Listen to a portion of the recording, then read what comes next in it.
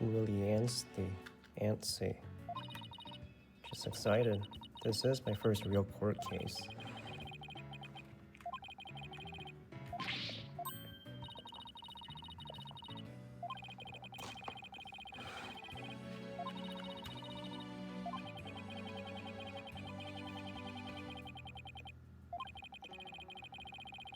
Where's the steel? Where's right now?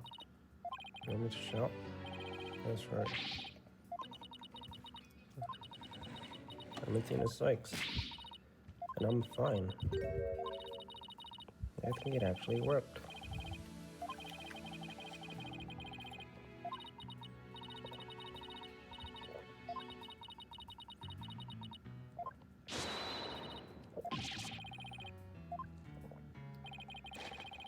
What's with all the racket, you two? Mr. Right. A little voice workout. Hey, well, this is... Just give me a attorney's badge back, that's all. So this is when he got it back. But why now? I have a feeling I'll need it in the courtroom again sometime soon.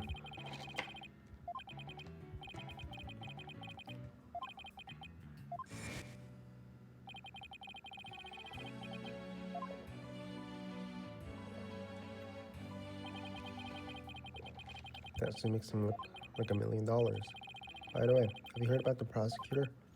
Simon, right?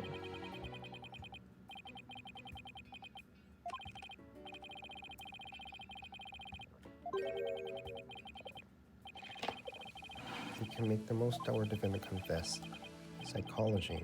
I've been hearing a lot about that recently. Pretty scary guy considering he's a prison inmate. That's what you're saying. He'll cut you down if you talk too much. Probably just hyperbole. So is it true or not? Let's just say you should be concise and choose your words carefully. If you'd like to keep that head of yours attached to the rest of your body.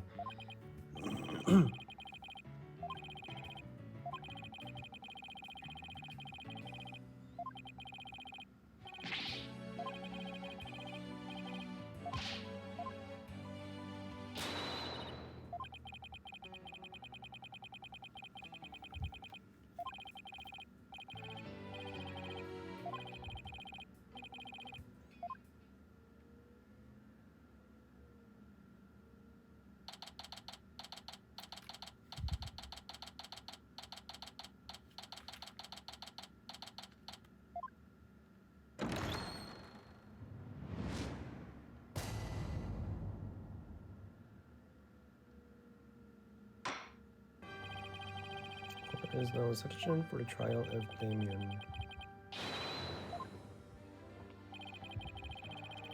No, that big boom voice anywhere. As chipper as always, Mr. Justice. Who's this young lady next to you? Junior partner, fresh out of law school. Full of beans too, eh? Excellent.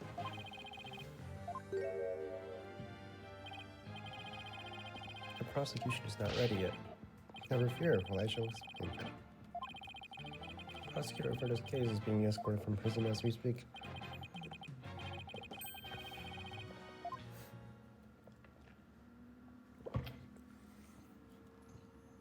Simon Blackwell.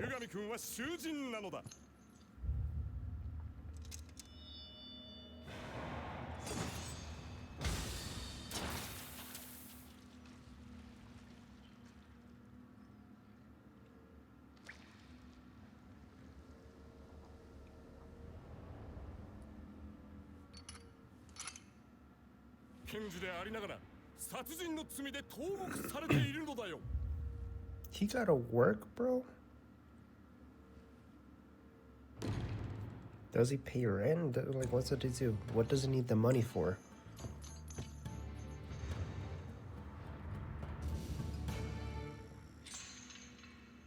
What do you need the money for?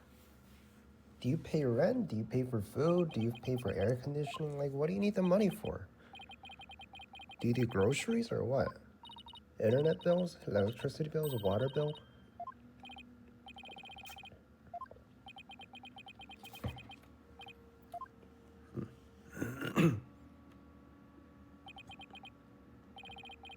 Enough jabbering. Get on with it already. Forgive me. Why are all the people related to it so scary? Very well. So I'll call your opening statement if you please. What's the matter?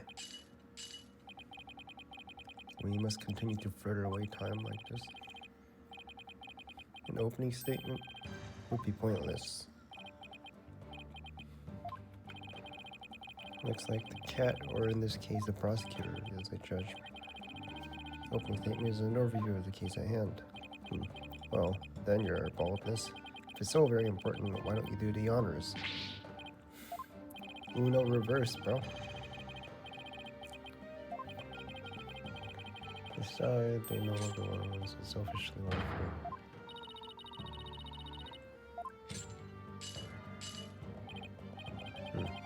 Old Dotara such as you are plagued among the young.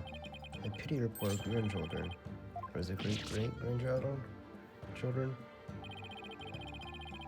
All these years, I thought the opening statement was the prosecutor's job, but I suppose I could give it a try.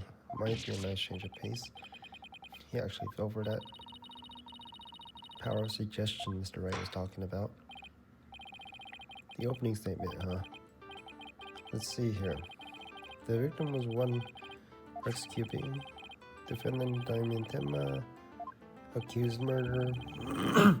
Why, pray tell, his prints were on the murder weapon. And motive, elimination of the biggest roadblock to municipal murder. Caretaker of secretary, other potential suspects both have alibis. His daughter was also in victimity at the time of the incident, has no motive. In a nutshell, charges against the defendant are incontrovertible. Bravo, your partner. Your ears of experience shine bright like your head. Flattery will get you everywhere. Is he proud of his head? Moving right along, let's hear our first witness today. Witness, please state your name and occupation. Detective assigned to this case, Bobby Fulbright.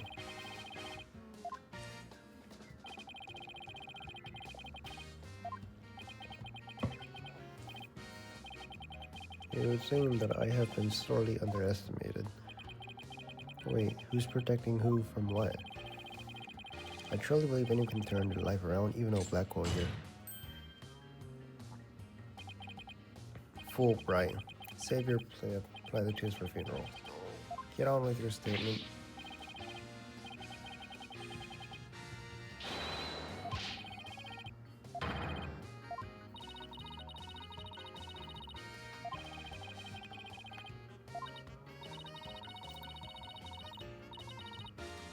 So oblivious.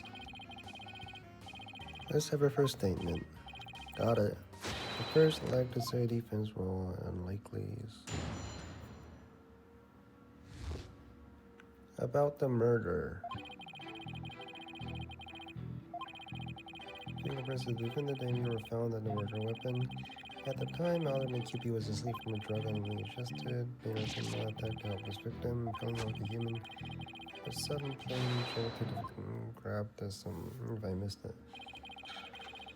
It's some kind of sleep-inducing drug.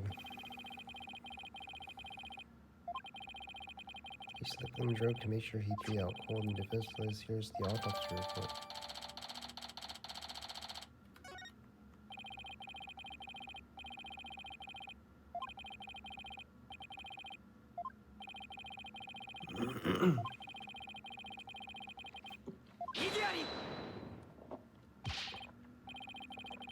Don't try to brush it all off by saying Alderman was a pro wrestler.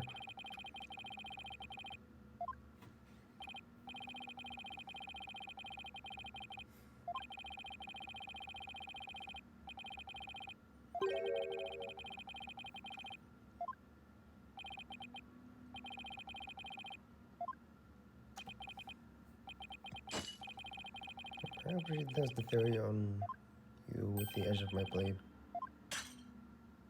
He doesn't have it. He said, never mind. And so your life is spared for now.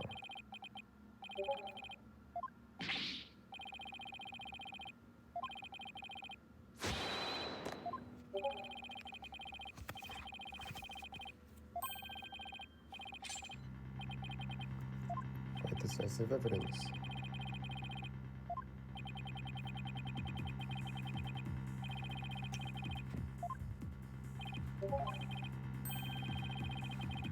Curious rumor about the accused. They say he seeks the murder for the purpose of bringing Tamataro. To what I can think of no reason to show interest. Perhaps he's a complete nut or really does seek to release the imaginary demon. Either way, he's raving mad and more than capable of murdering. Mir is a stranger, am I right? Heard him in a blood try, but instead of donating, he tried to make a withdrawal. In order, there will be no gossiping in my court. If you're involved in this, please take a gander at those charms plastered across his cranium. I heard you meant to keep him safe in position by the demon Tamantaro. Then again, perhaps he's already under the demon's spell. Behold, the lunatic appears poised to lunge at you at any moment. Mata!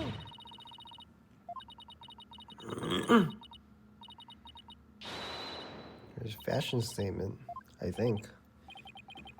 Come to think of it, such things don't seem relevant to the case, do they? Prosecuting refrain from dragging her client's reputation. What a dreadfully fearsome loss we have here. Don't you two know each other? Careful, Apollo. He has a judge dancing in the palm of his hand. The power of suggestion is more than one of the tools at his arsenal. He's trying to manipulate one's impression to suit his objectives. This guy really is bad news.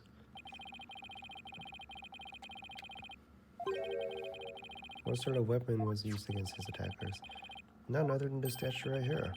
Appears to be a statue of two strange creatures. Yokai to be exact. Quite interesting if you think about it.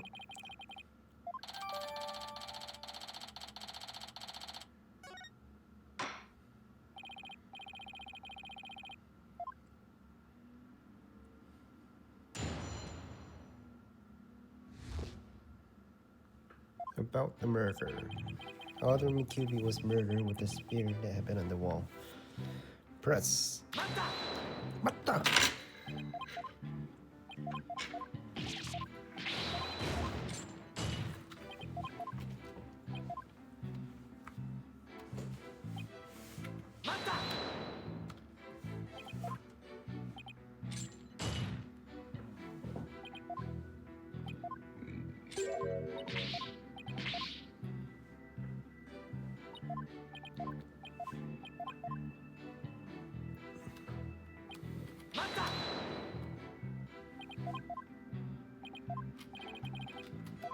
Whoa, what? Coffee? Bingo, we found traces of sleeping agent all over the inside of the cup. What an awful way to wake up. Huh. Rather stimulating eye-opener. I, too, would have risen to the attack, for to die in battle is the samurai way. Hold up.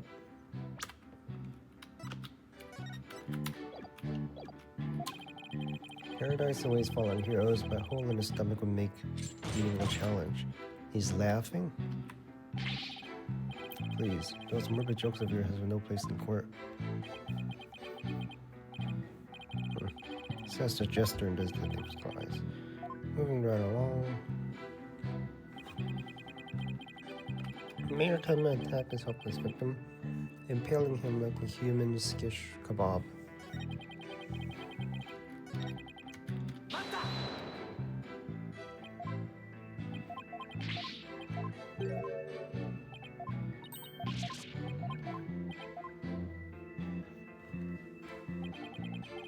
A sudden pain jolted the victim awake, and he grabbed the statue and struck it back.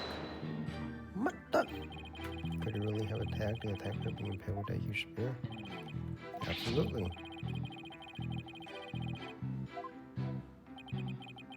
But does being a former pro really make him superhuman? Absolutely. One of the good guys like a superhero of justice.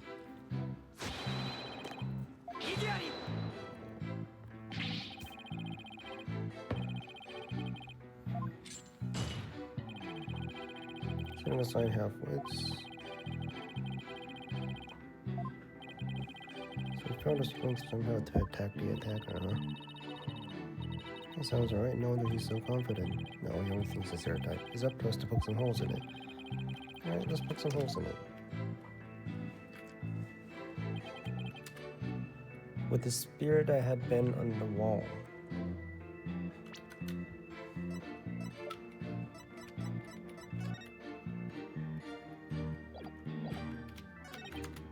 Fingerprints of the villain were found on the murder weapon. At the time, Alderman QB was asleep from a drug he unwittingly ingested.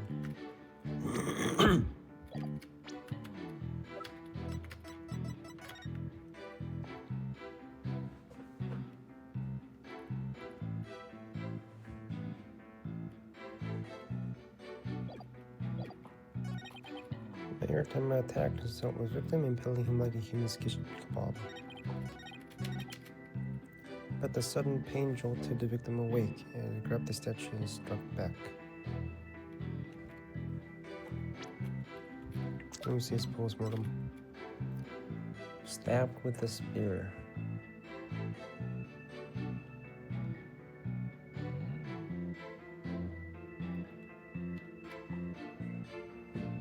Stabbed with a spear.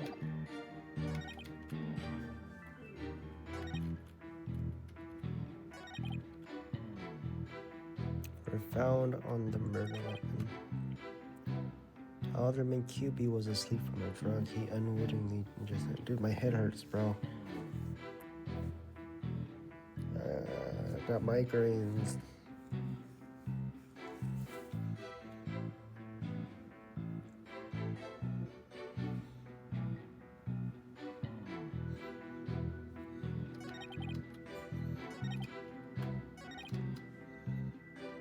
Attacked his helpless victim, but sudden pain jolted the victim awake, and he grabbed the statue and struck back. Do we show that to him?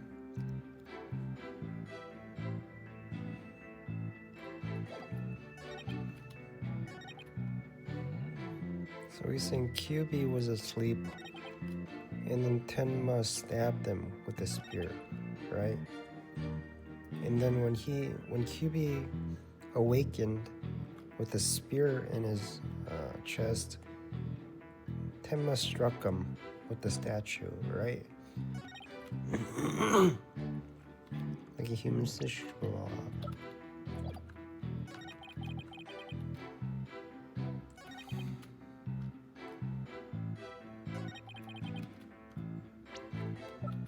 Should we mention that Tenma was also asleep?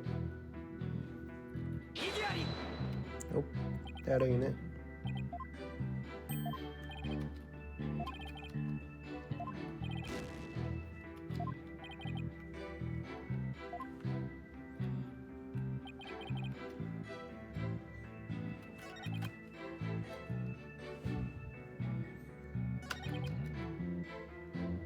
Grabbed the statue and struck back. Stabbed. Cause of death, stabbed with a spear. Okay, but you said he died from a stab to the spear. But apparently he was awake after that. What? There is something wrong. Okay, did he die from the statue, or did he get up after the stab and get hit with the statue? Or did he get stabbed? Did he get stabbed, or did he get consoled? You mean press? You gotta tell me, did he get stabbed or did he get hit with the statue? How did he die? He grabbed the statue and struck back, and that's how he died, right? That's what you're saying? But his autopsy report says he died from a stab with a spear. So which one is it? Like, this is the bullshit I'm talking about, bro.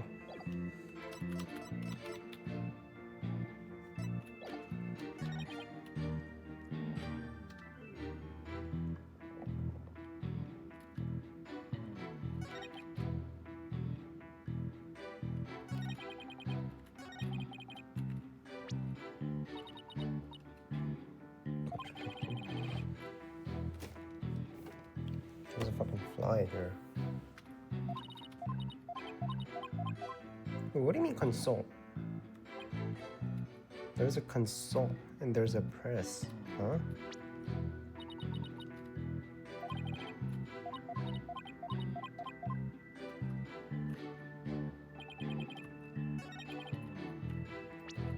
Console.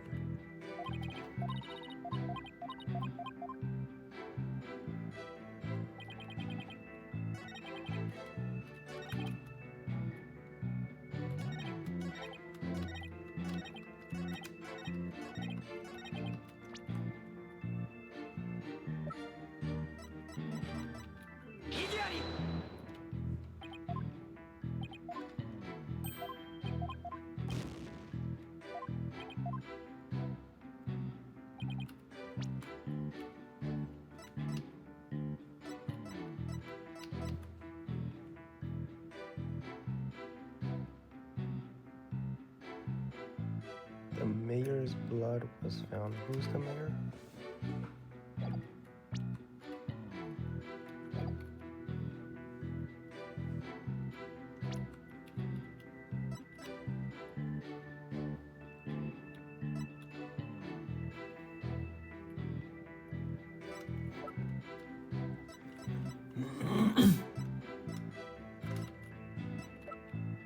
I forgot who the mayor was, bro.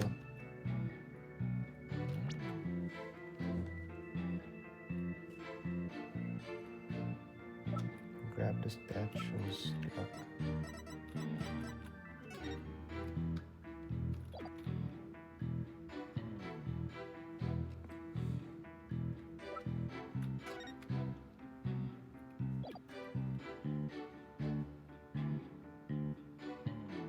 Oh, you're saying that the...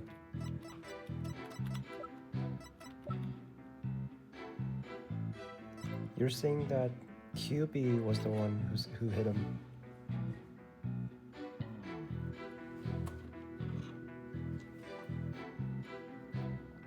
I also don't know who the fucking mayor is, because I forgot. Oh, let's forget this.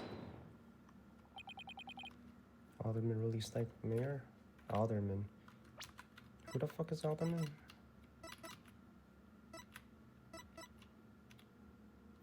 Who's the Alderman? Who's the mayor? He's the mayor. Deceased Alderman of Ninetales. Are you questioning my sense of justice? Your so-called justice needs to find itself a pair of legs to stand on. Statues will used to defend himself creates a major hole in your theory. As a counter-argument. Not sure what the defense thinks is out about the theory.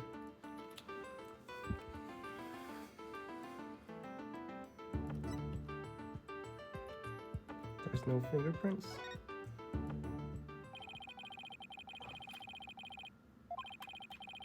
If you look at the crime scene photo, you'll notice that the Alderman isn't wearing gloves. If he touched the statue with his bare hand, it should lose the fingerprints. Did you take that into account? Can't be happening. Did I arrest the wrong man? Yes, you did. I think you did.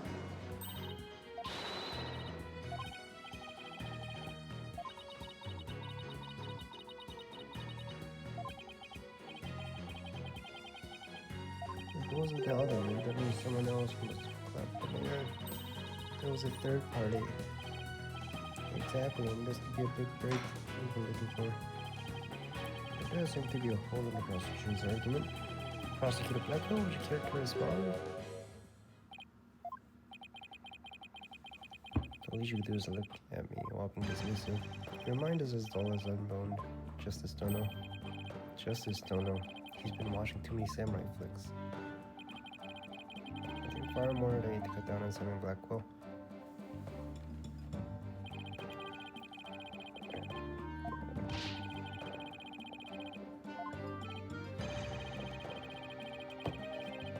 As a perfectly good explanation, you might recall that the bloodstained cloth found at the scene of the crime just so happens that the blood was Mayor's. So, what are you getting at? Oh, in your mind, boy. Why was there blood? Solve that riddle and you shall see that hole you found is an illusion.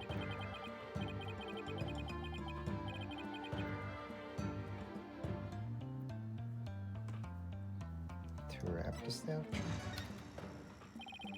Maybe now I'm gonna wrap the statue in cloth. Ah. Precisely. Bully for you, boy. Was nothing. Apollo, don't let him start manipulating you too. I did? I did. You fucking dumbass. I don't know what is our theory about him and striking back. Oops. Wrapped in large cloth.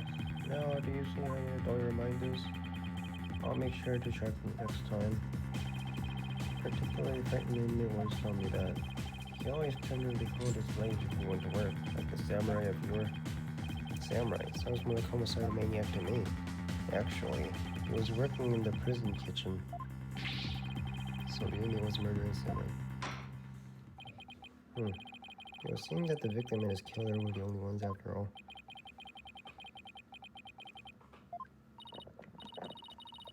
I just thought of something. If they didn't find anyone's fingerprints on the statue, who's to say someone other than the alderman didn't hit the mirror with it? Why didn't they think of that? Anyway, could it not? Anyway, I just missed it. Why didn't they think of it? Anyone could have not left prints on it. Please illuminate us with your wisdom, young lady. There's only one answer. The real killer. We know who he is, right? It's LaBelle.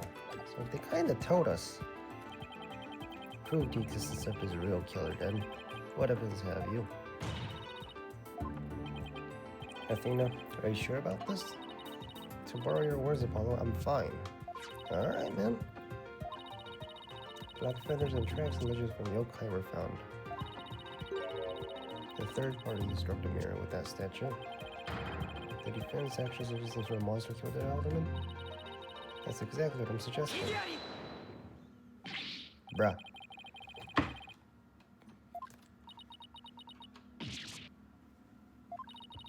Sorry. Guess I got carried away.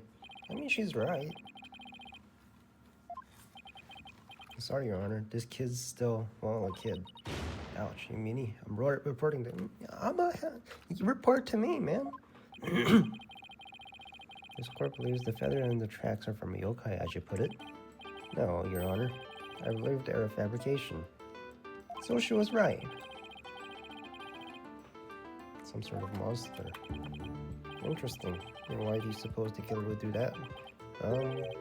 Why indeed?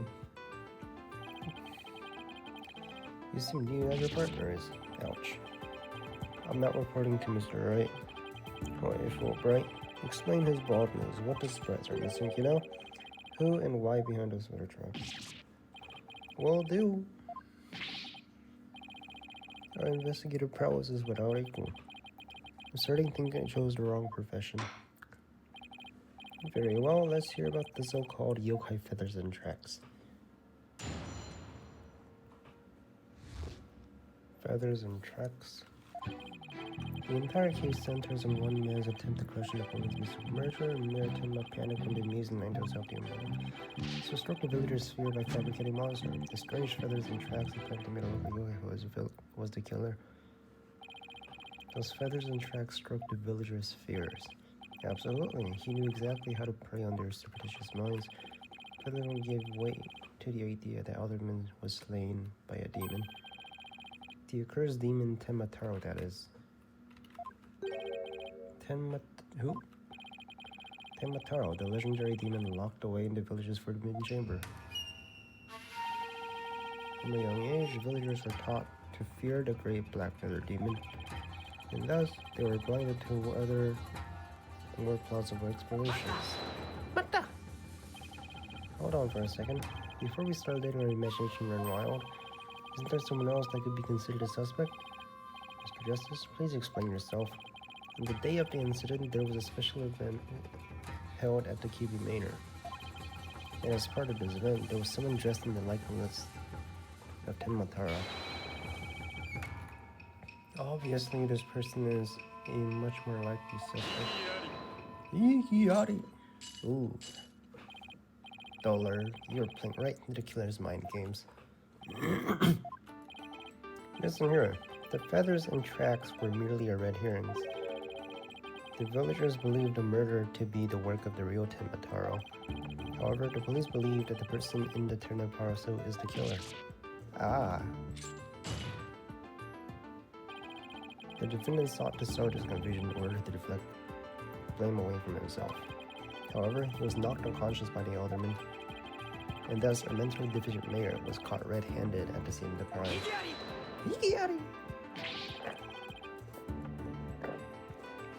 Is he that stupid? He says yes.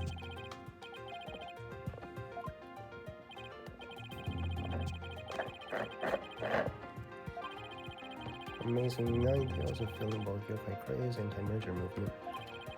Plus, he's one of the better-known masked wrestlers and hometown favorite. That's why the mayor panicked and set up the path of injustice. Yokai setting wherever the event here, so I wouldn't be surprised if I did. I must say, a crime that preys upon innocent and personable minds. So, a particularly silver-tongued inmate once had the following words for me. The innocent of heart are the easiest prey. You don't say. Was this man a con artist? No. He was framed for the murder of his beloved. I actually feel sorry for the poor chap. Wait, so he wasn't the predator, but rather the prey? Yes, well, the defense may proceed with their cross-examination.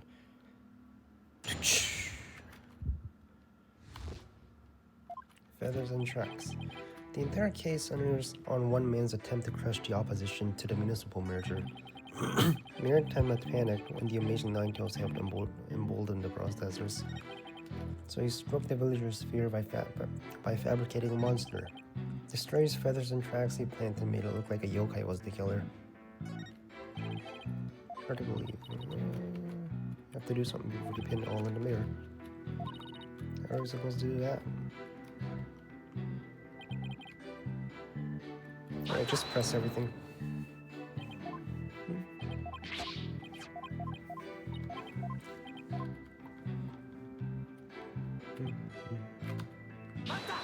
Press, press, press.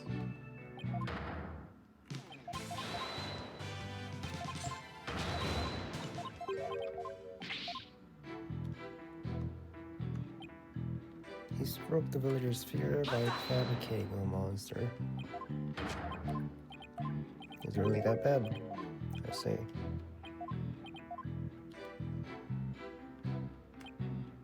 Strange feathered tracks when they made it look like a yokai was the killer.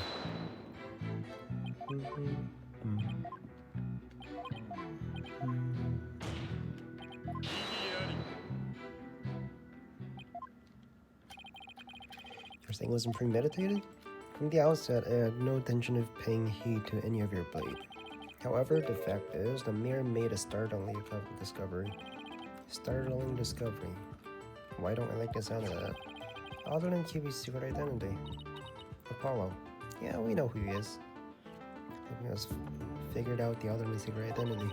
But even if he has, why would it be a motive for the mayor to commit murder? That's not good. Patch of fur was discovered at the scene. It's from the mask worn by the Amazing Nine Tails. Therefore, it was concluded that the mask was at the crime scene. Oh my, but why would it have been there?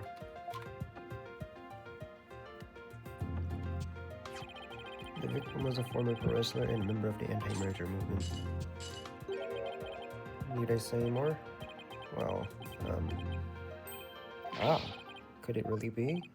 Your baldness has an epiphany. Our victim Rex QB went through these Nine Tails. That was his motive. No. That's the Doraemon face. Order, order, what a shocking development. A motive clearer than crystal clear. What do we do now? I didn't think to tie Alderman's secret identity to the murder motive.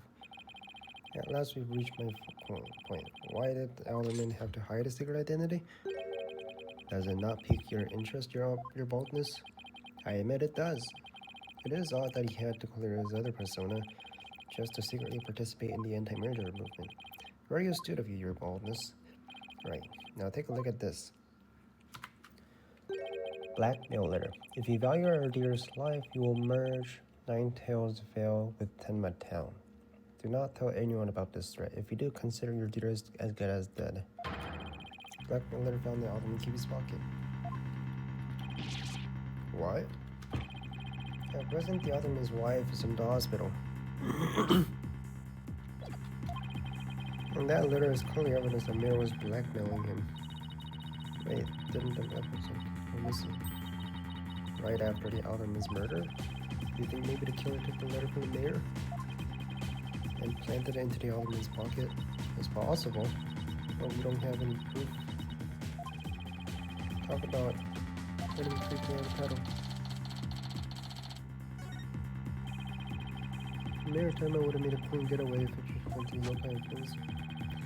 By some decision to kill the Amazing Ninetales. So it was the Amazing Ninetales counterattack that brought the entire plan to light. Wait a sec. Fulbright is claiming that the mayors killed the Alderman after planting the yokai evidence. And that the mayor was knocked out cold immediately after that. Detective Fulbright, please add your previous statement to your testimony.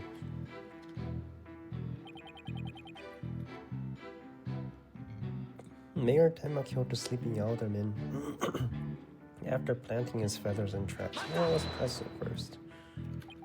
So let me get this straight. You believe the mayor planted the yokai evidence before the murder, not after? Absolutely, and then he was knocked out cold by Alderman's last punch. He wouldn't have had a chance to plant the evidence after that. Something's not right here.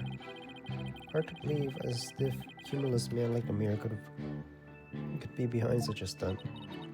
Do we have something do you have to do something, Apollo? How are you supposed to do that?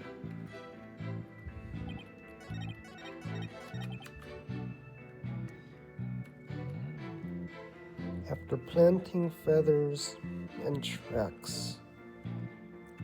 Alright.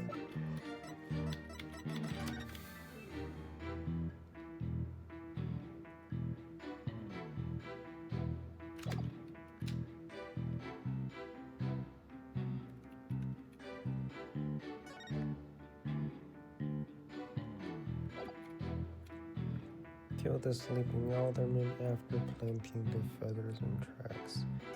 Okay, but why isn't there blood on the feathers?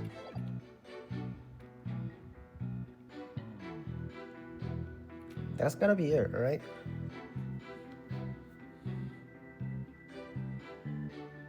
So if he planted the feathers and tracks first, then there would be blood on the feathers. But it looks like the feathers are on top of the blood. That's gotta be it, right? Detective Fulbright, your sense of justice is anything but fair. What's this? You dare question my justice again? Yes, sir. I'm gonna prove it to you. Take a look at this photo. This is a crime scene photo. And just what does it prove? It proves when the feathers and tracks were planted. I already told you they were planted before the murder. But there's no blood on the feathers. But that would be impossible. Look here, it's clear when the feathers and tracks were left at the scene. Right here. Right there. Aren't you just pointing to the yokai feathers? Yes, sir. Yes, you know the feathers are on top of the blood. The tracks were made in the blood. In other words, yokai evidence only resulted after the murder. Then must have planted the evidence after killing. Yes, you said it yourself. There would have been no time for him to plant any evidence after all. Someone other than them. That must have been a mistake.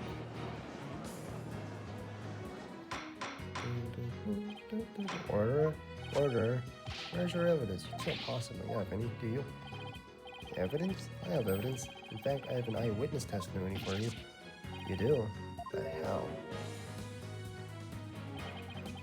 Was my fond sense of justice really half-baked? Yes, it was. He's really taking this hard. Mr. Justice, what is this testimony regarding the third party that you claim to have? I believe right here, Your Honor, is sworn testimony of Miss Tenma's daughter.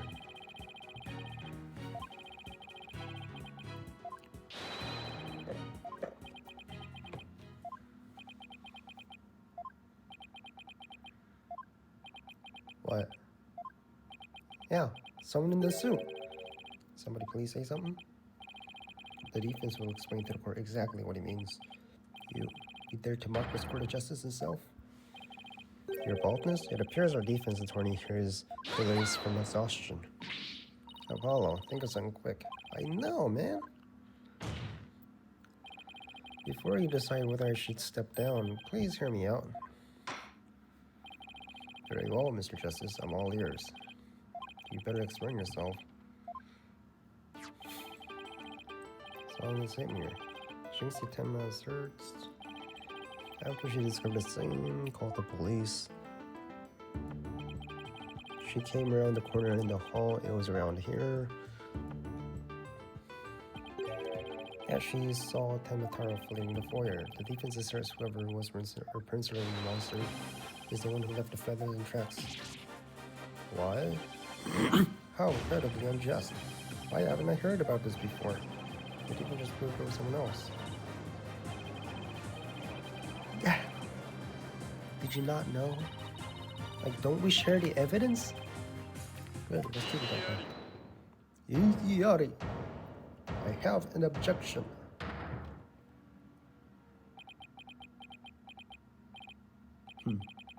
Little do you realize that though you're in the midst of a fray, your sword is broken. I don't even have a sword.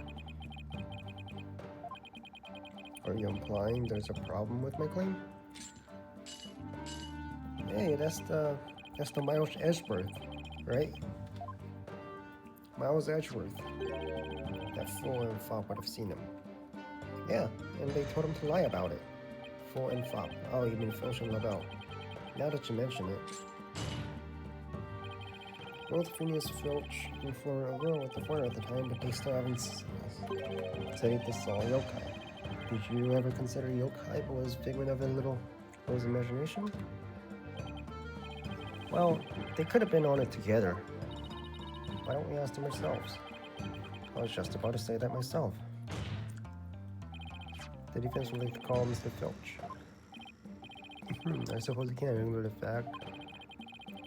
I trust you have no objections. I understand that Mr. Filch is enjoying his nap in the lobby.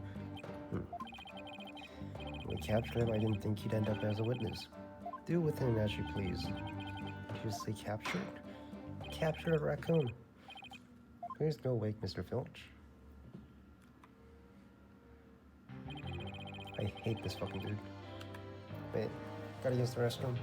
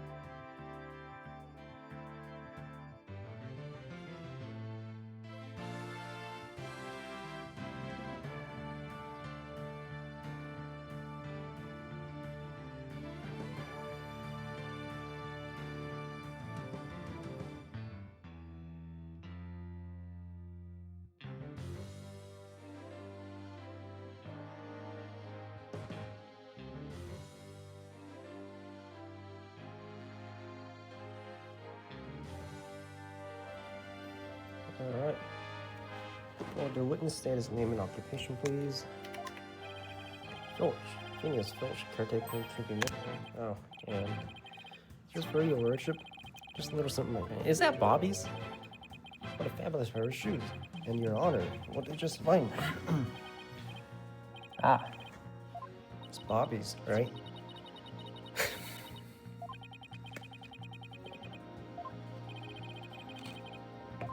They're yours, but they seem awfully expensive.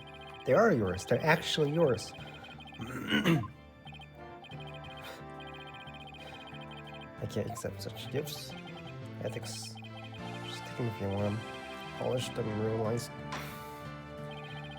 Sorry about the shoes, Mr. Filch, but I will accept your testimony.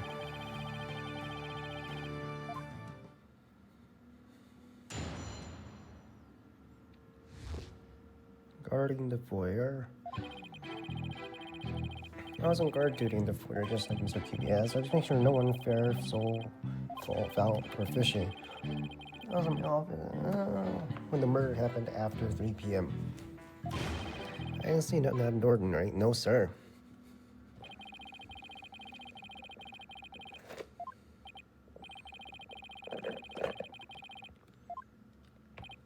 Yep, I was guarding the whole time. That's the truth, the holy truth. Nothing but the truth. Tamataro? You don't really believe in the yokai mumbo jumbo, do you? I certainly don't. Oh, bracelet time. Something the matter? My bracelet. Really? So you think Mr. Tanuki has been lying to us? I wouldn't rule it out. Now, if I could just zero in on a tell, some sort of nervous habit. What do you want, man?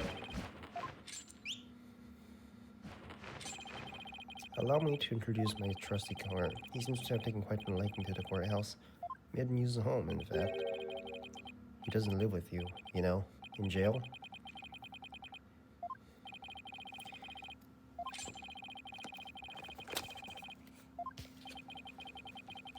Yeah.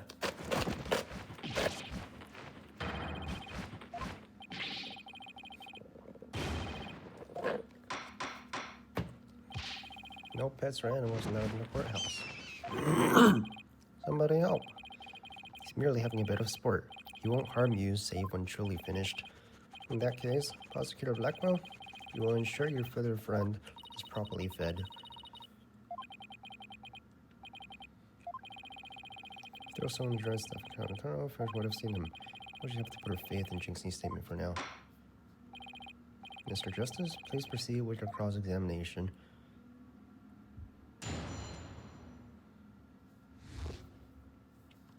Guarding the foyer. At the time of the murder, I was on guard duty in the foyer, just like Mr. QP asked. I was making sure I just press.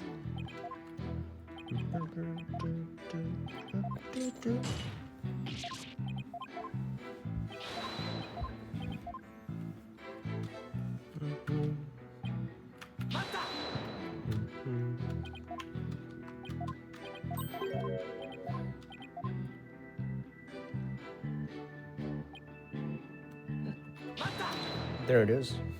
That's probably the contradiction.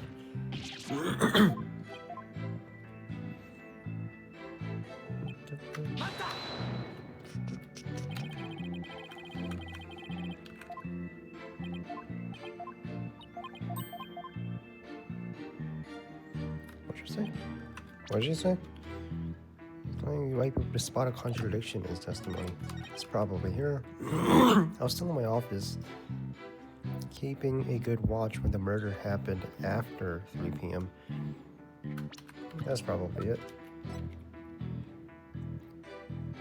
Is it? Estimated time when the murder happened after 3 p.m.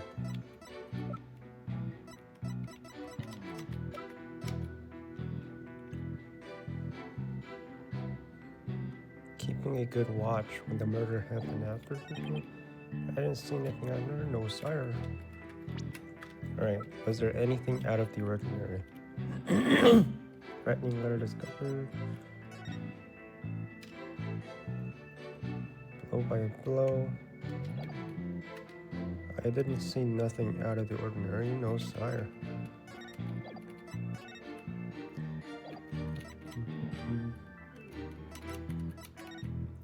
3 p.m. Town Pro Wrestling.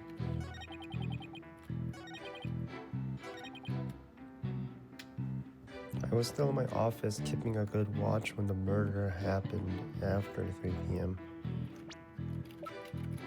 I feel like I should show this, right? Stabbed with a spear, time of death, 3:20. Victim had been drug-induced slumber.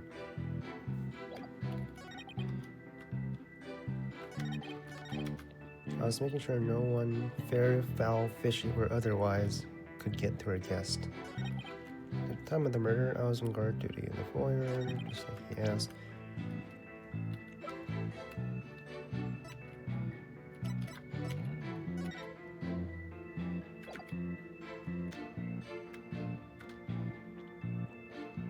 But they were supposed to meet at 3.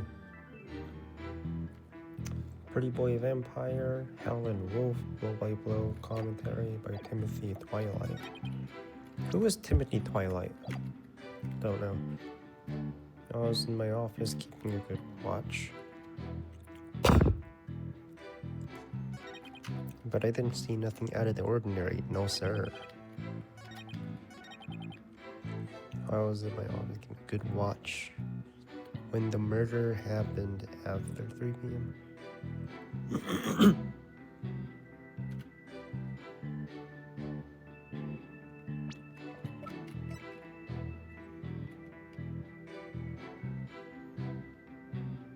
The victim had a drug-induced slumber, stabbed with the spear. I guess I showed this to him. It's the only one that talks about time, right? It is these two that talks about time. Let's try to keep his autopsy report. Or this. Keeping a good watch after 3 p.m. No.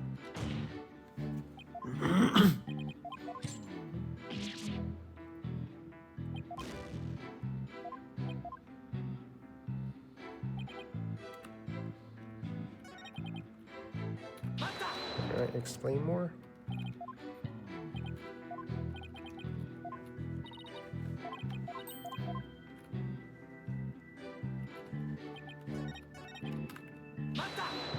Bata!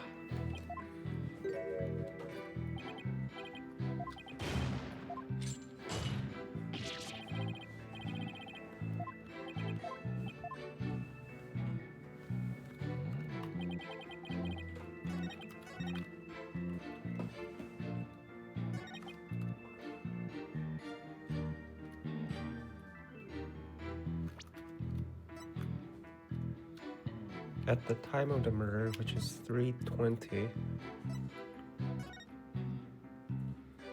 the airborne figure was captured on camera near 9 Tailsville. I was on guard duty.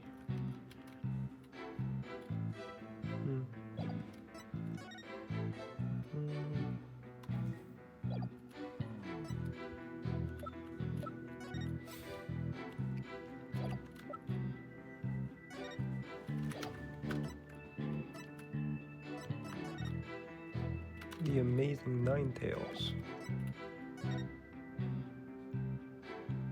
She couldn't call for help because there was no one else in the hall. No one else in the hall.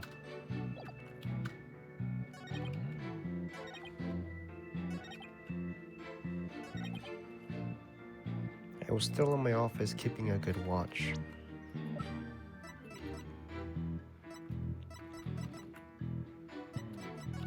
There it is. Asked each other to around and around. She couldn't call for help because there was no one else in the hall. What? Alright. There was no one else in the hall.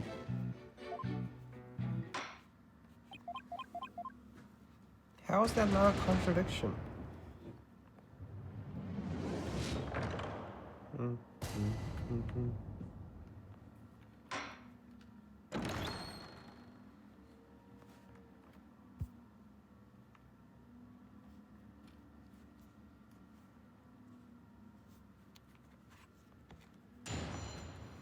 Alright.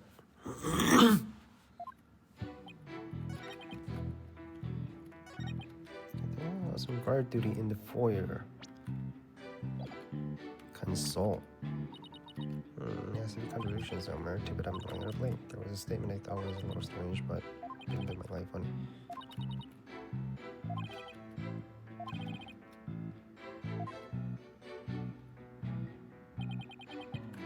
I'm still in my office. Yeah! This one! This statement! There was no one else in the hall. I just submitted that. I was still in my office, keeping a good watch when the murder happened after 3 p.m. I was still in my office, keeping a good watch. She fled toward the foyer. This one, right?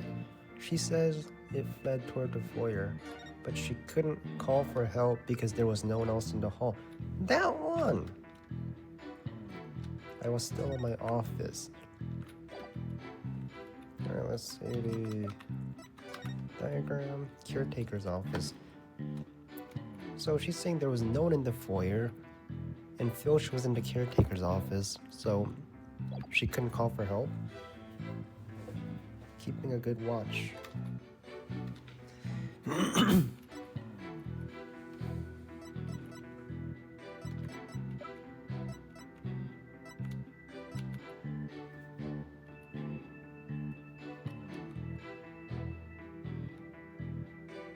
Total disaster?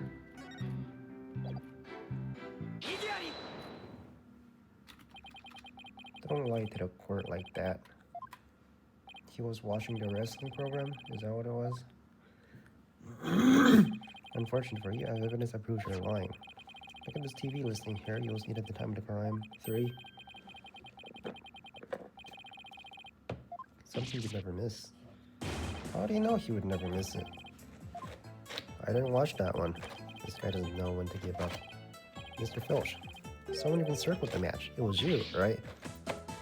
You told me you watched it. You said, and I quote, it was a complete disaster. So, do you admit to slacking off? You can't trick me with your Rudy-Poo lawyer talk.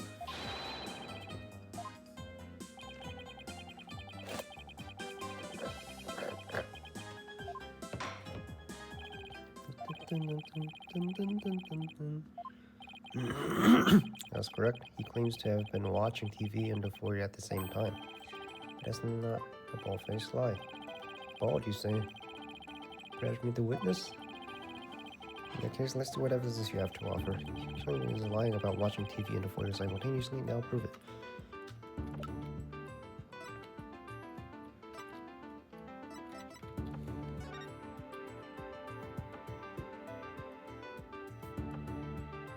Carrying a staff like implement that jingle.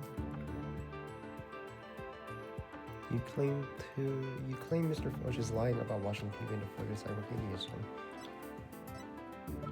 Do I show the diagram?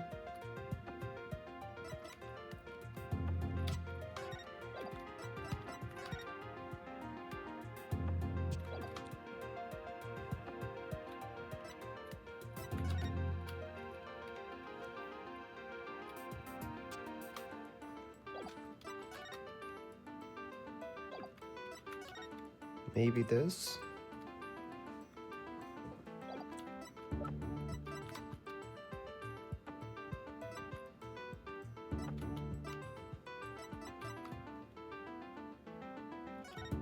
The eyewitness?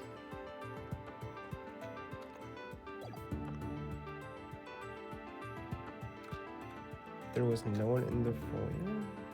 Maybe? I don't know.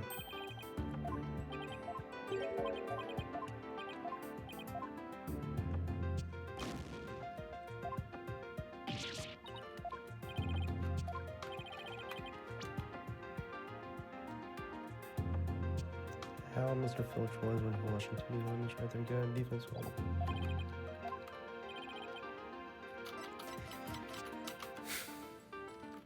We should do what? Apollo, we should think about how Mr. Filch was when he was watching TV. how he was?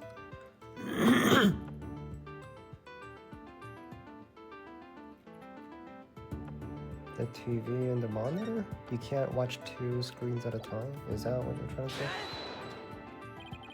Please take a look at the direction that the TV is facing. Really? The direction? Now, unless Mr. Phillips has eyes where his eyes right should be, I think it'd be impossible to watch it. But there's a camera right there. There's a fucking camera right there. You can watch it on TV. Someone watching TV can possibly see the interest. And Mr. Filch, you were slacking up. Well, what do you mean? You can see the thing on the television. You can see the camera on the monitor. How does this fucking make sense? Does he not know how monitors work?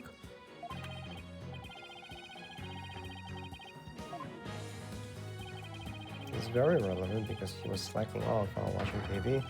They really could have been terrible coincidence. What now? Granted, this Tanuki was lax in his duties, but he had a full interest covered. What are you talking about? The fucking security camera! I'm not a mind reader. Auditory sense. His eyes may have been slacking off, but his ears were still hard at work. Right? They were? I mean, yes, they were. You already admitted to slacking off. Now you say you weren't. His eyes might be lazy, but my ears aren't.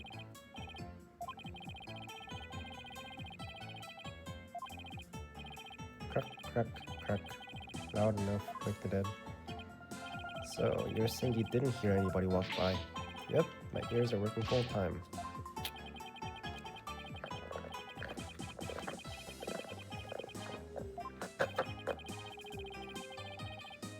You really are something else. You don't miss a thing. My bag's under your mind, darker than mine. Fair warning, Mr. Filch. Taka is particularly fond of Tanuki. Should you lie to the squid again, you may suddenly find yourself on the menu.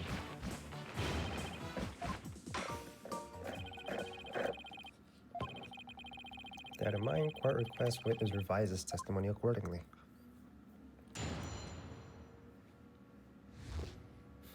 Ears working overtime.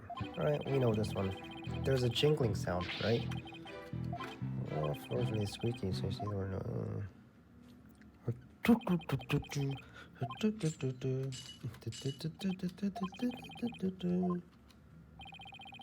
Says the convict prosecutor. Besides, if there are any yokai running about, I'd nab them and sell them to the zoo. Underwear is Jinx, he was seeing things. Seems to be general consensus, but I'm sticking to my guns.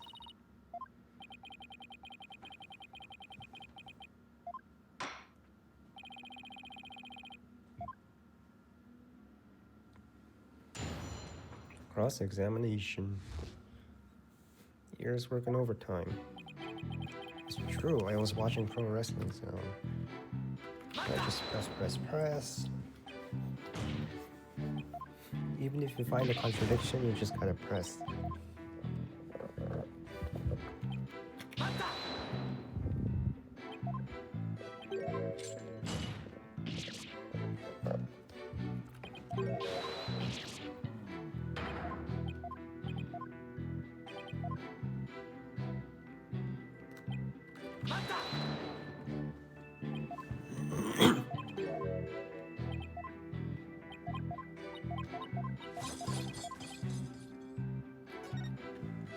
Jingle jangle.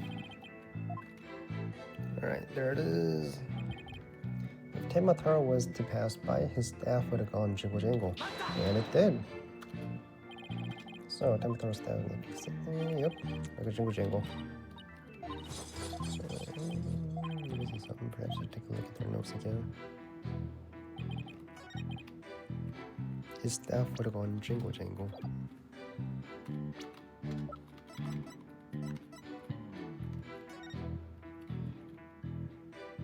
They passed each other for he was carrying a staff like implement that jingled. I think this is it. This is one. No?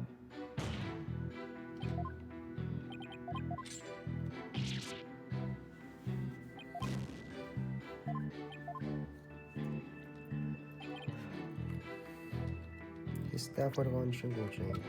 Alright. Had been dragging his slumber out of his pockets. Total disaster. His staff would have gone jingle jangle.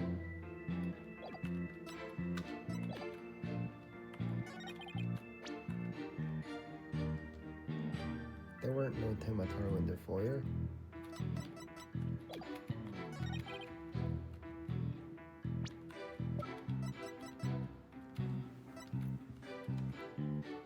Says fled toward the foyer. Filch TV, rescue total disaster. Time of death, 3:20 p.m. Happened dragging to slumber, stabbed with a spear. Threatening letter discovered in one of Alderman Kiwi's pockets.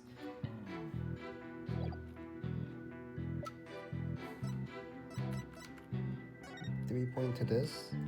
The fact that he doesn't have a...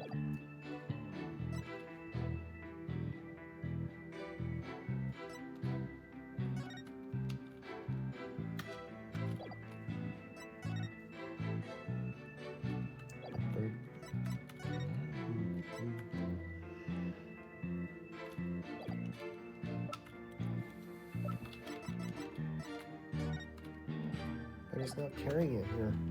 I guess because he's not carrying the jingle jangle thing.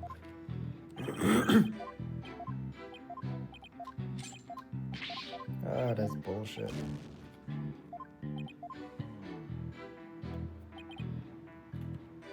If Temataro was to pass by, so you see there was no in the foyer. The floor is all creaky, squeaky like. No way I would have missed someone walking by.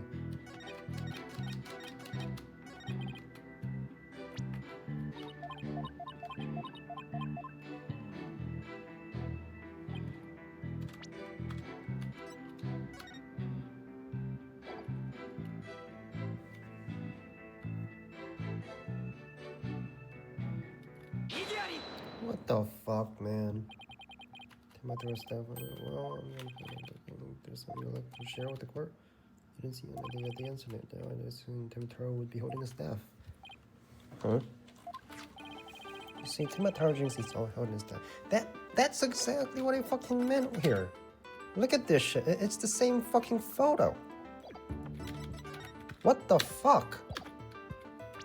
Is this not the same evidence? Look, he's not holding the jingle jangle thing. It's the same fucking photo. She describes sound like just a jingling sound. Yeah, so he was holding a staff. What's your point? The point is that Temataro doesn't use a staff. Not normally. What are you talking about? You see, this is the only known documentation depicting Temataro. Is there a staff in this picture? You're right, there's no staff. Yeah, but also in the newspaper. The newspaper has the same fucking picture. It shows two, actually. Overturn the prosecution's case in the most basic level. Oh, this is getting interesting. Alright, Mr. Justice, time to show the court where you're going with this. Please tell the court why, Mr. Because he saw it. He is a scatterbrain. Like, this is the bullshit I'm talking about, bro. That's the only way we get in there. Busted again. Bloody hell. You duplicitous little... How'd that feel? Not so fun when the receiving end of the blade, is it? Yeah, admit it, Mr. Filch. You did see Temataro that day, didn't you? Well? I'm begging you. Please don't make me say it. LaBelle told you to lie, didn't you? No can do. No way, no how. How terrifying he can be. LaBelle. Right? The question now is why? Mr. Filch is scared to death.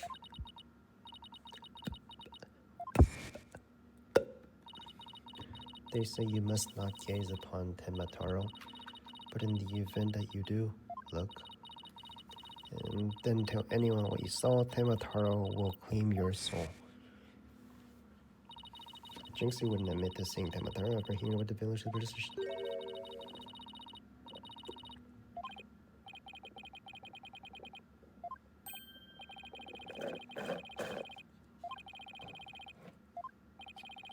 Would the defense please explain? The people of Nightingale'sville believe some pretty strange things.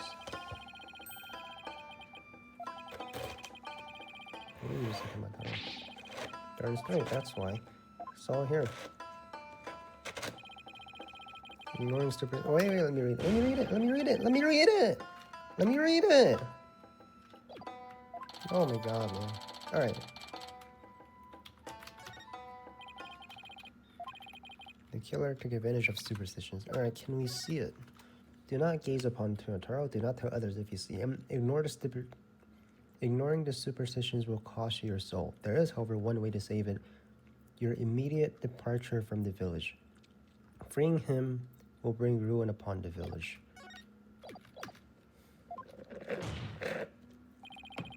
Taking that they don't talk about him. The defense holds that this impersonator is a true killer.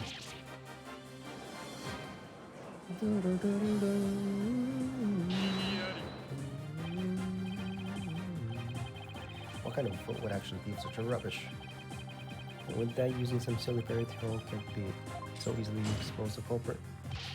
You will need to come up with a more rational common sense explanation than that.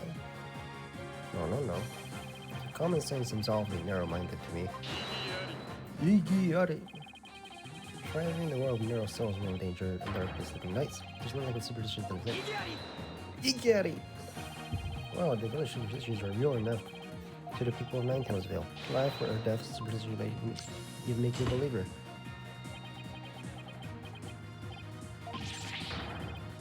Who cut you, bro? How'd you get cut?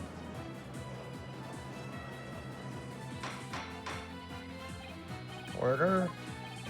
You fool of a tanuki. 2 times now your life have cost me. Sorry. Promise not to do it again. And he's smirking. Taka, my fine feathered friend, have at him. Dude's bold. And he ran away. He took off. Bailiff, what are you waiting for? After him. That's certainly not something you see every day.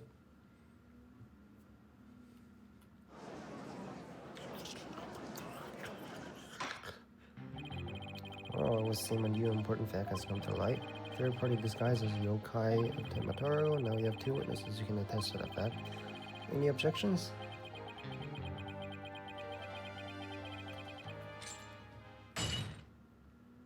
He just broke free. You gotta get new handcuffs.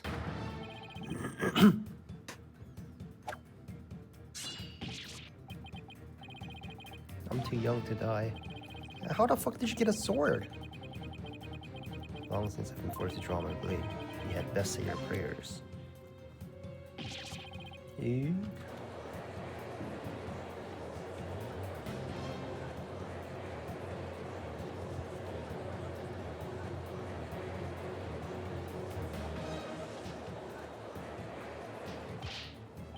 Detective, do something. Have no fear, Fulbright is here.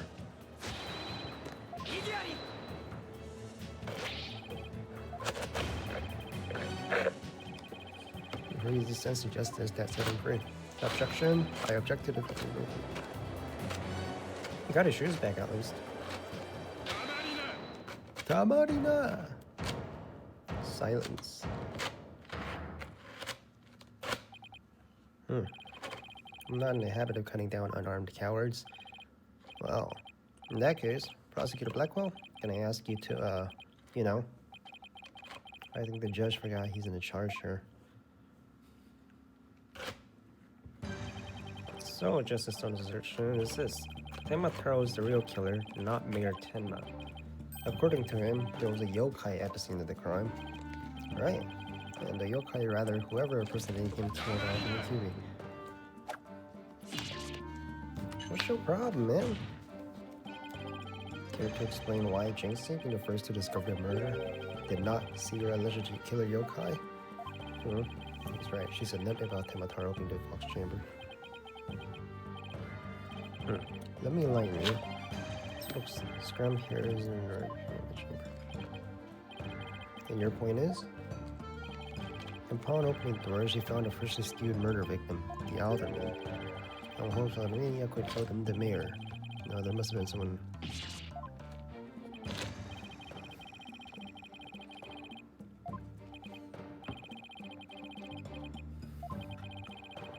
She would have mentioned any third party that might have been in the room.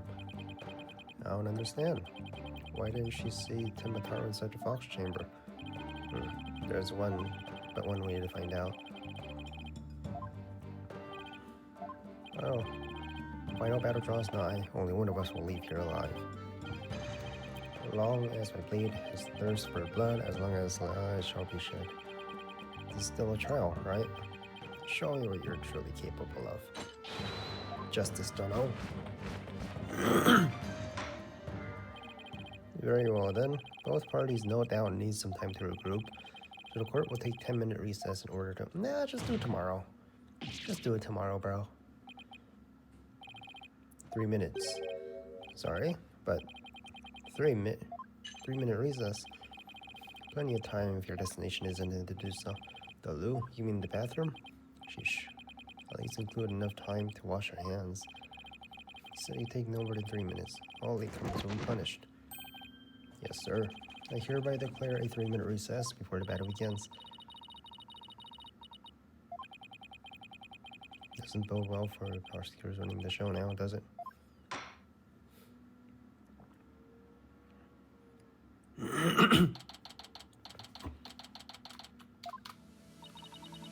Busted out of his shackles. What was that all about? He don't make shackles like he used to. Better be careful. He really brought out the samurai in him. What's with that guy? And the whole samurai act anyway. You know him, right? Athena knows him, apparently. Dealing a few proper innocence. This was way. Athena, I'm gonna go wash up.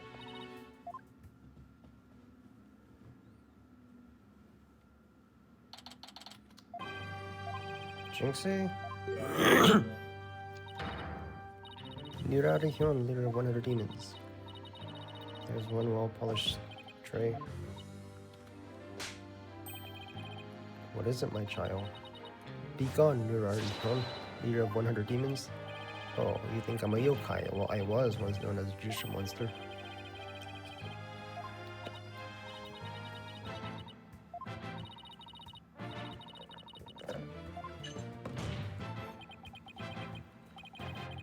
Now, you little scramp. Yes? I trust you know why you're here. Bags. Bags. Oh, that tricky Tanaki? Noodle stand. Go enjoy a big bowl of Tanaki noodles while you're at it. Everyone's a comedian. No, I meant your bags. The ones under your eyes. You have some trouble sleeping. Here, this charm will keep something away. As a Kirai, Ryoka washes. The only thing needing washing will be your father's neck before I take his head clean off.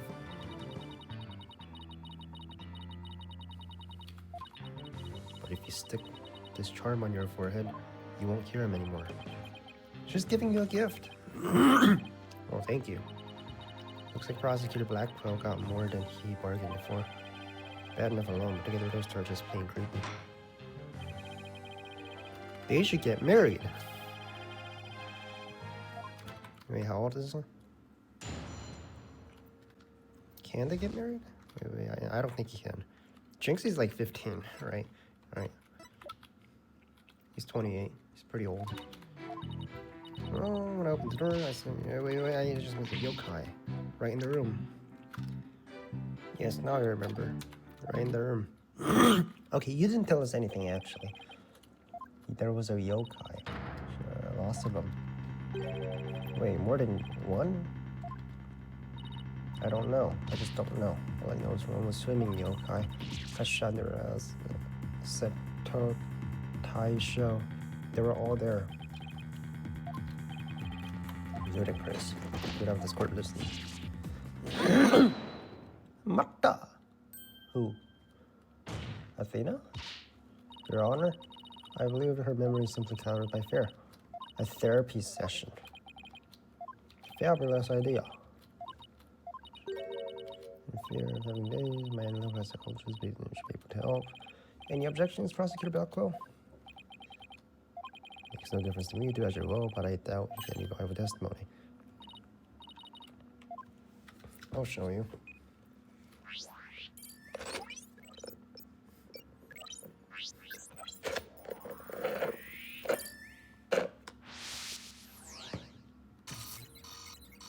Damn, bro, what?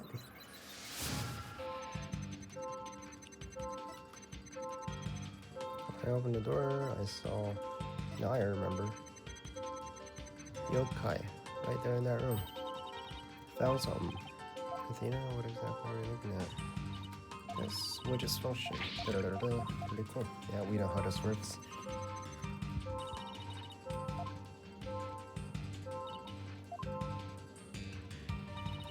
Seems sure terrorishing. So, what was your... That's right, her fear is still... Alright, it's just playing the game for me at this point, alright? Good cause.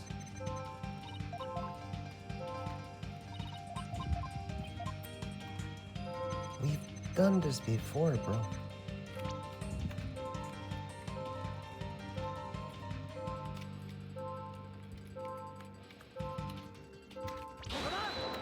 What?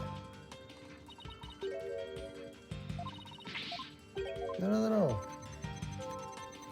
Press the pro button.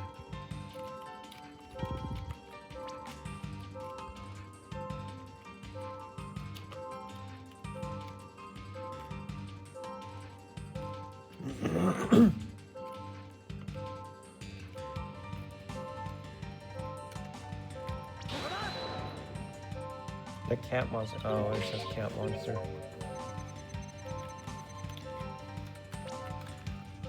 Point to the cat monster. It's literally playing the game for me, bro.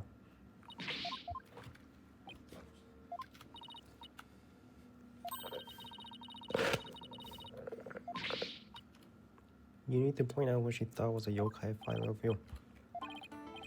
Jinxie. That wasn't a Kasha you saw.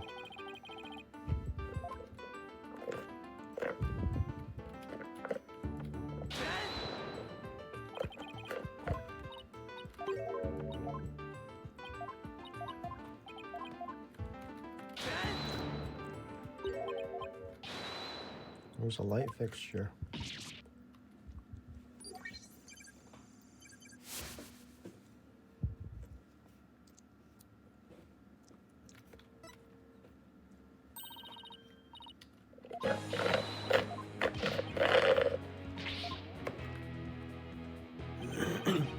That's no yokai, it's a folding screen. And this raccoon does an Otanaki. It's just a statue of one. Coffee cups here. It's nothing more than a fox statue. Cut the music, man. Noise level down to 50. Alright, just play the game for me, bro. Just play the game for me. What do we do next? Just tell me what to point to next. Wait, James, what about Tamataro? There wasn't anyone dressed up as Tamataro or any other yokai either. I remember clearly now. You've gotta be kidding.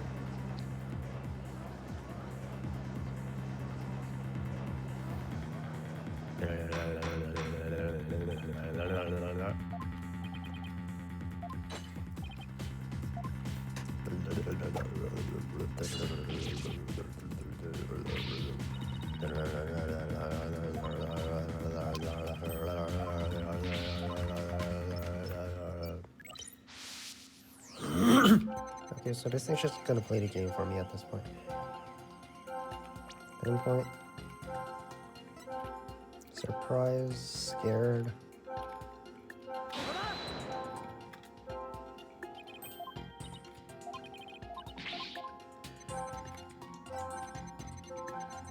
I entered the room. My legs gave out and I fell to the floor. A shiver. The other went dead. Nobody else was there. And that includes the Mataro.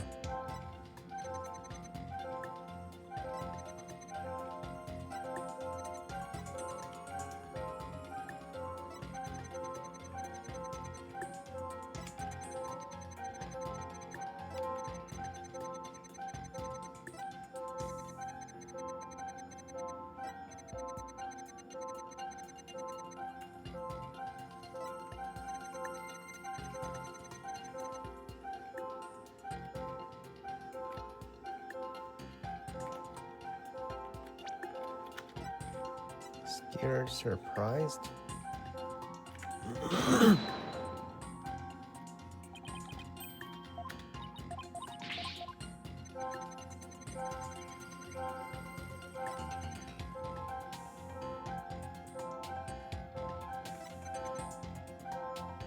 Did I see Timataro in the Fox Chamber? I was so scared when I entered the room. My legs gave out and I fell to the floor. In the Fox Chamber, I saw the Alderman dead on the table, Papa collapsed in the chair. And nobody else was there, and that includes Timataro.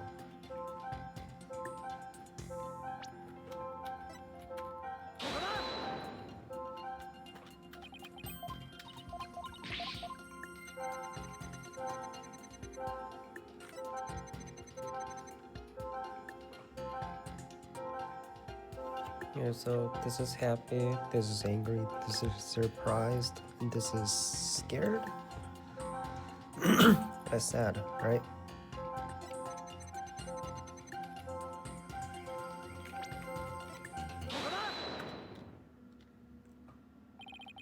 The amount of fear you felt really low despite your leg having given out from fright. Actually, I did experience a burst of courage at the moment. You did? Where did it come from? Let me think, it was Mama. Sudden burst of courage. Let's see, look.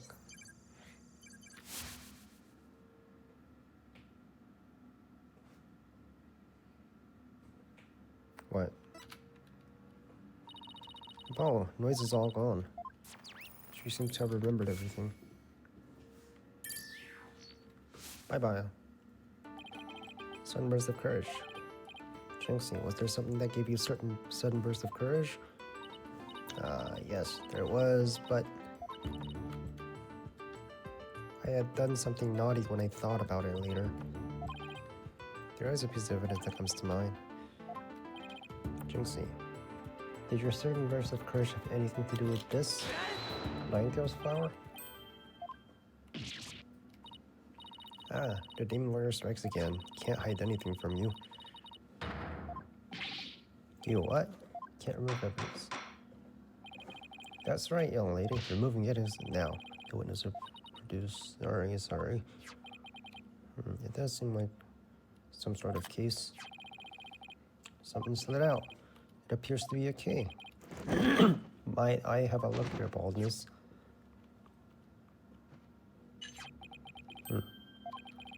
There's the master key. How the fuck do you know it's a master key?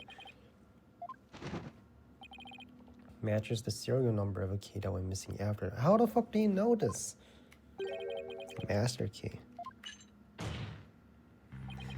A little scamp here has stumbled upon an article of unimaginable consequence. That's a little melodramatic, don't you think? The sole key to the Fox Chamber has the low scamp position. Ergo, she was the sole person who could use it before the master key is the only little key that could have opened the chamber. This master key was found in the room that had been locked by this girl. Your point is, until she opened the Fox Chamber with her key, the room had been locked tight from the outside world. There was no one else there to save the victim and the killer. The trick figured it out for itself by now. You're gonna blame the killer? You're gonna blame her? Okay, but that means her father is innocent, right? She's angry. How could this happen? Oh, I don't know. Leaf's assistant will refrain from growling. You good? This sucks. But there's nothing we can do. Can we decline your offer? Abandon your client and you misplace faith in him. Get the relief clear and... Great. Now he's playing Simon Says with us. He's not gonna fall with this stupid mind games. Athena, don't fall for his tricks. Alright, she fell right into his trap. Now I suggest you make a mad dash from the courtroom into the wild blue yonder. Only by running shall your mind be cleared and your conscience cleansed. Alright, back to the 10. Iggy! Stay with me, Athena. Don't let yourself be twisted by that samurai. Apollo? Mr. Justice? Alright. That objection was more of a reflex than anything else. I was hoping for something that... Stop, Athena. Court is waiting, Mr. Justice, though as it stands now, I'll be forced to declare a client guilty. Your legal skills suspect, if this is it. Do you have anything that could overturn the prosecution's case? Actually, I do. I'm Apollo Justice, and I'm fine. Not really, but we'll be fine. Got absolutely nothing, but never stopped me before. He's about to bluff, really? Because it's all over if I don't. Apollo calls for a new approach. Try to think outside the box. In this case, inside the box. And what a doozy that locker room is, too. Well, Mr. Justice, do you have anything that can counter the prosecution's argument? You bet I do. The real killer must have escaped from the locker room one way or another. Time to do or die, literally. The defense will now explain how it would be possible to escape the locker room. You sure about this? Can you explain what happened? I'm fine, just need to think this whole escaping a locker room thing from the beginning. So, let's see. If the killer had escaped, how could they have done so?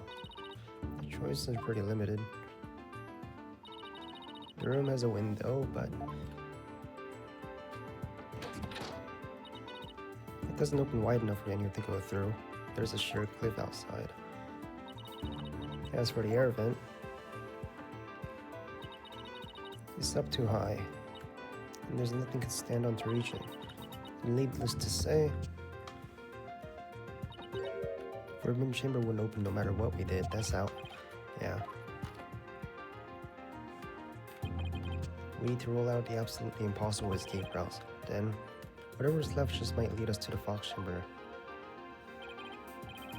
Your Honor, defense proposes that the killer escaped through here.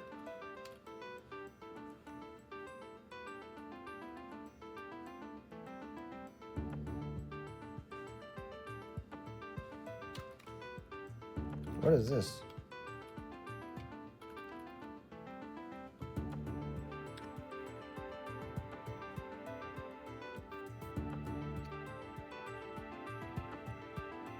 Okay, but what's beyond this, though?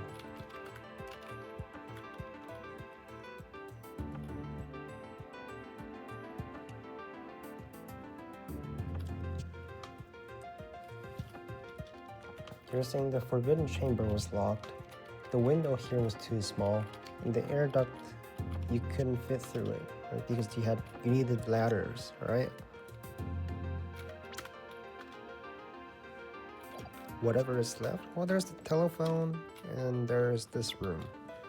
Whatever this is. Should we just point to that?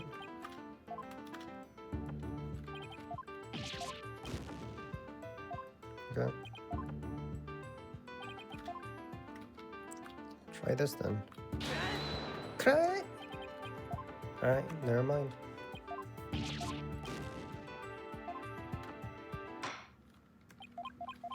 Never mind.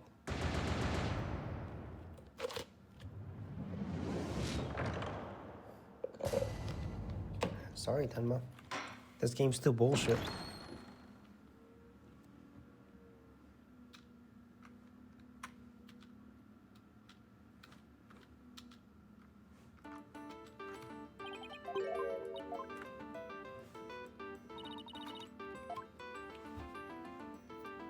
You needed a ladder, you say.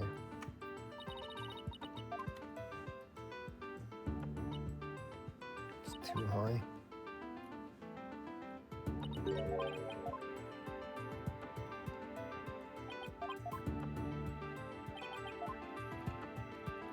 Then let's try the air duct.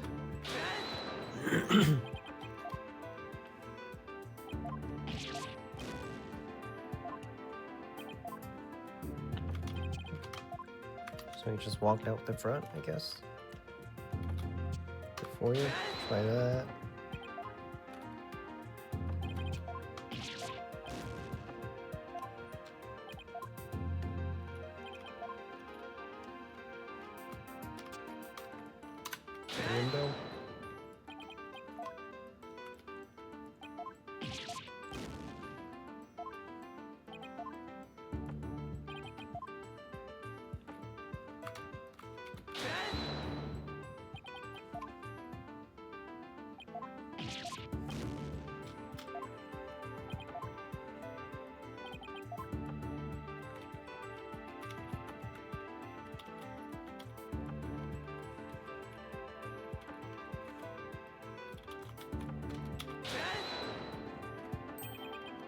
hallway door.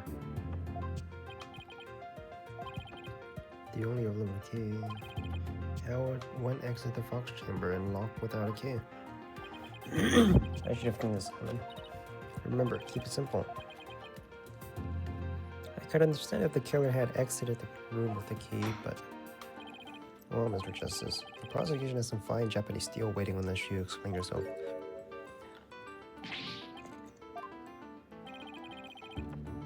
Hallway was locked because... Tenma locked it from inside.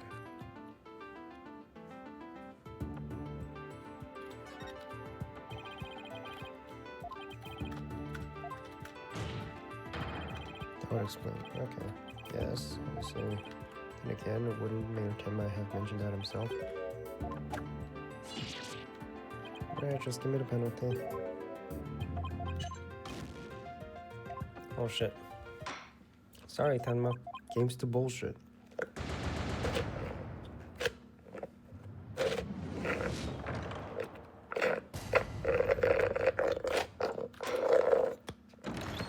Anyways.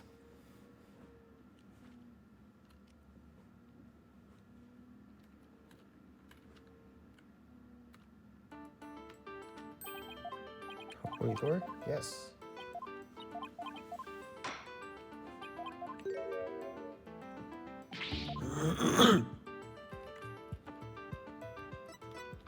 Locked it from outside. It locked on its own.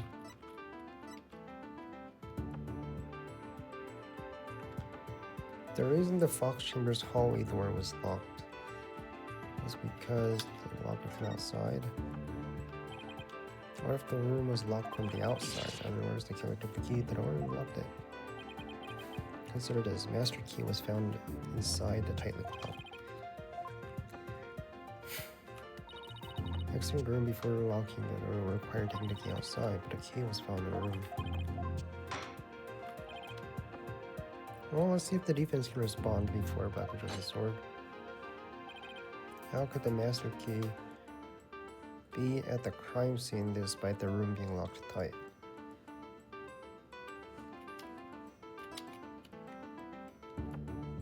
Threw it from the outside.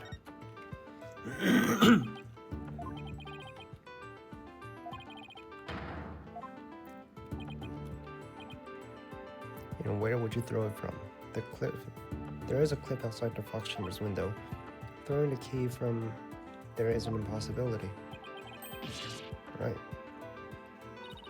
I wonder if the key could have been tossed from somewhere other than the window. Could the key have been tossed through somewhere other than the window? The air duct. The air vent. Yes, sir. That's right, Fox Chamber leads to the hallway. How the fuck do you do that, though? That's right, the real killer entered the air duct from the vent outside the Fox Chamber. Then dropped the key into the room through the vent. It's preposterous. Oh, that explains how the key got in there. Mr. Justice? I'm afraid I'm a bit confused. Don't worry. I'll explain it so your honor can understand. First, the real killer disguised as Temataro murdered the alderman in the Fox Chamber.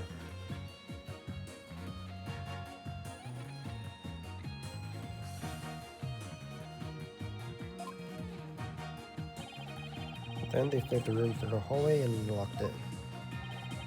Next, they entered the air duct from the vent outside the hallway. Finally, the killer tossed the key into the room through the air vent ceiling. All that was left to do after that was go back through the duct and feed a meter. And then that's when the killer ran into Jinxie, right? Amazing. Even I could follow that. Just seems really pleased. That explains everything. The real killer was someone dressed up like Temataro. And there was someone else other than the mayor. And it looks like that lawyer has beaten the jailbird prosecutor. That was a total turnabout. Massive forehead of it seems more attractive now. Thanks. Order? Order, I say. Now, proven a possible third party, I'm sorry, I could be guilty. Damarina! A valiant effort, Justice Dono, but your final thrust is this mark. Both that little scamp and the tricksy Tanuki you saw left the room, but then what? Did that irksome yokai simply go through the foyer and waltz right through the front door? That's exactly what happened. The killer fled from the yacht. That's impossible. Without being spotted by the foyer security camera, that is. The electric eye here would have captured a pesky little thing. There's no sign of Temataro anywhere in the security footage. Save for the foyer entrance, there's no other way to flee the manor, is there? Wait, I believe there is some other way. The window, right? Yeah. Hey, you're right. Tamarina! Must I point out every crucial detail? That is the cliff side of the manor. The only killer escaping that way would be a dead one. Wait, so a killer can escape out the foyer window? What the heck, right? Huh. I suppose your next proposal is the killer sprouted wings and flew off into the sunset? Yes, sir. Yes, sir, it is. Complete professionalism, maybe. You're saying the killer could fly? Yes, sir, that is exactly what I'm proposing. Oh, I can't wait to hear this. Your Honor? What evidence do you have the killer flew away? Right here. The newspaper. Temataro, Real or Flight of Fancy. The photo in this article was taken shortly after the murder. Maybe you look in this photo as the killer shortly after they fled out the window? You're not seriously suggesting. I'm serious. I mean, it all adds up. Flew away. He flew away, you know? Tamarina! There's your brain that flew.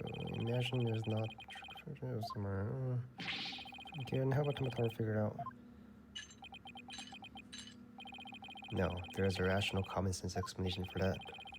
The infernal yokai are Trixie Tanuki witnessed.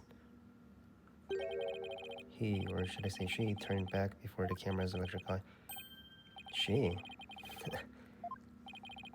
Jinxie? Means that it was likely Mayor Damien Tenma or his daughter. So now you're gonna frame her. Not good. Not good at all. Do you understand the gravity of the situation now, Justice Dono? The falsified yokai remains. And the appearance of Tenma Taro were the work of one individual. And that individual is none other than Jinxie Tenma.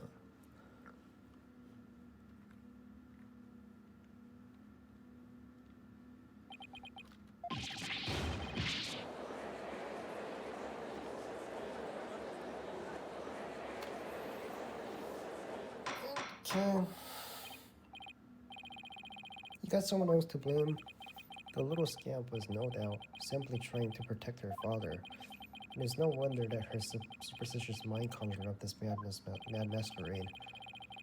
Makes perfect sense to me. His former convictions is that the killer escaped by flying out the window.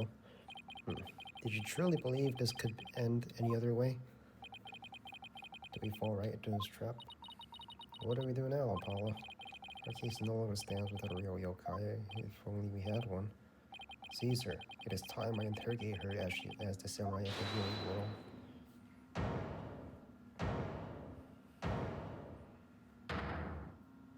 So he's innocent now, right? This farce is over. How does it feel seeing your own daughter accused of a cover-up?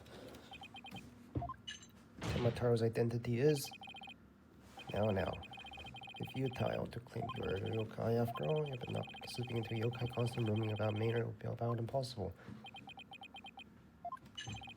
Consider this well. As it stands, your daughter will be arrested for obstruction of justice.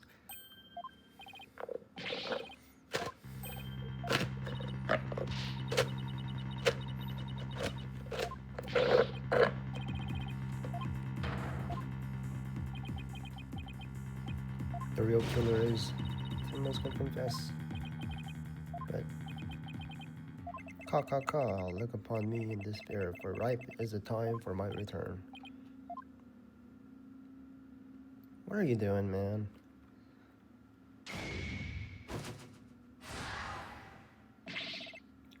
Ka, foolish mortals. I am Tenmataro, the yokai you seek. Mirror Tenma? Silence, I am Tenmataro, freed from the bonds fighting the forbidden chamber. Behold, return of the Demon King. Demon King. Well then, I think it's time for me to...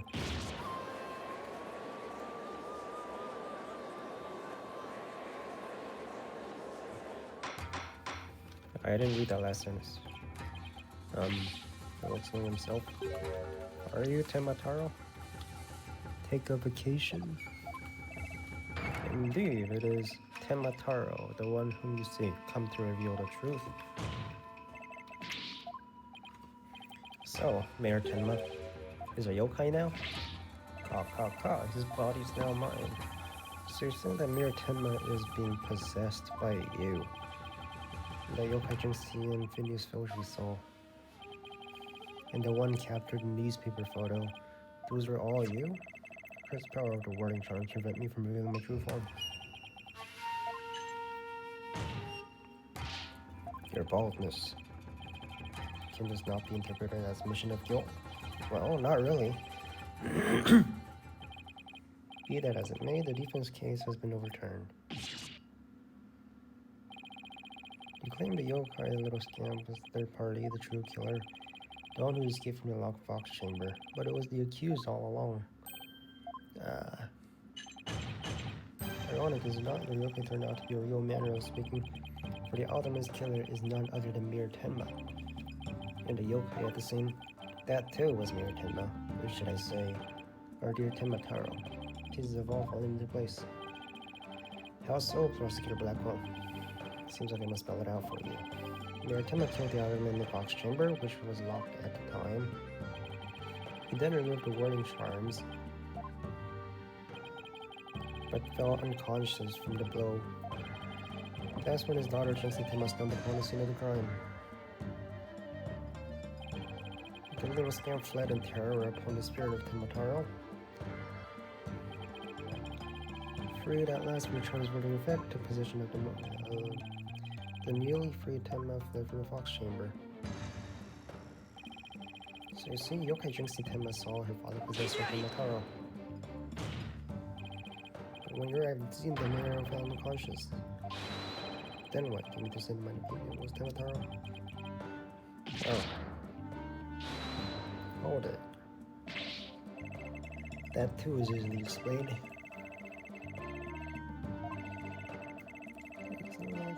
So you know more.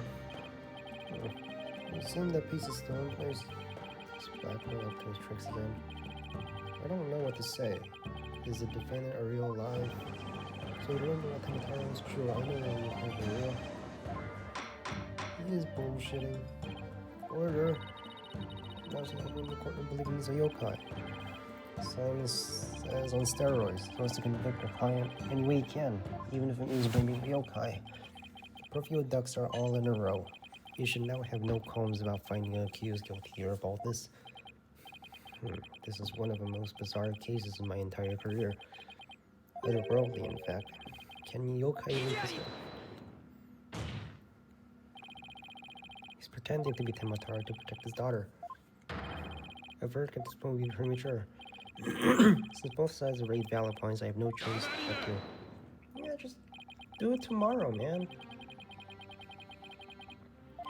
Dark age of attorney. Fabricated in his house, I will sleep tonight, knowing you will not let the sun rise on the mayor's day of reckoning. Justice Final. I won't fabricate any evidence. Done that or not? Then prove it by joining me. A night in the clink will ensure you will not succumb into temptation. How about I just promise not to succumb to anything? We have both evidence in the confession. Killer is the yokai before us. It is beyond dispute. Beyond dispute? How? Guilty verdict is all but. What's wrong with him? Hey! Foundation of Justice? Violation of that. What in the devil is that? Fulbright. Every temper with my shackles in some manner? Seems you found that quite shocking. Says social justice person should pay for this. I sign Blackwell about Your Honor, you need not to fear now. A bit late with the reassurances, aren't we, Detective? Well, in that case, this concludes today's deliberations. Prosecution and defense will use this opportunity to further their investigations. Court is adjourned. Alright, see you tomorrow. To be continued.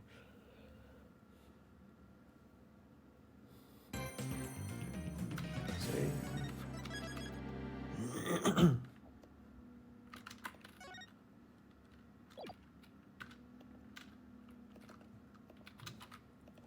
What up?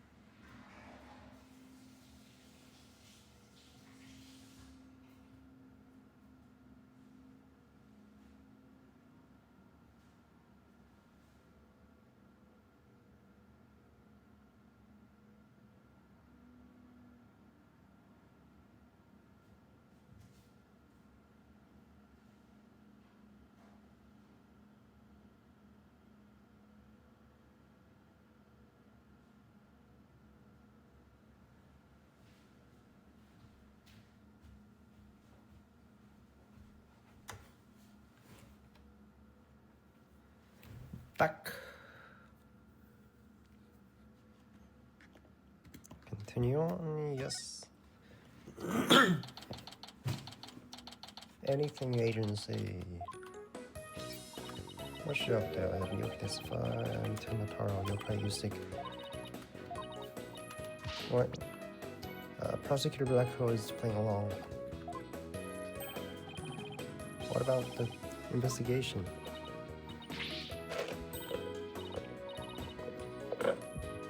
Cruisy, what's up?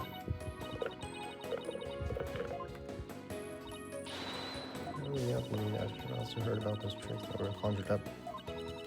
You know, the demon out of nowhere trick. Alright. This is Mayor Tenma's aide. He was supposedly in the foyer with Phil Shepard. There we go, man. He was supposedly in the foyer. There we go.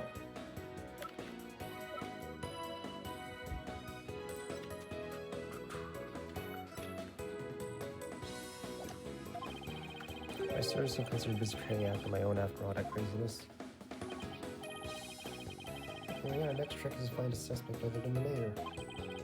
I know the killer must have used the air duct. We know who he is at this point, right? Whoever did was attempting to target the Phil Shepard.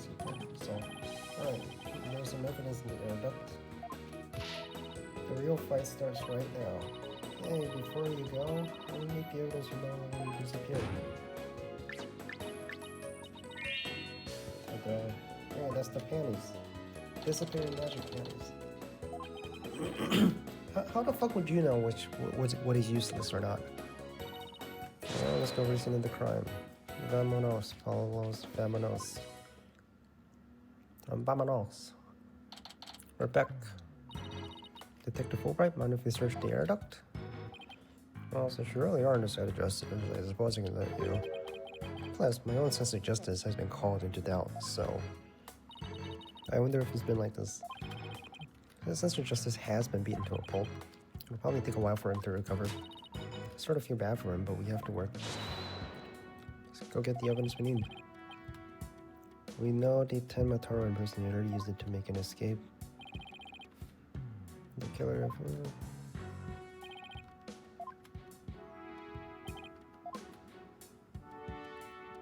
But why was the window open? Finally, the killer dropped the key into the Fox chamber through the air vent here. Went through the duct, fled to the manor, foyer. That's how the illusion of no entering or leaving the locker room was created. If the killer had passed through the air duct, maybe we'll find some evidence there. Yeah, maybe some black feathers or something like that.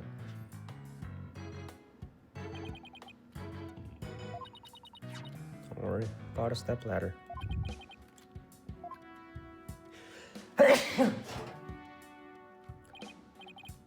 It's pitch black in here. Oh, here goes nothing.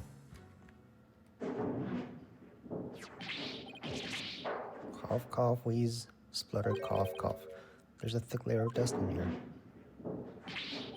Cough, cough, wheeze, splutter, cough, cough. I don't get it. Maybe a flashlight? Find anything? What happened? You're covered in dust. Yeah, dust. Lots of dust. So, what'd you find? You know how dust collects on something when nobody uses it for a long time? Yeah, like Wright's desk back at the office. Right. You think it'd be possible to crawl over that sort of dust without leaving a trail? Seriously doubt it, but you're not suggesting no one's gone through the duct lately? Kinda looks that way. And if it's true, Mayor Tenma's gonna be fingered as the killer.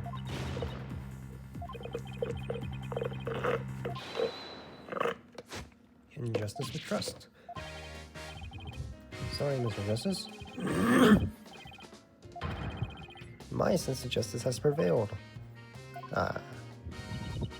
Detective Albright sure seems chipper all of a sudden. And I'm back to my old devastated self. Come on, where's that never say die spirit? Let me suffer in peace. Justice prevails once more. Kicking someone down when they're down is just what bad guys do.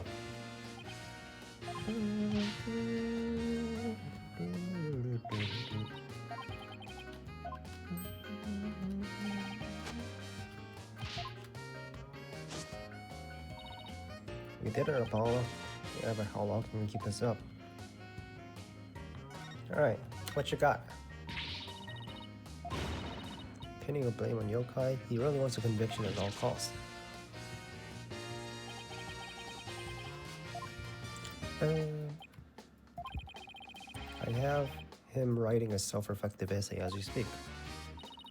I doubt that'll teach him anything. Yeah, he'll probably just write dotard 1,000 times. That whole yokai business is likely a pulling to win with conviction. Truth is, Prosecutor Blackwell believes Shinsuke Tenma planted the yokai stuff. Planted it in an effort to protect her father. Well, calm down. He doesn't have any direct evidence, but we did find this. It was at the base of the cliff just outside the Kibi Manor.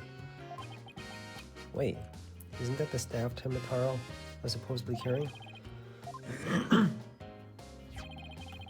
Tenma no doubt tossed it over the cliff when she was done. No way. Well, what about the prints? Nope, no prints. But if she was wearing a costume, there wouldn't be any healing. Prints or no prints, not gonna work in her favor. Sounds like the staff might have belonged in the mansion. If that's the case, then where in the mansion did Tenma Taro get it from? From the locked chamber. Victim was the amazing Ninetales? He did indeed. He's a sharp one, alright.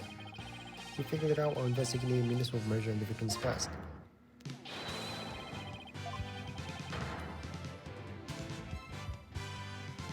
And Mayor Damien Tenma is a corrupt politician who murdered the great hero. The amazing Ninetales fans are so angry, they even tried to storm the detention center. I don't blame them. I mean, their favorite masked wrestling hero was murdered. They must have been shocked when they found out about that. Speaking of which, isn't Trixie also a fan of the amazing Ninetales? A wrestler's mask is more precious than his own life. He never unmasked himself in front of others. But there are matches where the wrestlers battle for the right to remove each other's masks. To have your mask torn off is the worst humiliation a wrestler could suffer. That's why their masks are more important to them than life itself. She spoke with a passion that only fans could appreciate. We had to become fans ourselves to go protest in front of the prison. Huh? No, did you forget that Mayor Tenma is not only Jinx's father but our client? Yeah. Be careful now. You're defending the most hated mayor in history. Are there any developments? Now that you mention it, our suspect is suffering from partial memory loss, but he did manage to remember something. He did? What they say? So he didn't want to speak with us. His ex words are, I am under no obligation to speak with you mortals.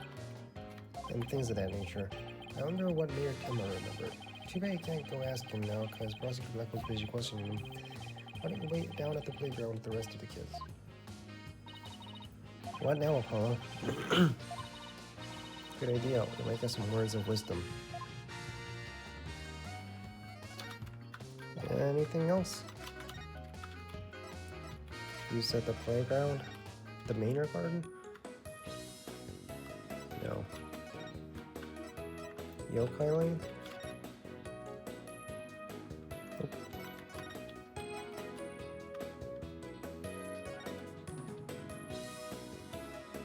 Alright, where the fuck are we supposed to go? Rethink the investigation strategy? Alright, any ideas? Crime scene was locked tied. The trial. Don't really care what she has to say. Rethink the investigation strategy.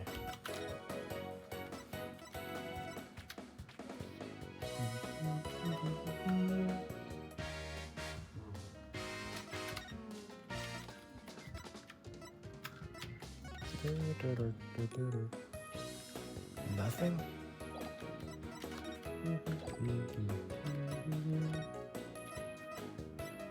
Are we supposed to go back here? Maybe I'll go read some I'll go get some research. What did you guys send them down? How should I write this? Business as usual, right? Yeah, I suppose so. Don't forget blindfolded with your ears plugged up. Monsters that are returning. Sounds rough. Yeah, Apollo, and his name is here too. Mr. Right. Sup? I think it's safe to say things have gotten hairier than before. Really? What happened? Our defense. I was watching the two of you this morning from the gallery. I've never had to defend a yokai before. This is locker room. But at least you figured out how someone could have escaped. Bad news. How are we gonna get out of this one?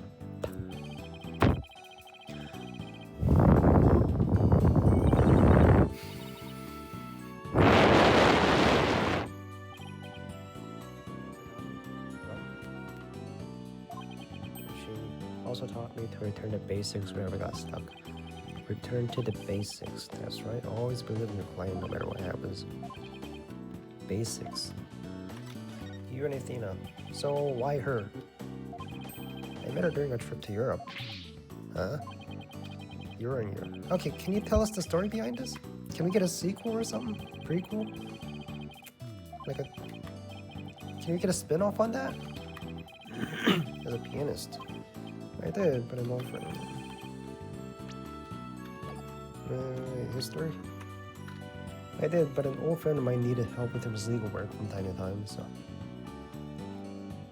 Edgeworth? It was like they brought us together. As soon as I thought I became a lawyer. I knew she was lawyer material from the moment I met her. I have high hopes for her ability to analyze people's emotions.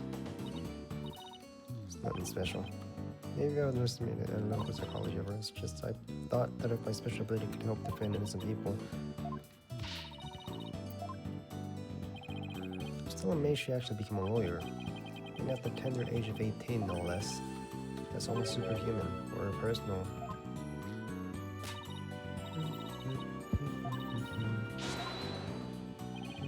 And don't forget to return to basic whenever you get stuck. Yeah, Yes, I'm gonna visit our client again. Good idea. Alright. Tenma or Jinxie? Whichever one. Oh, it's us, man. My minions have returned.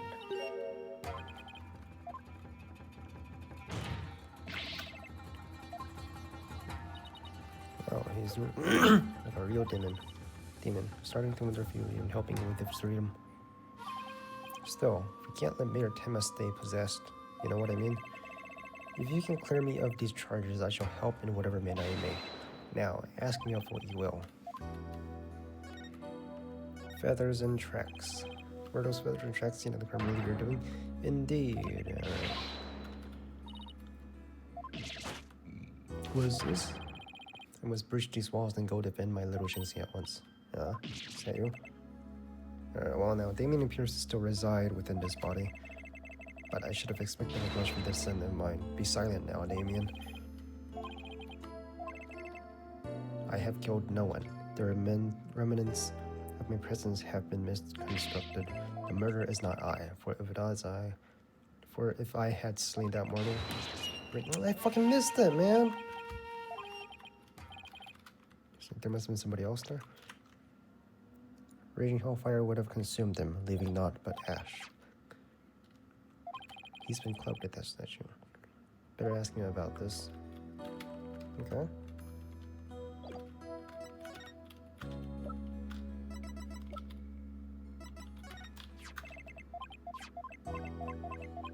It's a gift. Secret gift.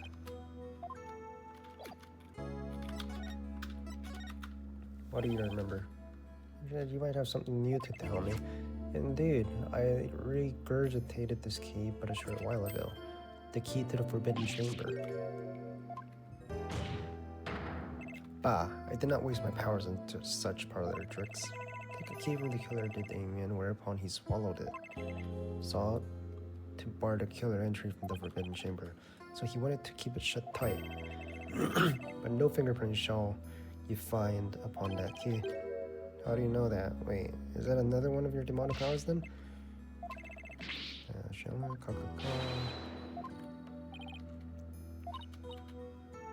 Can we ask how you use this key? We couldn't find a keyhole anywhere near though. Don't tell us, man! Kurt is dead in front of him. Don't fucking tell us. Let me figure it out. There's a point here. Jinxie knows how the thing works. I don't want to know. I want to do it myself. Stop playing the fucking game for me, bro. What? The letter? Present him the letter. Why, this cursed blackmail letter that was sent to Damien. Apparently somebody slipped it into Albert's pocket. We believe someone, probably the killer, stole it from Mayor Tenma's briefcase. You wouldn't happen to know anything about that, do you? You have questions, do you? Very well, ask. Blackmail. Who placed this in the Albert's pocket? Very few were they who knew the letter was in Damien's pockets. So, whoever knew about the blackmail letter being in the mayor's briefcase is potential suspect in its theft and placement in the alderman's pocket. Could it have been his doing? Mayor, did you just remember something? I did. There was but one other who knew of that letter. Damien Zave Florent LaBelle. Full knowledge of that briefcase contents did that aid possesses. This is preposterous. As a most trusted advisor, he would never betray Damien. He's trusting of those around him. Still, this is huge. Look out, Florent. Or LaBelle. Thanks for your help.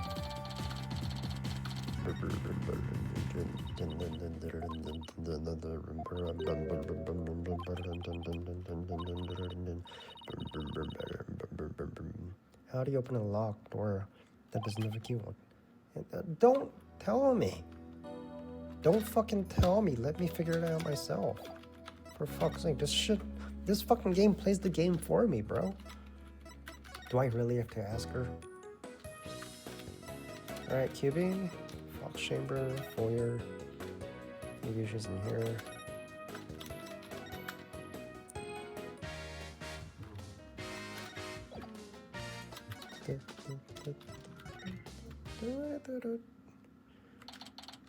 Jinxie?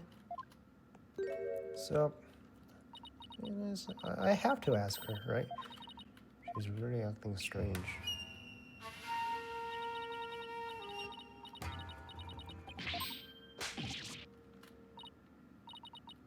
Is that you, Mr. Demon Lawyer? Morning. Morning? Isn't it already past noon? What am I doing here?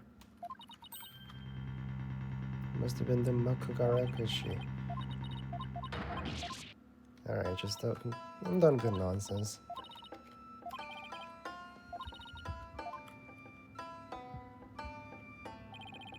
Jinxie, there's something I wanted to ask you. There was something I wanted to tell you too. I remember something else. You did? What was it?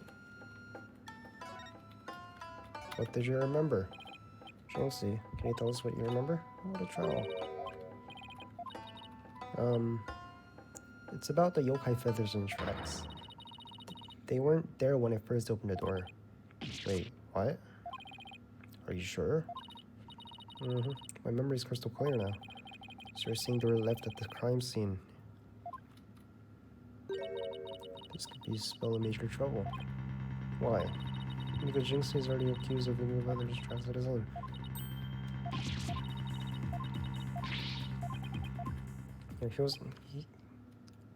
LaBelle was hiding inside the Forbidden Chamber, right? Alright, just tell us. Door doesn't have a keyhole. Oh, I suppose it was a secret mechanism. You have to figure it out before a keyhole will appear. Secret mechanism, really?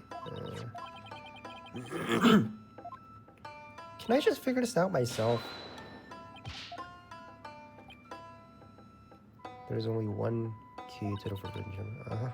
The maintenance master keys won't open it. Very special room. That must never be opened.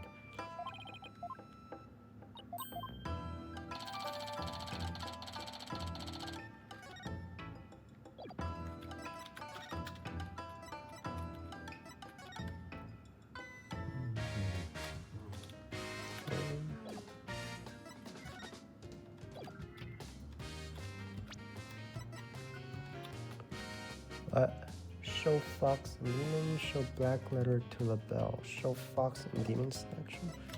Okay. Show the Fox and Demon statue. It's broken with goodwill. It's meant to be for Ninetales Vale in Dimmet Town. Fighting.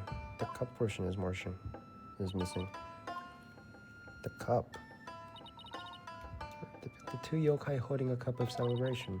It sure doesn't look that way. Maybe it broke when I was used to hit Tenma on the head.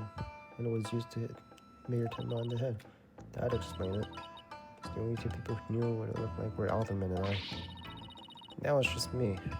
But it's a symbol of goodwill will be forever etched in my head. Anything else? No, that's about it. Oh! Bracelet. Jinxie, you wouldn't have to just... get the fuck out of here. What are you doing here, man? I have business with this young lady. Can you get the fuck out? Why now? Oh, okay, that's right.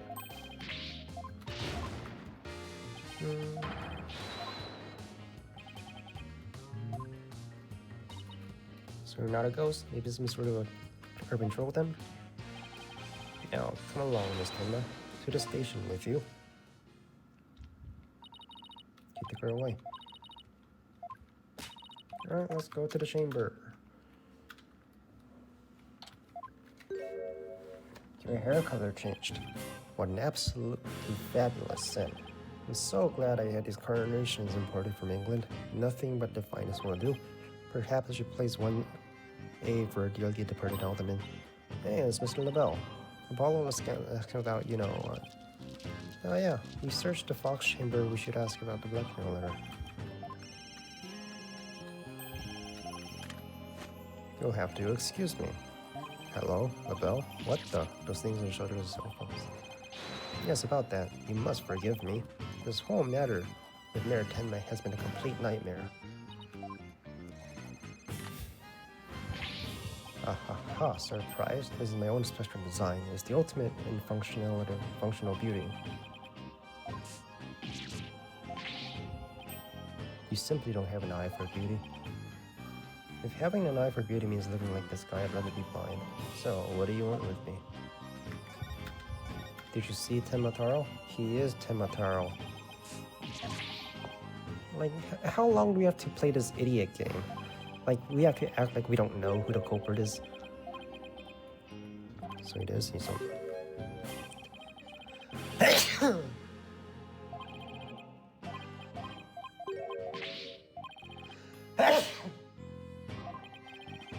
JC should be your prime suspect. Rumor about Jinsei. So, what was the rumor? They say she's possessed. Not all the time, of course.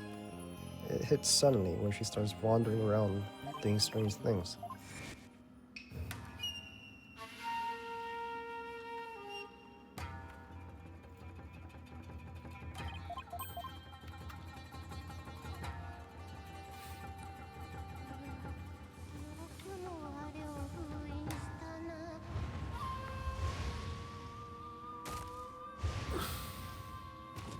I don't think I believe this.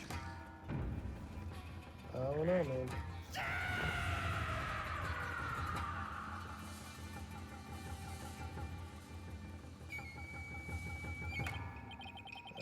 I wish I would never asked.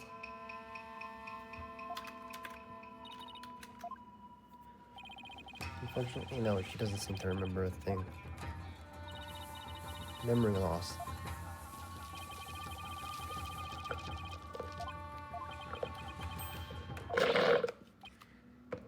So you do understand, that whole yokai business was entirely of her own making. Oh, wait a minute. Although that yokai evidence wasn't there until after she discovered the crime scene, did she leave those black feathers and strange tracks there herself? Apollo. Ask Mayor Tim about Jinxie's episode next time we talk with him. Okay. But we should also show this, right? The blackmail letter. And your point being, someone took the letter from Mirror's briefcase and then placed it in Alderman's pocket after he was murdered. Oh, you don't say. You wouldn't have to be the one who made the switch, would you? So naturally, perhaps that shot of cologne will make those scales fall from your eyes. Is it possible that you'd like to frame me as a potential suspect? Yes. Yes, sir.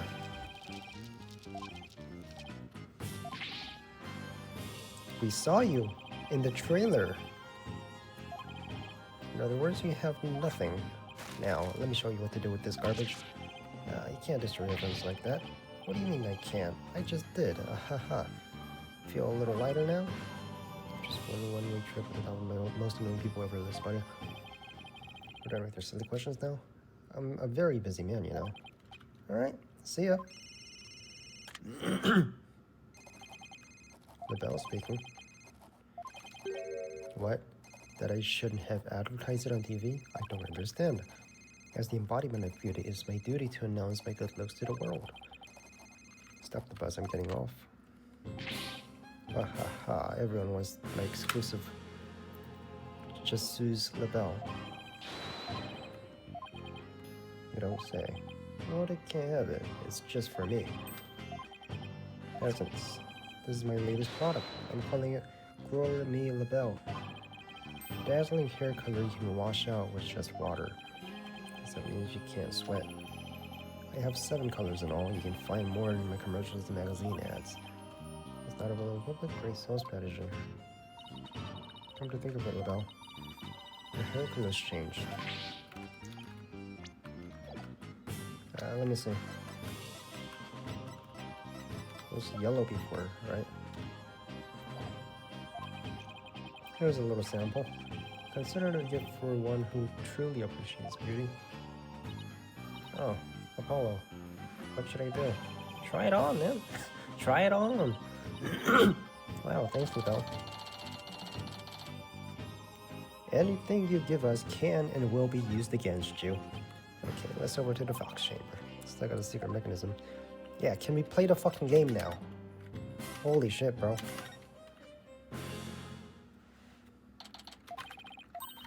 Secret mechanism. Yay. Which you have to open and find out.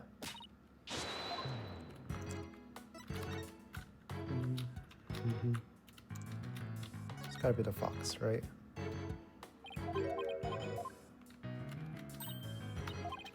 The nose moves. Stop playing the fucking game for me, bro.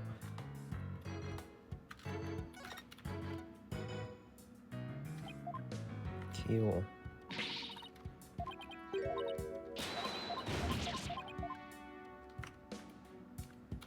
You said the nose moves?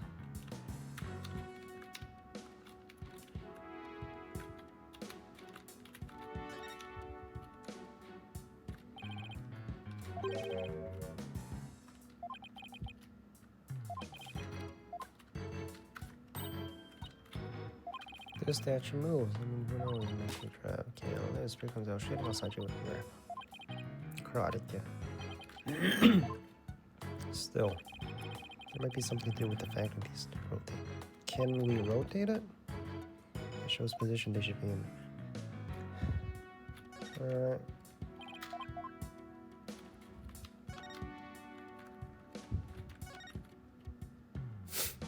Okay, so it's just gonna play the fucking game for me.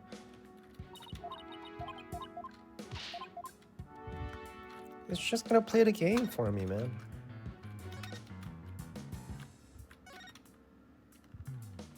There should be something. Yeah. Can we play the game?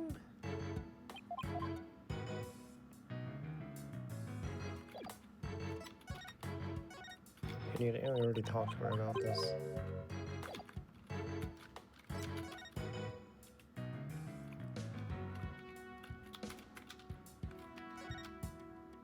It's right there.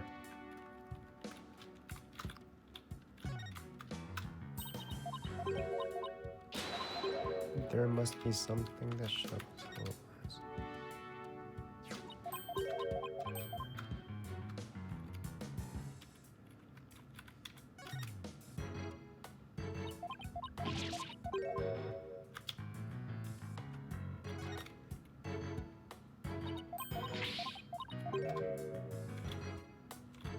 Alright, but like, can we play the game?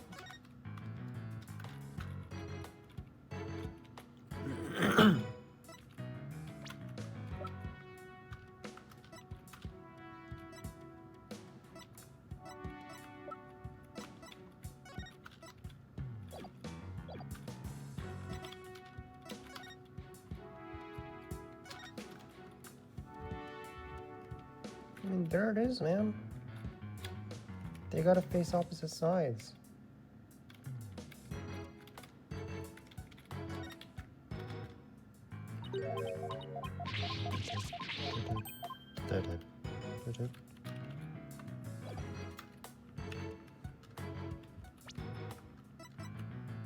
Search the forbidden chamber. Yeah, can we go in?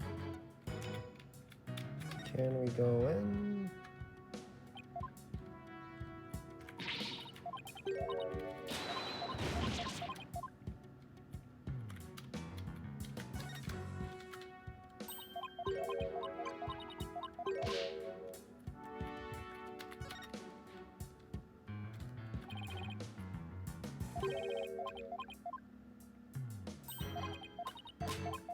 Let's move it then. There might be something to the fact that these statues rotate. Something around here that shows the position they should be. Like it's right here. Like, what do we do, man? How do we slide it?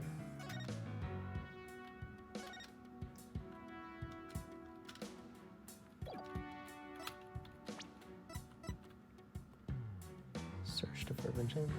Find out what Jinxie's lying about. Investigate Jinxie's alleged position. Can we examine it? Can we rotate it? Options? Court record?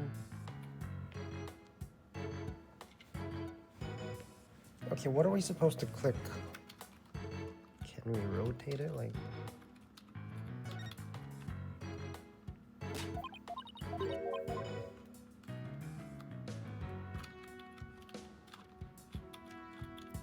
this?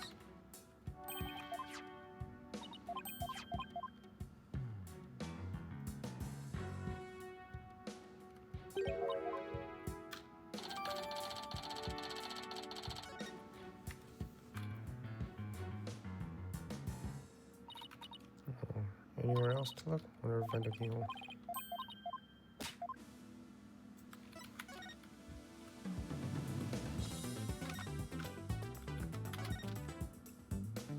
How many times did I fucking click this?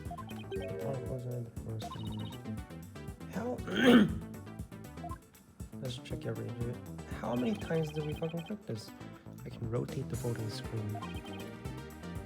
I can press E to inspect figures.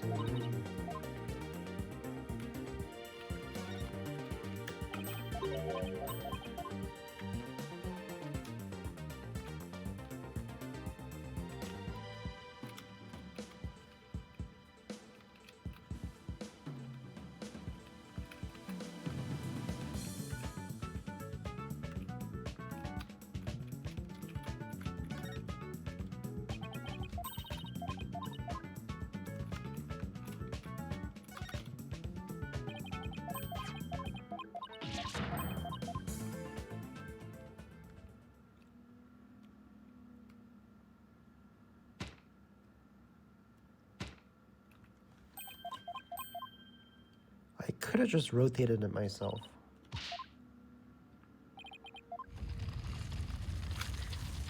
He's playing the fucking game for me, bro. When do I get to play the fucking game?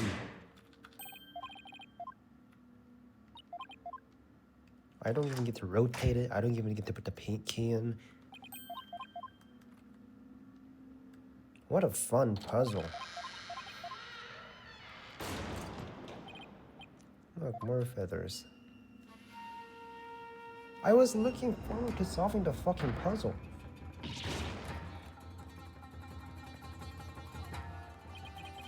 What the heck is that? Is that the Mataro statue? There's something odd about it.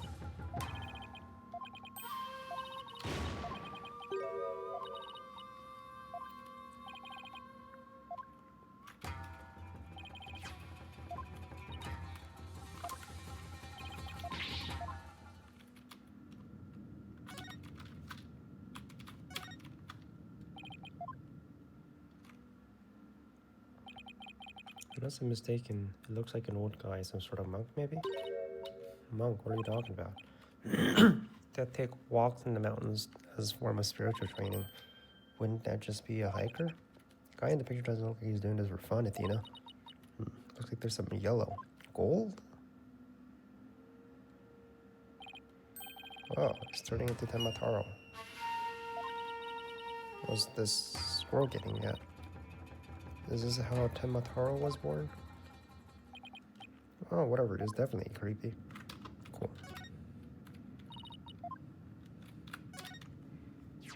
Foot on the belt. He dropped this. He didn't bother to pick it up.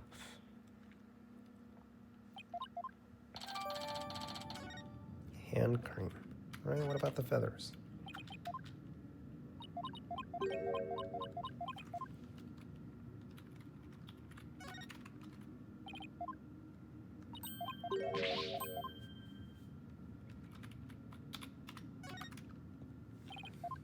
Gravestone.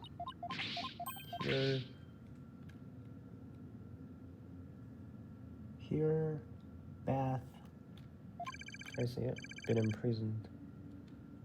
Can't fucking read that shit. What does it say? Here. Bulb? What does it say? Wait, read it again? What does it say? Here lies Temataro, age 80. It doesn't say that. Choked on a chicken bone. Really?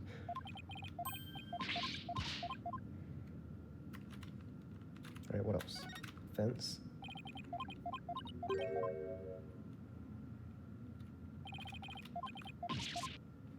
Take a closer look. Can we?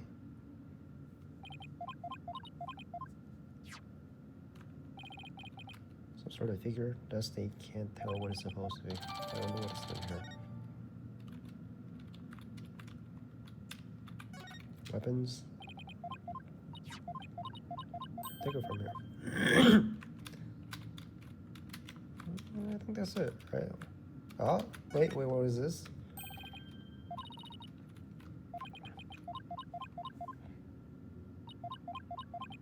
Guess about wraps it up. Okay. Find out what you see. Ask Filch about Tamataro. Investigate Jinxie's alleged. Alright, move to the foyer. He should be here. Curses, Tamataro. What's your steal?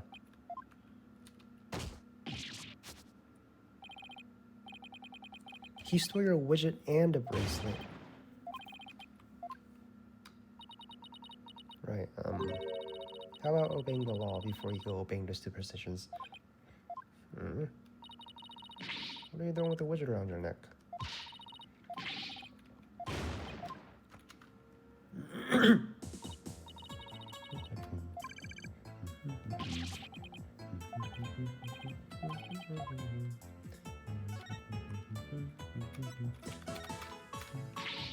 Can't believe you just did that. Can't I just get another one? Like, it's only been programmed once. Another one of those yokai to me. None other than the Azuki Kozo, robbed from the rich, give it to the poor. He did. His honor is the honest truth. Ah, the sloshing sound of Azuki being scrubbed together dead at night. Magical sound of dirty money getting washed clean for giving out to the poor. Azuki Kozo. Washer of money, giver outer of wealth, reborn. That's your name? Forget the money, you should be washing yourself to the nasty habit. Wait a second, this figure looks familiar. Like that old dusty figure we found at the Forbidden Chamber. You stole it, didn't you? Hey, what you doing with that figure? This? We found it at the Forbidden Chamber. It's been here practically forever. You mean my grandpappy broke into the Forbidden Chamber back then? That reminds me, he once told me there was a treasure in that chamber. Treasure? Can I talk about it? Oh, that's the greatest get-rich-quick chance in the universe. There's an amazing treasure in there. Is it amazing there? Don't see anything like that, though. Stealing how there was one of his figures in there? Might be. Yeah, it's Grandpappy for you. Bet he washed the treasure up real good before handling it to the poor. He was righteous. Tamataro, in court you mentioned seeing Tamataro near the scene of the crime.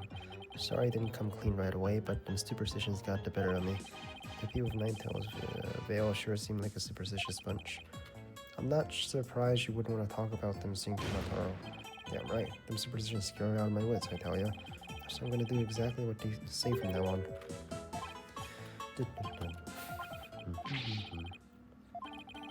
You're gonna do exactly what them superstitions say. Well, that's baloney.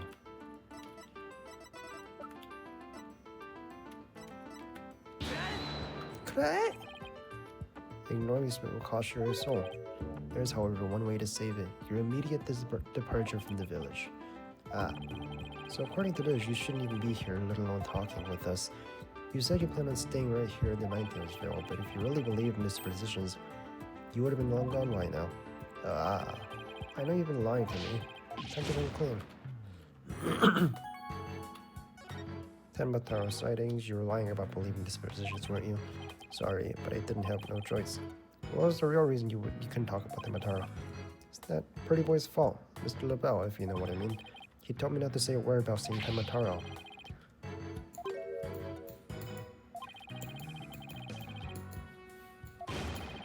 Trying to protect that little maid gal. He was on the count of that rumor, the one about her being possessed. That rumor again. Did he steal something again? What did he steal? Village superstition was stolen. Give it back, man. I'll be taking this back now. It's kind of like family to me. You could have just asked instead of stealing it. Was that all we wanted to ask, Mr. Filch? Did you make a copy of the superstitions? Is that it?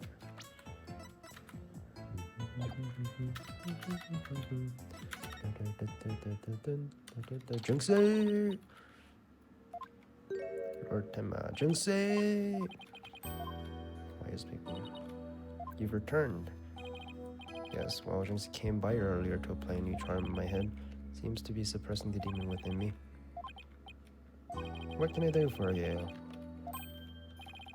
She allegedly left the yokai evidence at the scene while under the demon's power. At least that's it.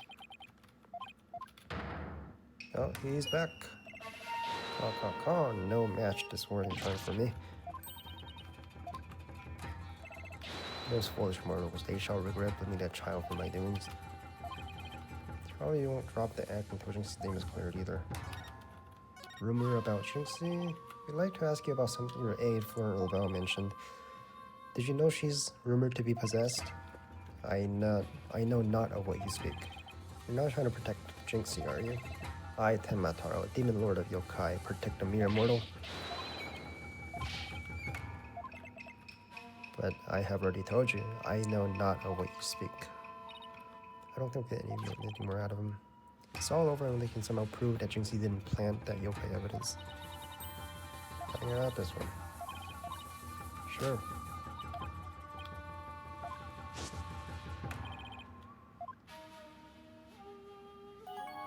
The real story. Alright, do your thing. Self-composition episode are a form of somnambulism. Sleepwalking? Yes, I believe she's exhibiting a rare form of disorder. It's usually brought on by repressed stress. Didn't her symptoms start soon after she began her job with the Ninetales Veil? When the child visited last, she did speak of dreading yokai and how they rob her sleep each night. Knew it. A lack of sleep is causing her to enter an unconscious state. That's what I mean. It wasn't Jinxie. It wasn't Jinxie? That would indeed explain the matter. Look, Tenma Taro's spirit.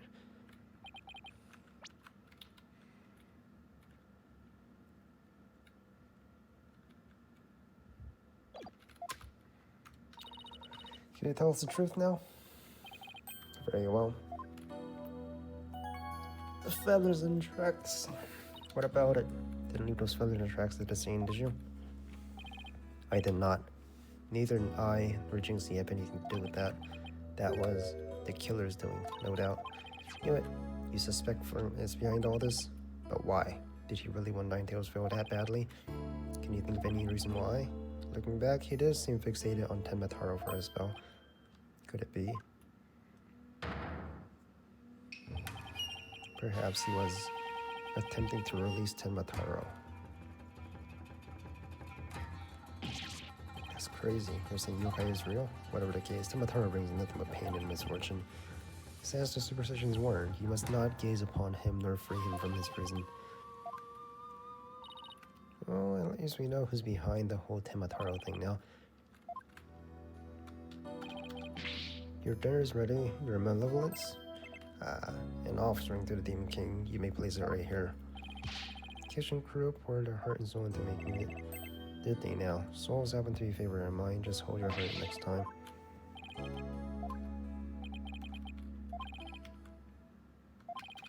Why don't we go see Florent LaBelle next? Now that we know the truth, he won't be able to claim the Tenma Taro was Jinxie or the mirror anymore. How are we gonna get him to admit it was him?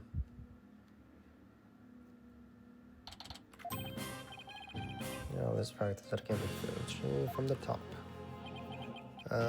LaBelle was in the foyer at the time of the crime. And when we heard a scream, what was the next part again? You have the memory capacity of a flea. This is the 13th time, you know. Now 100 more times and we're done. What on earth are they practicing? I ain't cut out for this. Whoopsie daisy. Oh. Unbelievable.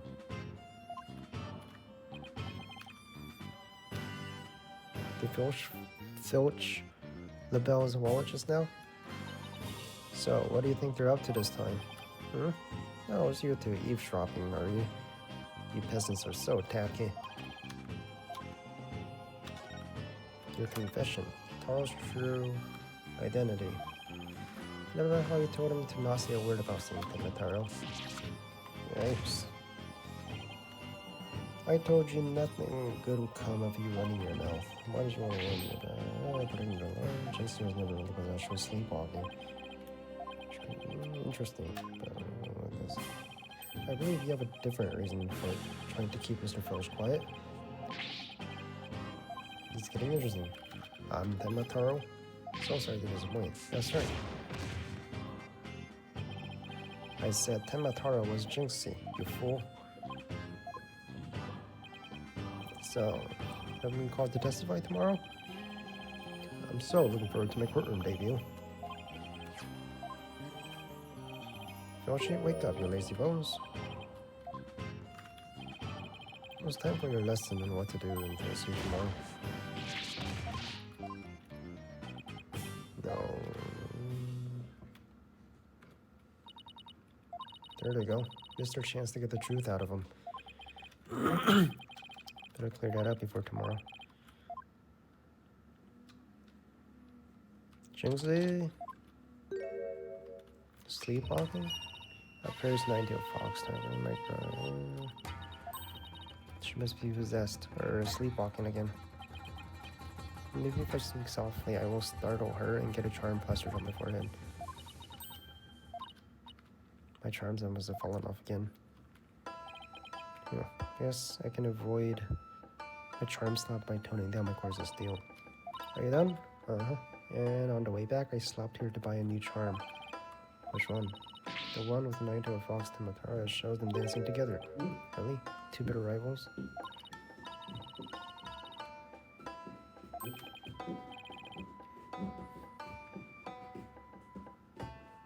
For the municipal merger issue? No. It's for the demon lawyer and the insomniac prosecutor. I'll stop you two from fighting like you did in the courtroom this morning. You weren't fighting. It was a spirited debate. No fighting. Sighs. Charm slapped again. Apollo, if you're done playing around, let's find out what she was lying about. What you remember. Jinxie, you sound like you're starting to remember things. You already said the feathers and tracks weren't there. You discovered. Remember anything else? Like what? Tell us what you remember that day. Maybe you remember something else this time. When I opened the door, Papa and Alderman Cutie were collapsed in the Fox chamber. That's when Papa told me to call an ambulance and the police. That's all he said before he passed out in a chair. I knew it. She's holding something back. Alright, perceive.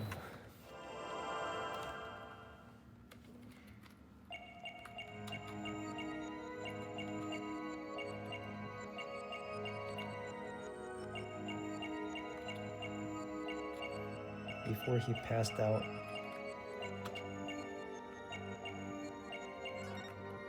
In the chair.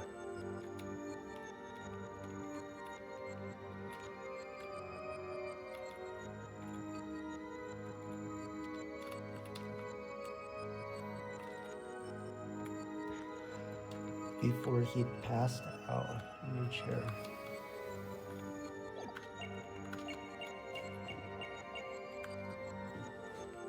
I'll listen again. That's all he said. Is that it? I guess it is.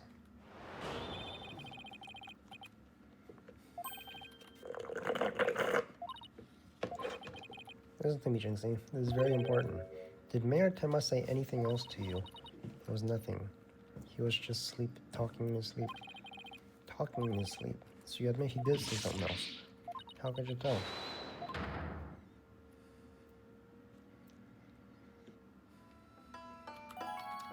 Alright, what else do you remember? Like I said, he was just talking in his sleep. Could you be a little more specific? Before he fainted, he said, "Forgive me, Jinxie. I killed Alderman QB." He said, "What?" He actually confessed. He said, "What?" But he didn't mean it. He couldn't possibly have known what he was saying. He says, or maybe he was in the middle of a nightmare. This is a nightmare. One sick night I wish I'd never heard. What in the world are we gonna do now? return to the basics? That's right, always believe in your client no matter what happens. Right, just believe in my client even if all I can see ahead is darkness and despair. Jinxie, does Prosecutor Blackwell know about your father's confessions? I didn't mention it when he was questioning me. There's no way Papa killed is the killer. Could he have been dreaming or simply delirious? Who knows? But I sure feel like I'm living in a nightmare now. Apollo, what are we gonna do about tomorrow's trial? The crime scene was locked tight until Jinxie arrived and her clients even confessed. Not only that, Jinxie has been accused of planting the yokai evidence. Both the mayor and Jinxie are going to prison if they don't do something. I know. Well, let's see here. Our lack of third party in the locker room is a major problem. Jinxie has testified that when she first opened the door, Alderman QB and Tenma were the only people she saw in the Fox chamber. The real killer must have been hiding in there as well. Considering the room was locked tight, that's the only logical conclusion. Our mystery person must have... Mystery person is obviously LaBelle, right? But Papa and the other men were the only people who were there. I didn't see anyone else. What's going on here? LaBelle's extremely pale, but he's far from transparent. Just how did he hide himself at the scene? He was inside the fucking chamber. He was hiding in the fucking chamber. We have to take down the dirty, rotten Timataro's flirt LaBelle. Right. We'll get him with his legal exorcism, justice style. To be continued. Save progress. Yes. Yes.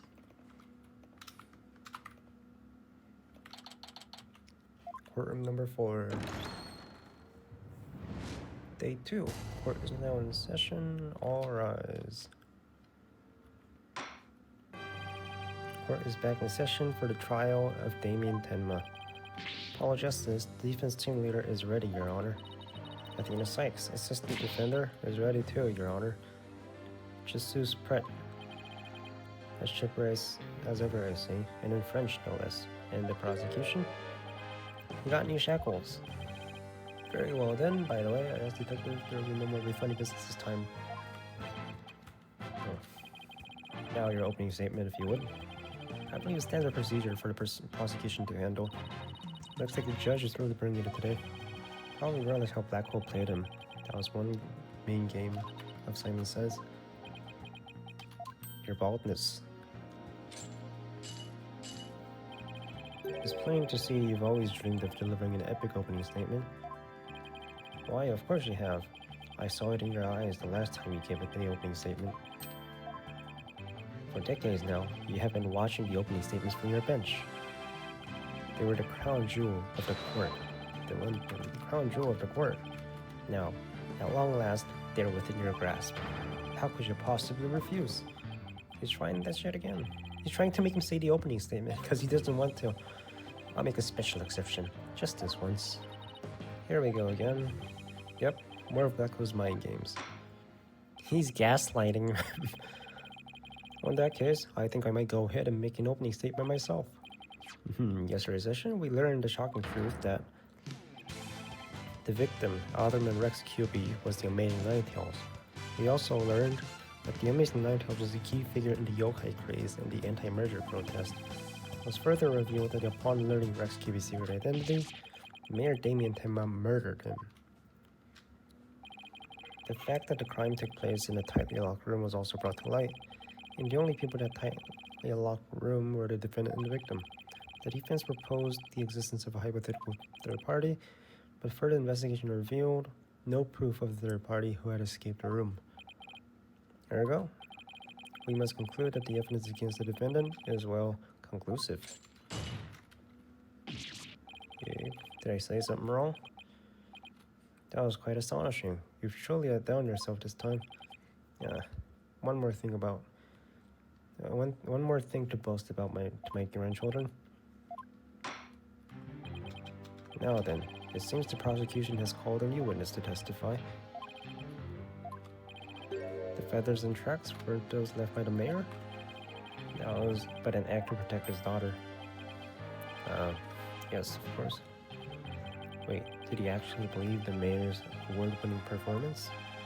His daughter was the one who planted the yokai evidence.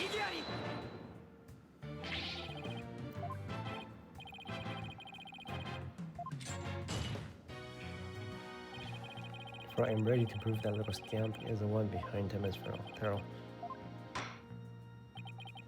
Very well then, Bayleaf, bringing the first witness. This dude again. This lying motherfucker. Indeed, you managed to give it a total of 5 bailiffs asleep.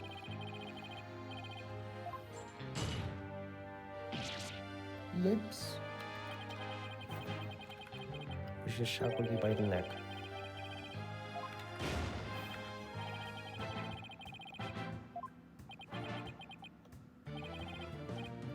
Your statement now. Yes, sir. Now then, Mr. Felsh, your testimony, please. Specifically the true nature of the yokai you saw.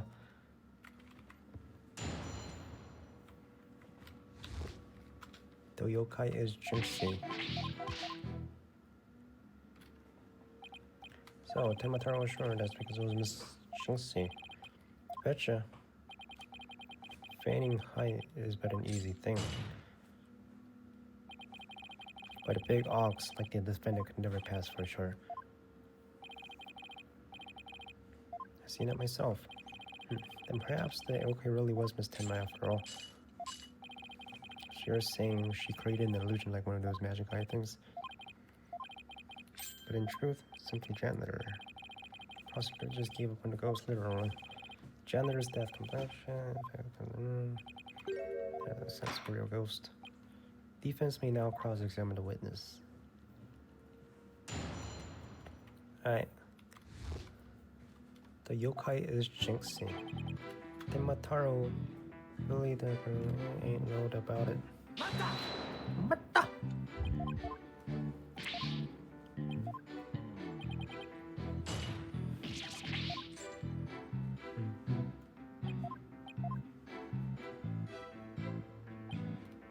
I mean, Temataro saw was a little thing about his house.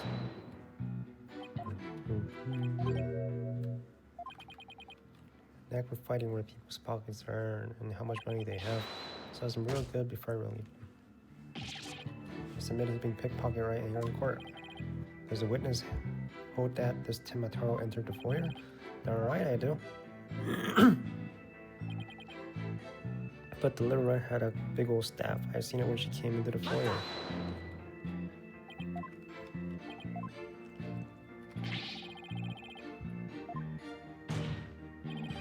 Anyway, Mr. Vic, correct me if I'm wrong, but you didn't you say the Temataro you saw had a staff?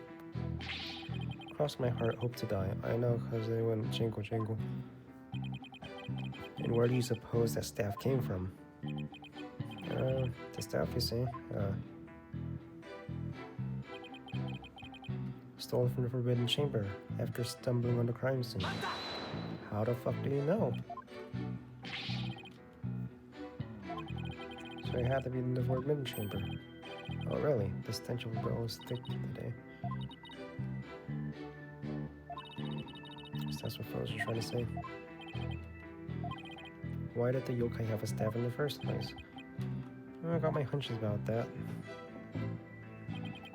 She was gonna use it to wallop me and my cat. I just know it.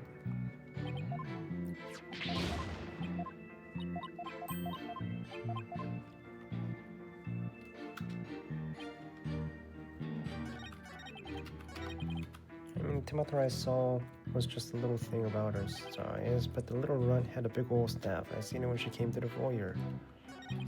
Bet you she stole it from the Forbidden Chamber after stumbling on the crime scene.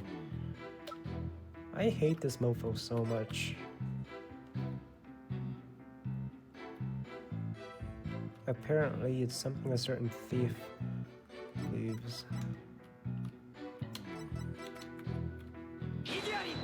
Okay, that's not it.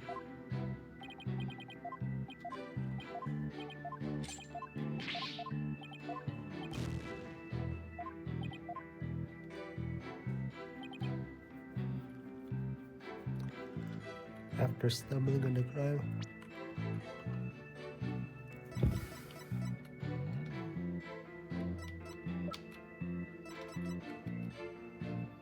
The key that Mayor took from the killer and swallowed. There's only one of a kind.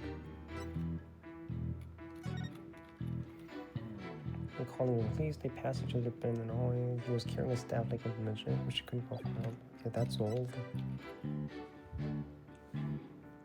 The key that Mayor took from the killer and swallowed. What do you mean swallowed? It's right here. One of a kind. Photo of the Fox Chamber.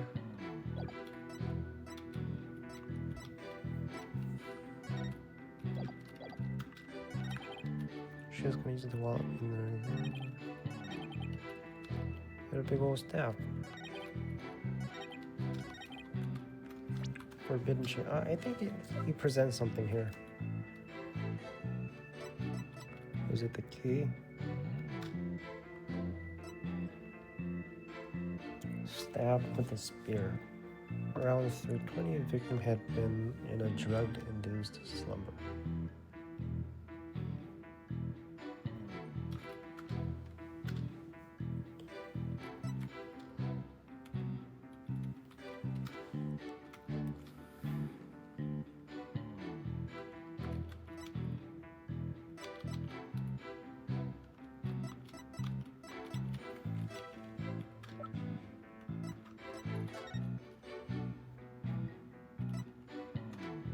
The statue had traces of blood from the defendant and them on it. It was apparently wrapped in a large cloth. No fingerprints could be lifted. Anything about the Forbidden Chamber?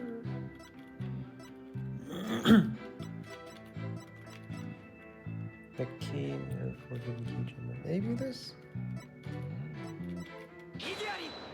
Okay, I guess it is that. In terms of the fact, not this innocent little girl.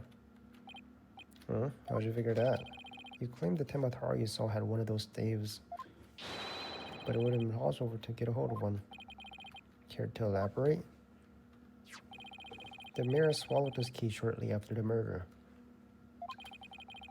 He wanted to keep the killer out of the Forbidden Chamber. What is this? The key was deep in the mayor's stomach. How the fuck did you swallow a key? So you see, it would have been impossible for her to get into the Forbidden Chamber. In short, Temataro holding that staff could not have been Jinx Atenda.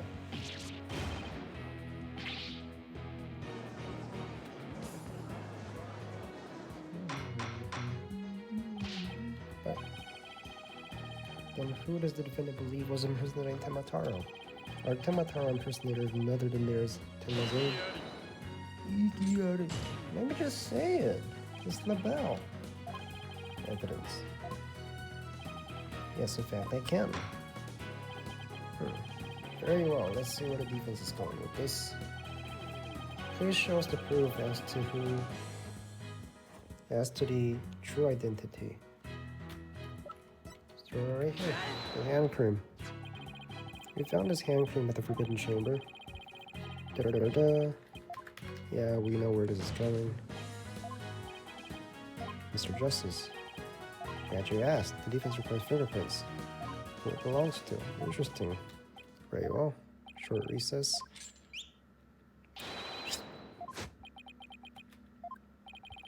Fulbright, analyze this print.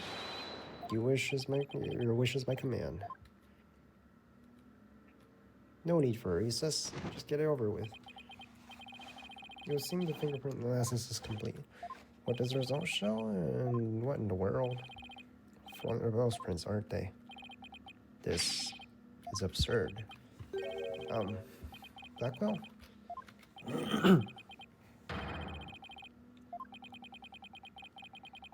Reveal that the prints belong to.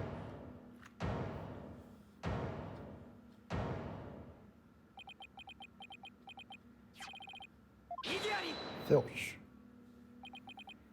Wait, what? Then LaBelle wasn't the one who entered the Forbidden Chamber. Yari. Filch, bro? I mean, I'd gladly put him in jail. Explain yourself. Sure, but the prints aren't mine. I made it over the cream from Mr. LaBelle after all. So you're the one who entered the forbidden chamber. So what if I did? Got a problem with it? So he did. You full of a tanuki.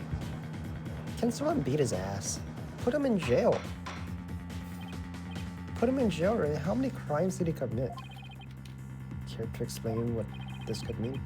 Excellent question. The fact that Mr. Filch ran the Forbidden Chamber... Wait a minute. Does this mean the Temataro holding that staff was Phineas Filch? That was you, bro? Another cat out of the bag. How the fuck did you fly? I don't understand. Does this mean he's the real killer? The witness will explain himself this instant. I was doing what the alderman told me. He wanted me to be Temataro in the village exorcism ritual. Oh, you mean that event at the Ninetales Veil Festival? So that was you inside the Temataro costume. Yep, and after the event, I went to watch that pro wrestling program. But it bored me to tears on the account of wrestling being complete jobbers. So if you didn't actually watch the entire wrestling match, that's when I looked at the Temataro costume and got a great idea. Nobody can tell me it's me when I'm wearing it. But where is Jesus? Why did you want to enter the Forbidden Chamber in the first place? There's no treasures in there. But that was my big chance to sneak in and nab it. Treasure? Oh, it's the greatest get-rich-quick chance in the universe. Grandpappy told me all about it. He went in there not knowing his grandfather's already pilfered it. Guess that's the one tale that didn't get a pass down from grandpappy to grandson. Wait, how exactly did you get in the Forbidden Chamber? Mayor swallowed the key.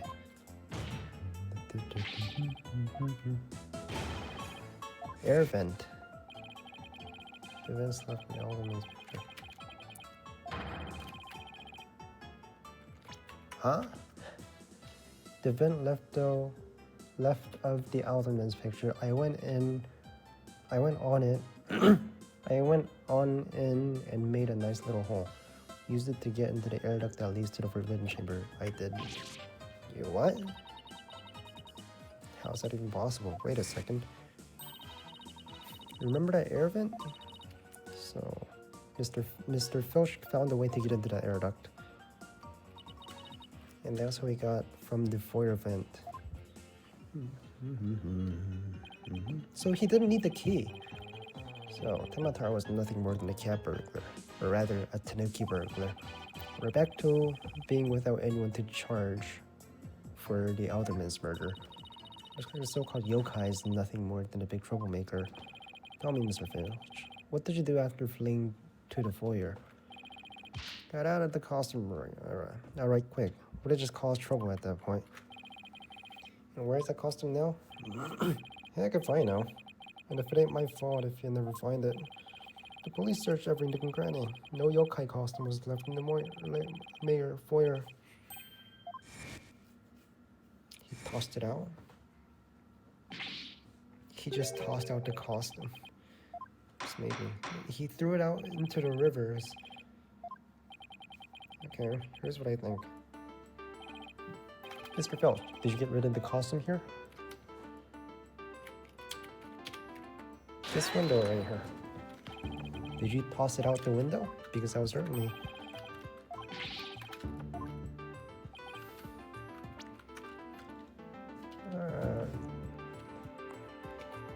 because that would certainly explain why it didn't turn up inside the manor. You think I tossed it out the window? That costume cost me a pretty penny. Why would I do something like that? I can think of a few reasons. Any ideas? Assuming the costume really was tossed out from the window. Next question would be, what happened to it after? And if I'm right, I might have just the thing to prove I have evidence. I do. This proves you threw it out the window. That's Temataro flying through the sky. It's quite simple. It's not Temataro, it's the costume he threw out. Crazy talk. You ain't serious, are you?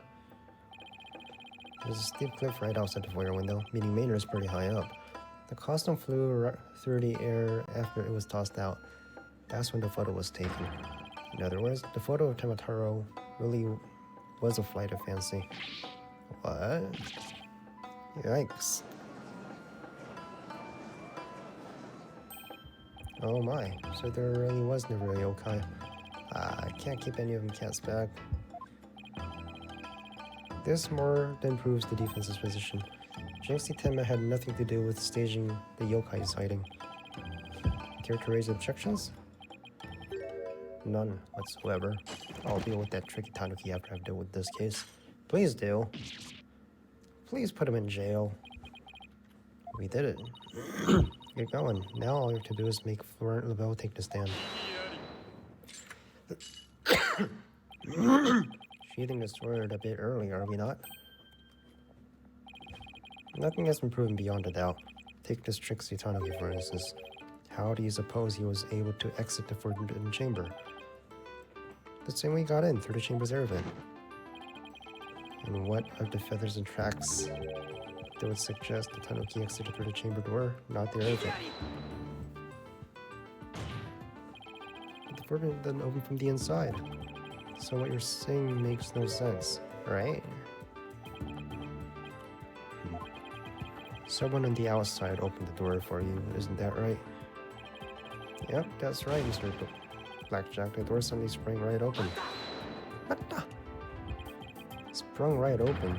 Who was on the other side? Didn't get a good look. I counted a reflection from my head, blinds. That's when I stashed that stuff and made my daring escape. And that little girl made the forbidden chamber wasn't open until after the crime was discovered. Oh wait, we still don't know who opened it. We know who opened it. Maybe it really was a third person. We know who opened it. It's fucking LaBelle. Well, you little tanuki. When the forbidden chamber opened, did you see the accused passed out there? Nope. Only one person was the alderman, and he was dead on the doornail. It's a doornail. If the accused wasn't there, what do you suppose he was up to? Uh-oh. I don't like where this is going. Ah, don't tell me. Plainly, the only one who could have opened the forbidden chamber was the accused Damien Tenma.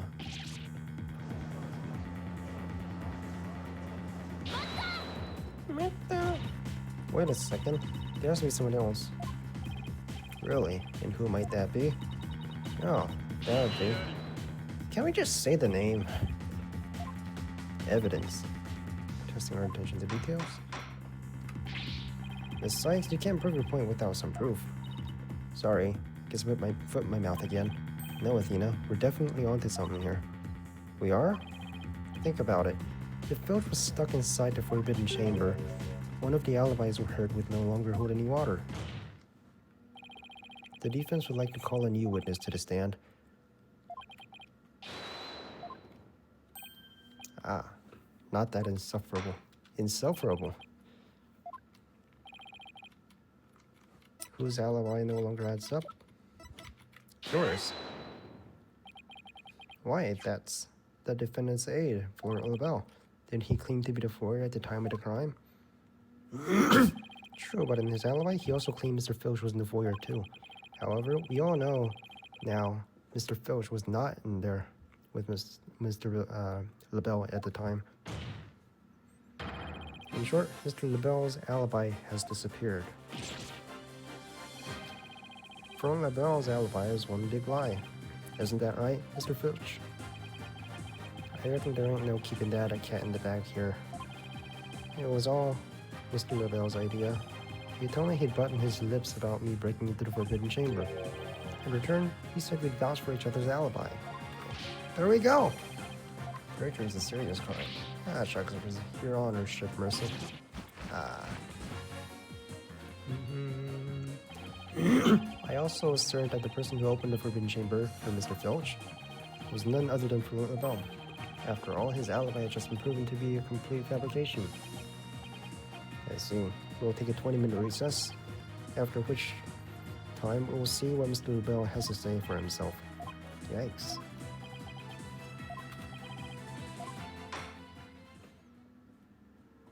Alright.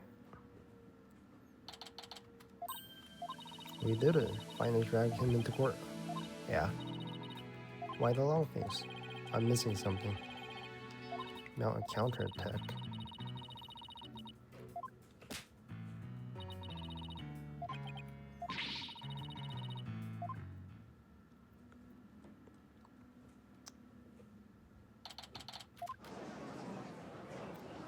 His hair color changed again. Course back in session, and he's a busy guy. The witness is predisposed at the moment. Surely you just... Oh, my deepest apologies. This is for LaBelle, personal aid to Mir Tenma, or should I say, the accused. Well, what business do you have with me? I'm a very busy man, so let's make this as brief as possible. Your boldness? Right? For this reason? Do you think I'd be associated with this entirely lurid affair? Well, I'm not, so... May I go now? I have a very important matter to attend. I don't think so. Do you realize what a serious crime you've committed? Witness, you're being accused of perjury. Fine. The truth is I faked my alibi for a very good reason. The mayor was obviously scared, so I created a fake alibi to confuse the matter. Okay. As his personal aide, I had to protect him. Sorry. So you think this is funny? Without your alibi, you're a suspect too. Patient, how dare you accuse me, one of the beautiful people. Stop stalling until the court will really do it.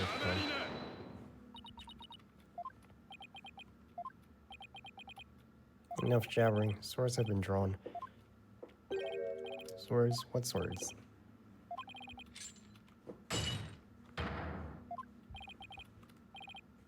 Oh my. Spare me, please.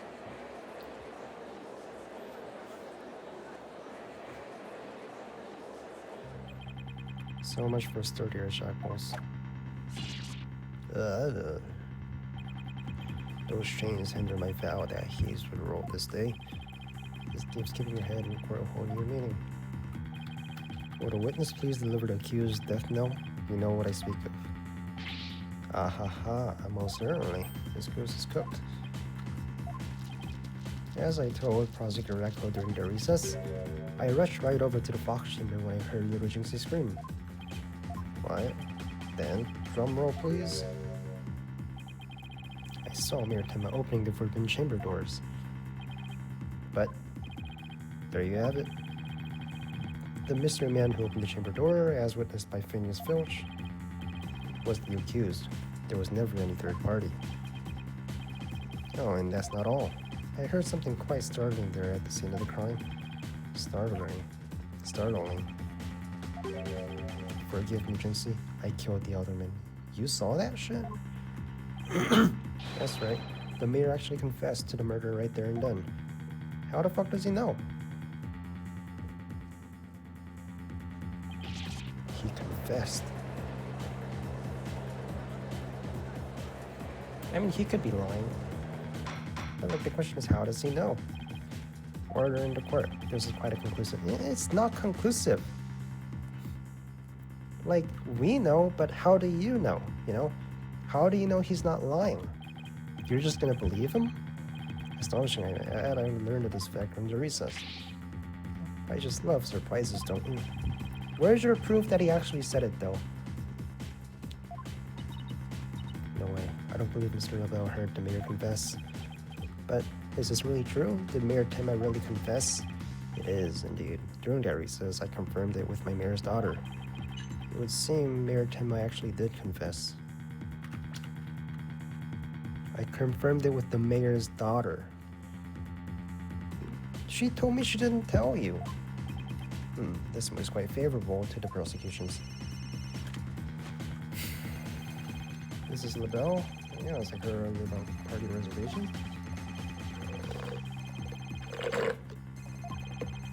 Well, the time is guaranteed for all, but the mirror knows defense. LaBelle, please tell us what you saw when you came up to the scene of the crime. Can we finally get to the testimony? Jesus Christ, bro. What LaBelle saw. I was in the hallway hiding in the shadows. That's when I heard the confession. Upon learning of the father's crime, little Jinxie fled without ever noticing me. Immediately after, the mirror came to stood up and opened the forbidden chamber.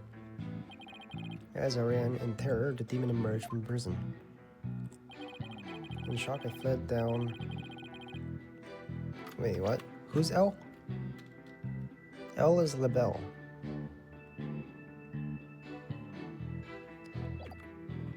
To the one with the phone at the end. Jinxie? I must say, shocking revelation. Quite unexpected. To think the defendant actually confessed then and there to his crime. Perhaps that guilt was too much to bear, so he confided to his daughter. He should not have withstood such a crucial testimony. Once again, sorry. I feared of being accused if I mentioned coming up upon the most unpleasant scene. We better do something. As a death row inmate once told me in years gone by, there is a time to fight and a time to yield, a time to live and a time to die. He's laying it on real thick now. The defense may now cross-examine the witness.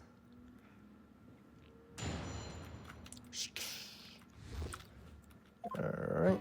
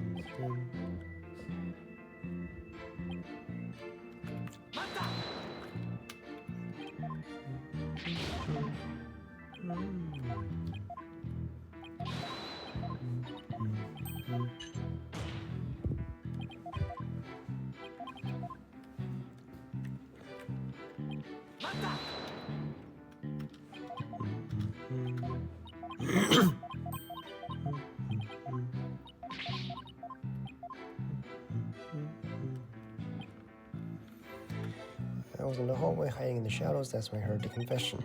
Upon learning of her father's crime, the Trilogy fled without ever noticing me. Immediately after that, the mirror came to stood upon an open forbidden chamber. As I ran in terror, the demon emerged from the prison. In shock, I fled down the hallway to my right, to the one with the phone at the end.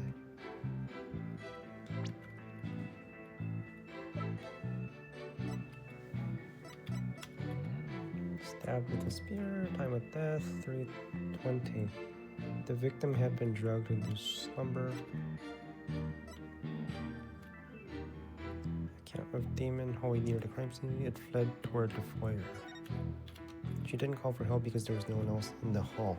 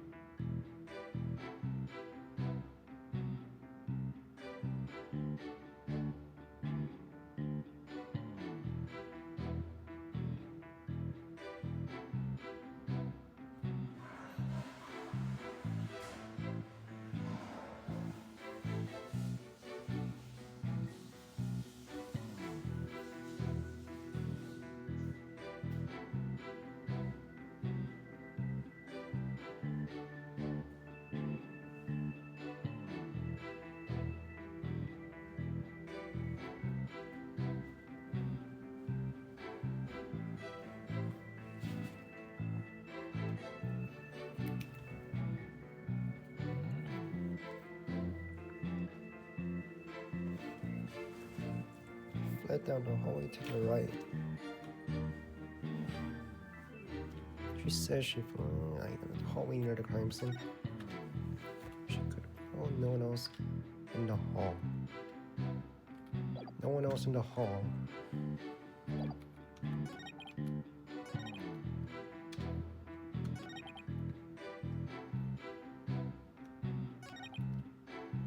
I was in the hallway hiding in the shadows. That's when I heard it. Okay, but what is this then? What?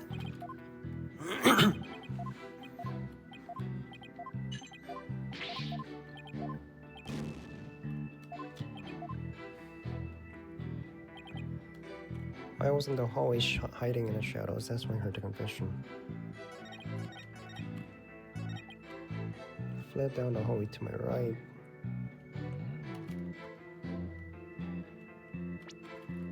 Do I present this here? It might have been at the scene at the crime scene. White hair.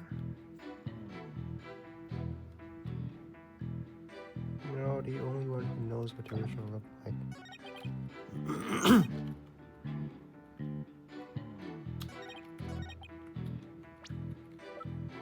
Do I present this here? It's the same fucking sentence, man. You're lying about having witnessed from the hallway. What on earth do you mean? Yes, care to phone the rest? Mr. LaBelle had been fed down the hallway in the phone and crossed. What's this? After she discovered the crime scene, she immediately went to call the police. Whereupon she encountered a demon, yokai, or whatever you want to call it. As for me, the encounter happened right here where the hallways meet. As for LaBelle, if he had fled here, feigning escape, why yes, the two would have crossed paths. Right, except Miss Tenma told us that there was no one else in the hall. My eyes, my beautiful eyes. But Mr. Justice, the witness also stated that he heard the mayor confess. He was lying about hearing the confession from the hall. Then where was he when you heard it? Inside the Fox chamber. Where else? Is there the crime scene? It is, Your Honor. He's not really a witness. Rather, he's the third party I've been alleging this whole time. What? You think I'm the killer? How dare you? Good or not? Foolish fop. A true man knows when he is beaten. A shield of lie comes to naught before a foe of sword his truth is bared. Prosecutor Blackwell, what are you? I thought we were on the same side. Nuh-uh. You are mistaken. There are no sides here, save for my cold, steely edge of judgment. You're alone in this battlefield, with naught but your lies and sickly sweet perfume. Well, he's really tearing into him. You heard the mayor's confession from the inside, did you not, deviant dandy? For the sole location from which you could have seen the Tanaki without either of noticing you were right here in the Fox chamber. Oh my. So that's how it's gonna be. Fine, I'll come clean then. Serious? You meant to be in the Fox chamber? I do. I did enter the room after the murder, but I was afraid of being falsely accused, so I lied about it. I feel terrible about lying like that, but it's a verbal cologne I use to protect myself. Better explain yourself. Of course. Alright, let's just get on to it then. Witness testimony. Fox chamber. I did enter the Fox chamber after the murder, but I didn't enter after Jinxie had heard the confession and left. I heard the mayor groan and hid behind the voting screen. What I saw there up close, it was absolutely horrifying. You see, I was there, merely watching from behind the screen. From behind the screen, why, yes, I believe you wouldn't be spotted if you were there. Just so, he could see everything without being spotted by a victim or that Tanuki Filch. Suffice to say, he was a mere witness to the offense, rather than an actual third party. Apollo, you think he's telling the truth? Well, he was in the Fox chamber, so at least that much is true. The defense may cross-examine a slightly voyeuristic witness.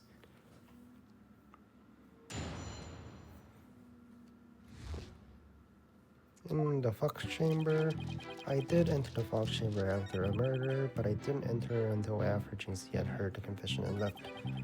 I heard the mirror groan and hid behind the voting screen.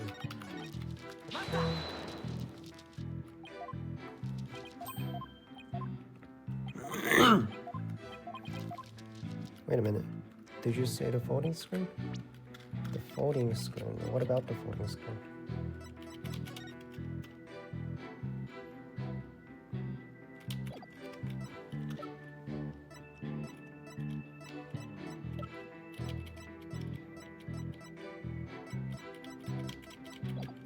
Okay, but I didn't enter after Jinxie had heard the confession and left.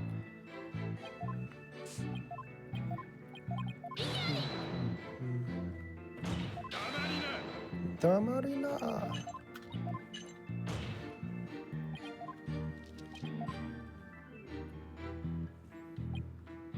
I heard the mirror groan and hid behind the folding screen there.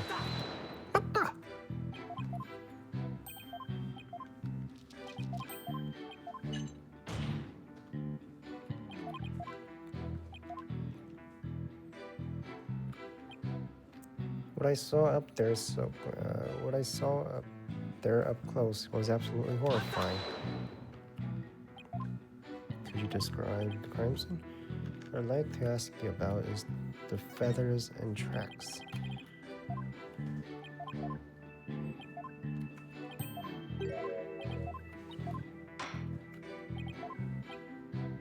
Yeah.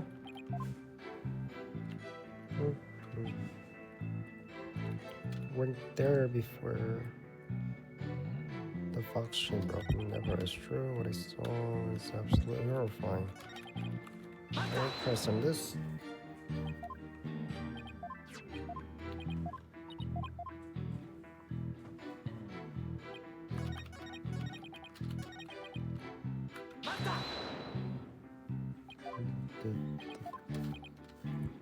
The Forbidden Chamber, the murder weapon, Forbidden Chamber. Describe the Forbidden Chamber at the time? Shut. I was really trying to stress that it was the mayor who opened it.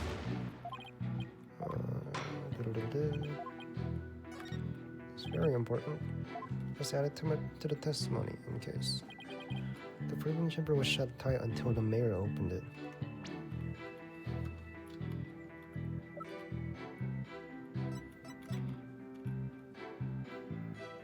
The key the mayor took from the killer and swallowed.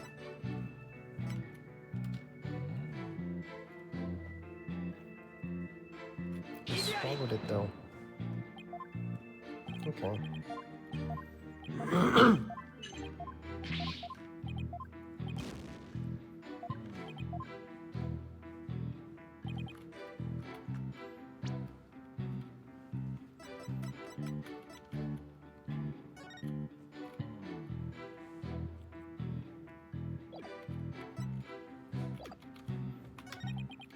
How about the murder weapon? Anything to say about the murder weapon? Could you describe the state of the weapons? Here, then there was a statue. There it is. Apparently this was fallen to the floor. It's a statue, but why would you find it inspiring? What exactly did you find the statue inspiring? As if the merger had been realized. It was like a celebration union, inspiring symbol of goodwill. Yes, there it is. It's very important.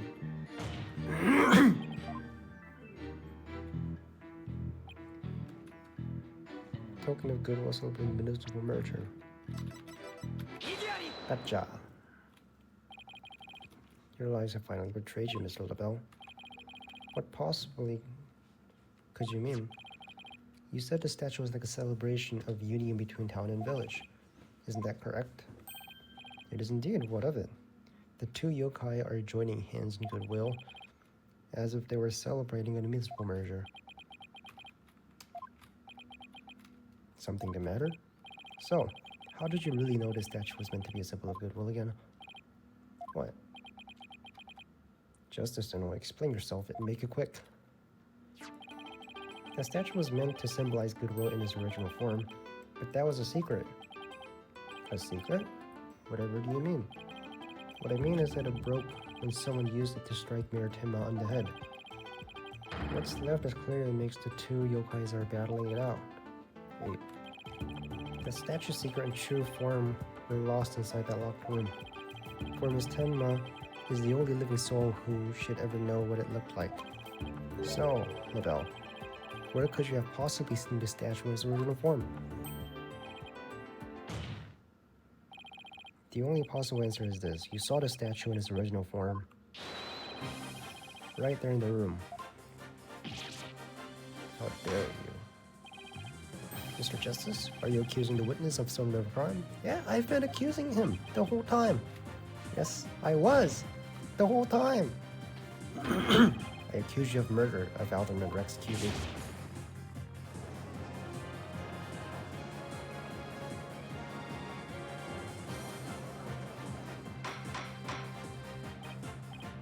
Order.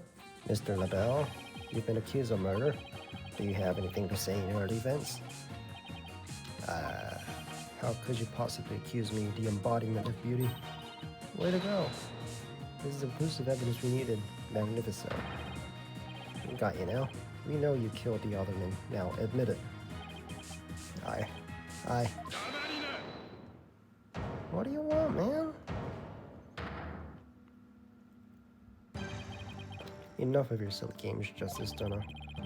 This prancing peacock could not possibly be the killer. Higiyari! What are you talking about? I just proved he was in the Fox Chamber. Damarina! Why could he have not seen the statue in its true form? After all, he was close friends with the alderman. Ergo? Yes, that's right. I clearly remember it now. Alderman Cuby told me about it. About what the statue actually looked like. I mean, he was a good friend of mine. You get it? Alright. He wouldn't show his secret. Moreover, it has already been proven that he was not present at the scene of the crime. Yes? Forgotten, have we? Recall the little scale statement, if you will. When Jinxie Tenma unlocked the Fox Chamber, she saw the alderman and the mayor collapsed.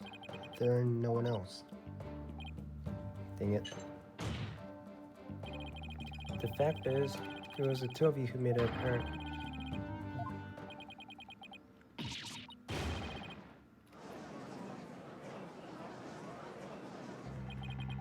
Just don't get it.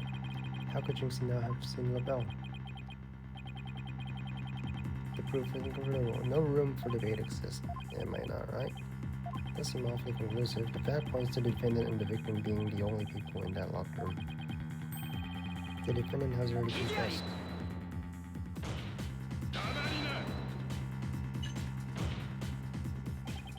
You cannot defend the indivisible. Your role in this charade is over, Justice Tono. But your boldness is trying with last an eternity for to keep crossing those simpletons. It is high time you brought down the hammer of justice. The point well made. I believe it's time to declare a verdict. This court finds the defendant, Damien Tenma,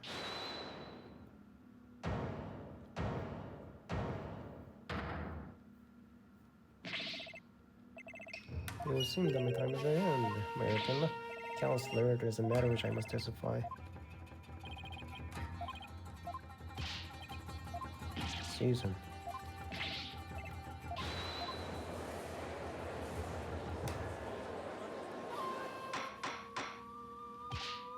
Mr. Justice, what am I supposed to do? Okay, we'll do something. We will hear him out. When you put it that way.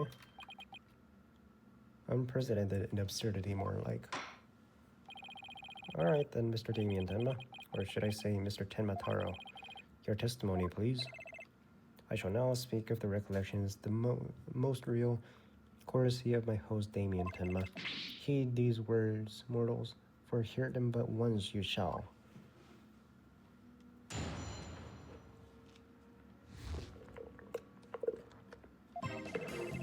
Barely conscious with aiming there amid the darkness, suddenly two yokais did appear.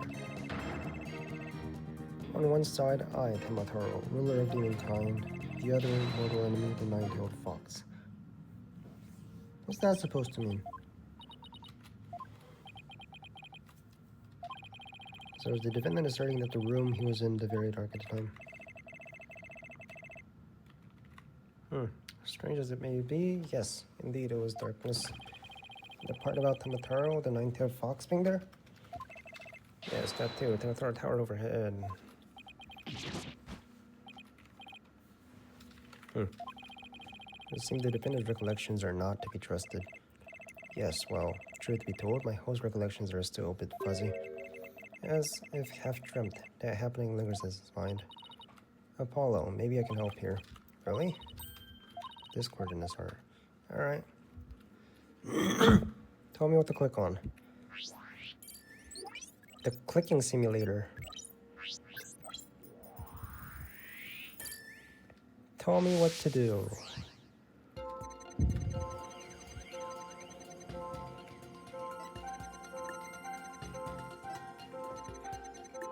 Inside, Tamataro, ruler of demonkind, and then the other, my mortal enemy.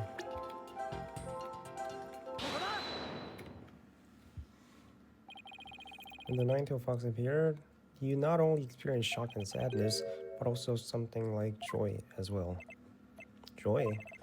Perhaps it was joy at the light coming to my eyes. Long to a repeating pair of sounds. In silence there was light. On reflection, it was a door that did produce an infernal racket. Creaking door. You must be talking about Forbidden Chamber door. It does make a lot of noise. So, this means Forbidden Chamber really was opened. But that about sudden... What about the sudden light he described? I think you mentioned darkness and the Matara towering overhead. Maybe the mayor wasn't really in the Fox Chamber. Mr. Mayor, did the darkness that you were in happen to be here?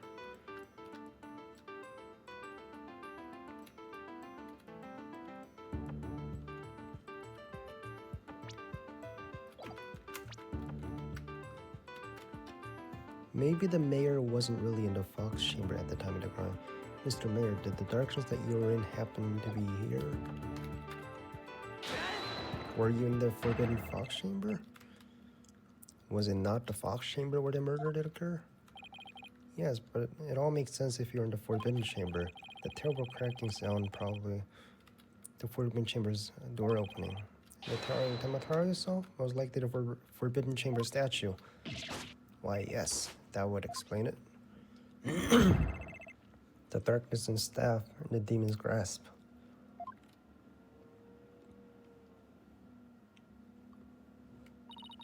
But even if it's all true, then what about the nine-tailed fox? Maybe he was seeing things, just like Jinxie and her imaginary yokai. Fantastico, Apollo. It's entirely possible. This groggy, dreamlike state, people can misremember things and events. Misremember, you say? Let me think. I do believe I remember now. That was not the nine-tailed fox. It was the Amazing Nine-Tails. The Amazing Nine-Tails. At first, this is but a dream, I thought. Now, however, most clearly do I recall it. The Amazing Nine-Tails did open the Forbidden Fox Chamber. 60. Sorry, I asked. The Amazing Nine-Tails, but that was victim? QB, right? Never mind that, this is completely new information.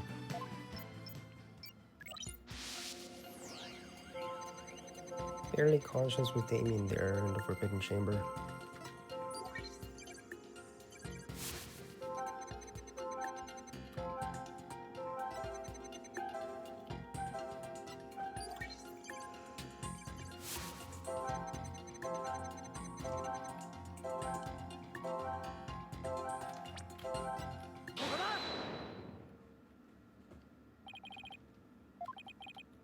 Joy, but shock and sadness. Yes, in the hazy depth of my mind, I do recollect something of that nature. I believe it was a fiend's cape of red. For when I did behold it, a great wave of sadness did inexplicably wash over me. I got one more. Cape of red. Why were you sad when you saw the red cape? Why indeed? What could this mean?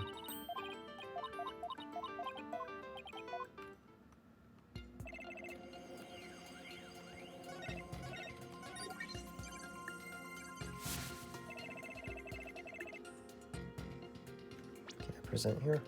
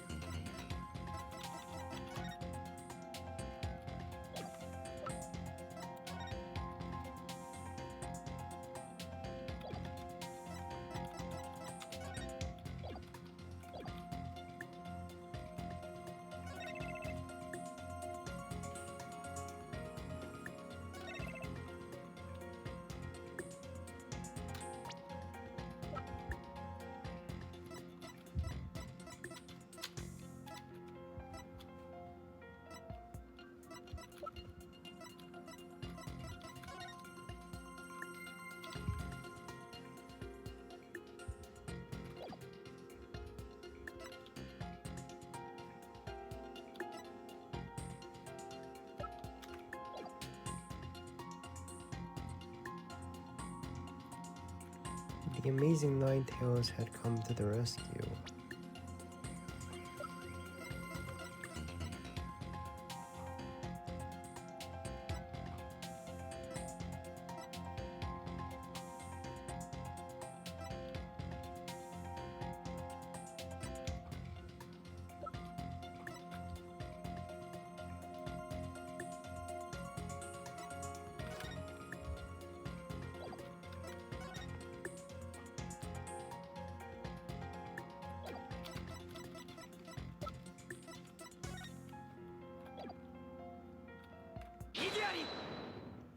He doesn't have a red cape.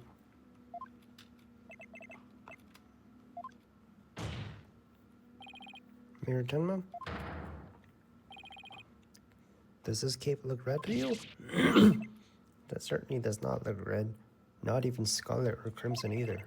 Nevertheless, upon my liberation, something red did fill my as yet hazy field of view.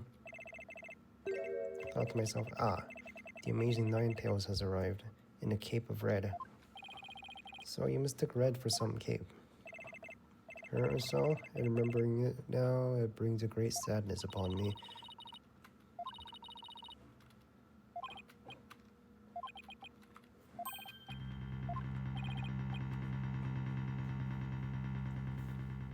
Mayor, was the red thing you saw this?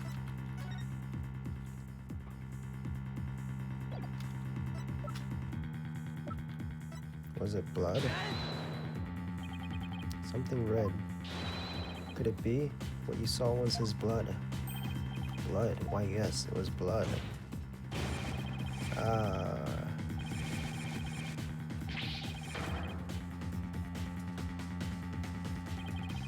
It's coming back to me now. It wasn't red cape I saw. It was lying behind the amazing Ninetales, the alderman's bloody bloody.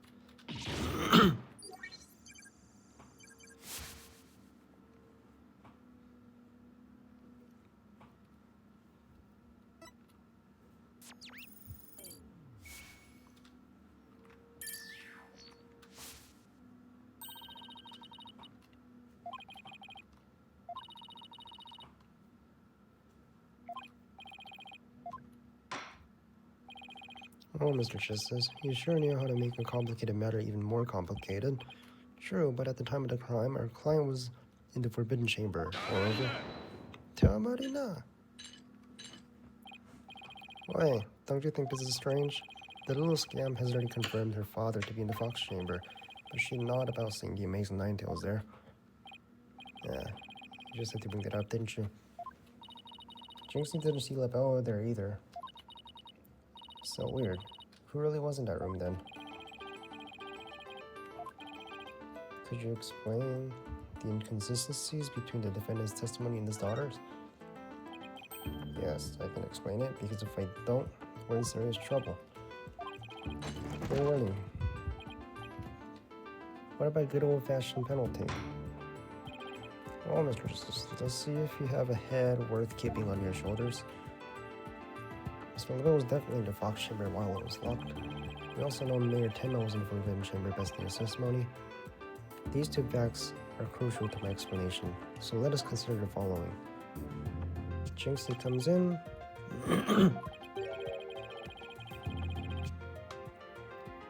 Why did Jinxie Tenma see the victim in his father, Mayor Tenma?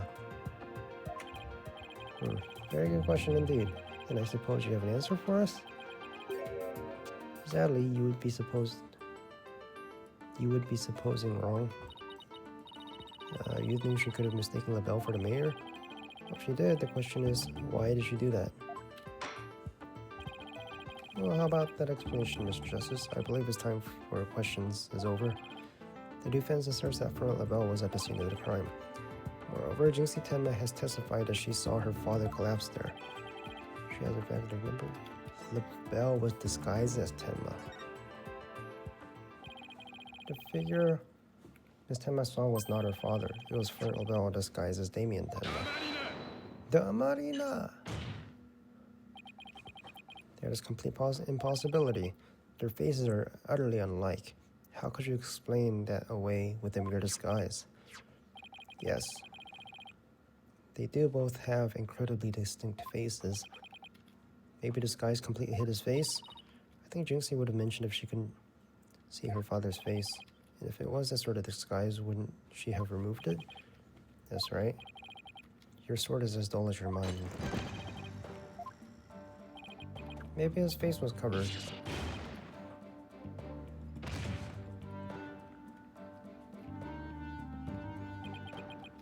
Are you okay? I'm not fine, am I?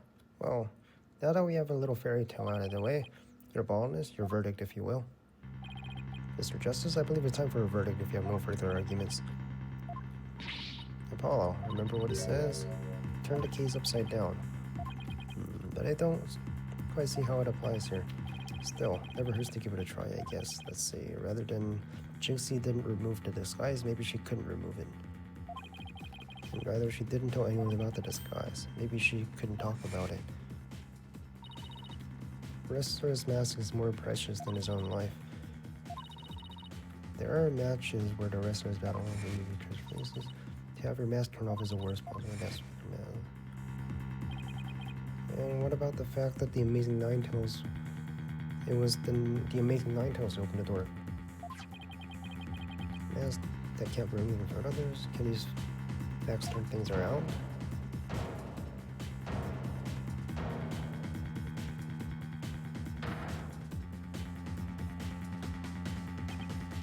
Ah. We got it all backwards. Apollo? Think. He might have made a huge mistake.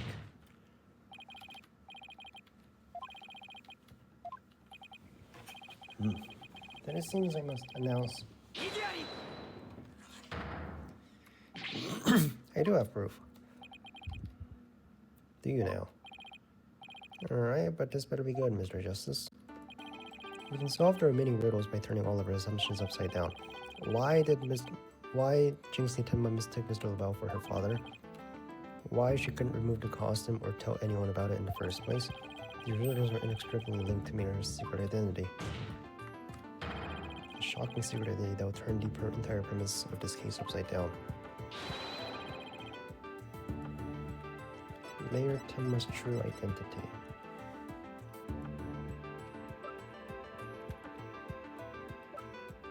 Was he the Nine-Tails mask?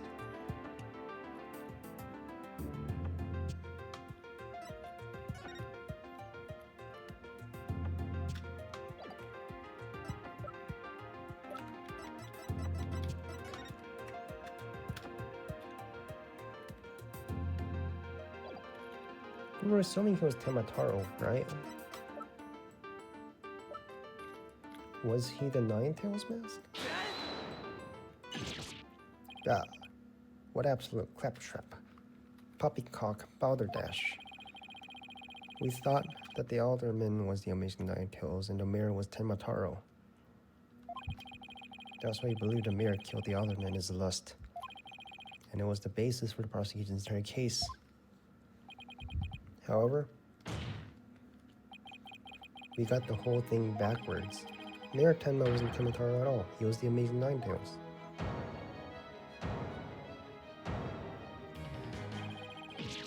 What is this? You'd best explain yourself, Justice Sono. From where did you derive such a far-fetched conclusion? Shinxi no doubt knew the identity of the Amazing Ninetales, but she couldn't tell anyone no matter what. That's why she didn't say it was the Amazing Ninetales. Even though, he knows to her it was really for LaBelle in disguise. The accused of the deceitful dandies are utterly dissimilar in physical build and voice. The little scamp would have seen the difference. Remember LaBelle had his very own brand of cosmetics? Why couldn't he think a different build too? And only speaking through a mask would naturally sound different.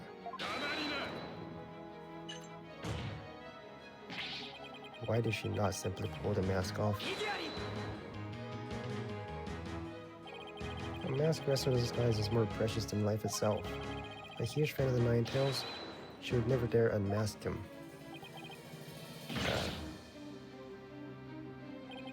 This case of mistaken identity also explains the riddle of the locked room. By all means, the answer is for us already. First, LaBelle enters the room where the mayor and alderman were talking. But with the coffee laced with some sort of sedative. Once alderman was out cold,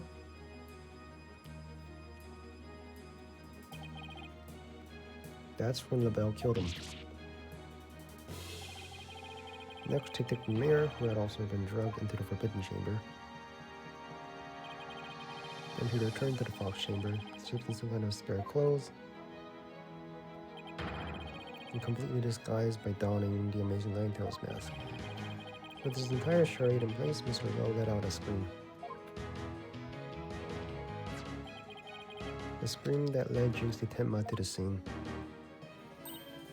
Ah, so then, the person who said I killed Alderman QB was... Yep, that was for LaBelle in disguise. The mayor never actually confessed. This is more than guesswork and speculation. Now stop your jabbering. No, you twisted samurai. This time you stop your jabbering and let me finish my case. Once Miss Tenma left the scene, Mr. LaBelle, still wearing the mayor's clothes and mask, opened the Forbidden Chamber so he could drag the mayor back into the Fox Chamber. Right, it was LaBelle opening the Forbidden Chamber. The second time LaBelle opened the door to the chamber, he happened to catch the thieving Mr. Filch by surprise. Startled, Mr. Miss Tenma and his Tenma disguise ran as fast as he could away from the room.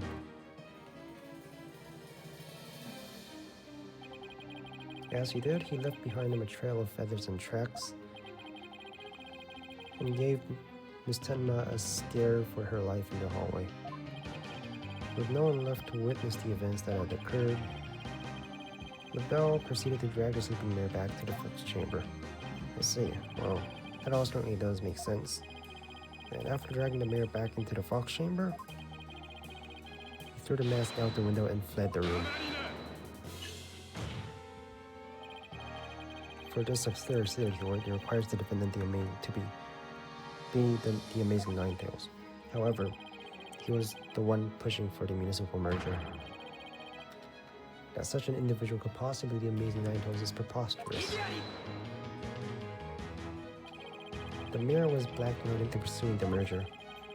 Miss Tenma's life would be in danger if he had openly voiced his opposition. That's a pretty secret entity as the Amazing Ninetales.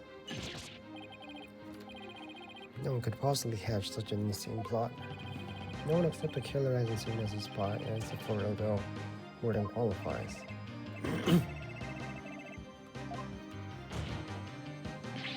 American, it's okay now. Jinx, you'll be safe as soon as Mr. Lobo is arrested. You are the amazing Ninetales, aren't you?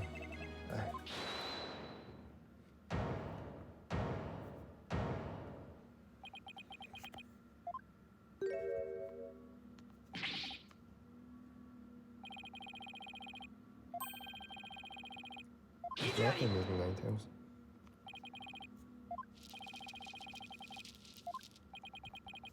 That's just... I will reveal the truth behind Temataro right here and now. What? Why you? My goodness, it wouldn't be good to expose the truth, but with the superstitions now, would it? The truth behind Temataro. What's he talking about? Go ahead and say it. Say I am the amazing Ninetales. I dare you. Wait, will somebody explain what's going on here?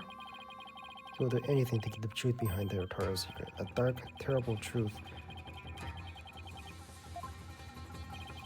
And if the mirror admits to be the amazing Ninetales, she will expose the truth.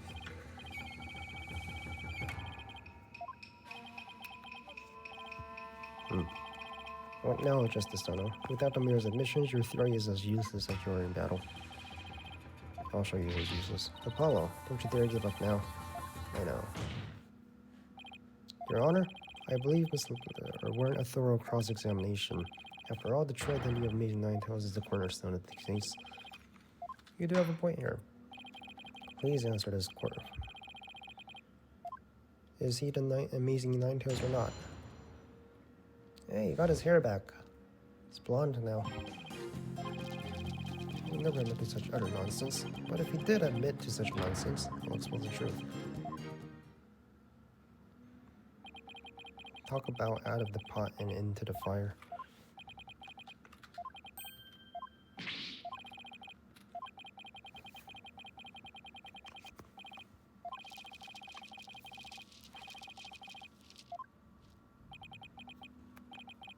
There's gotta be a hole in that testimony somewhere. Since you don't have any proof that the mirror is the amazing Ninetales, Kim was gonna expose it right now. We're so close. I know it. The defense may cross-examine a witness.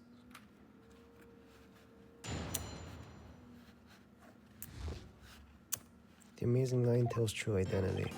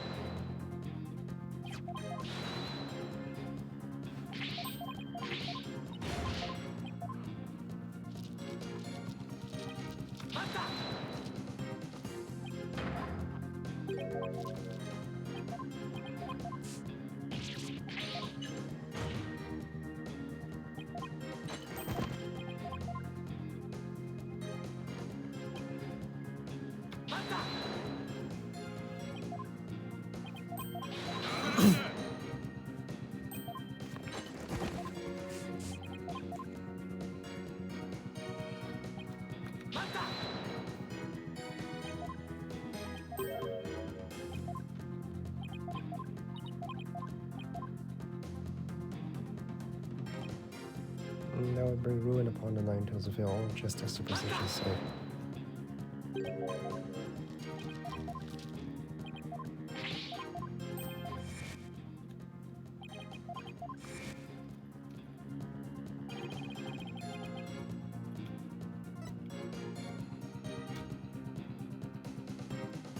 Forbidden Chamber Treasure?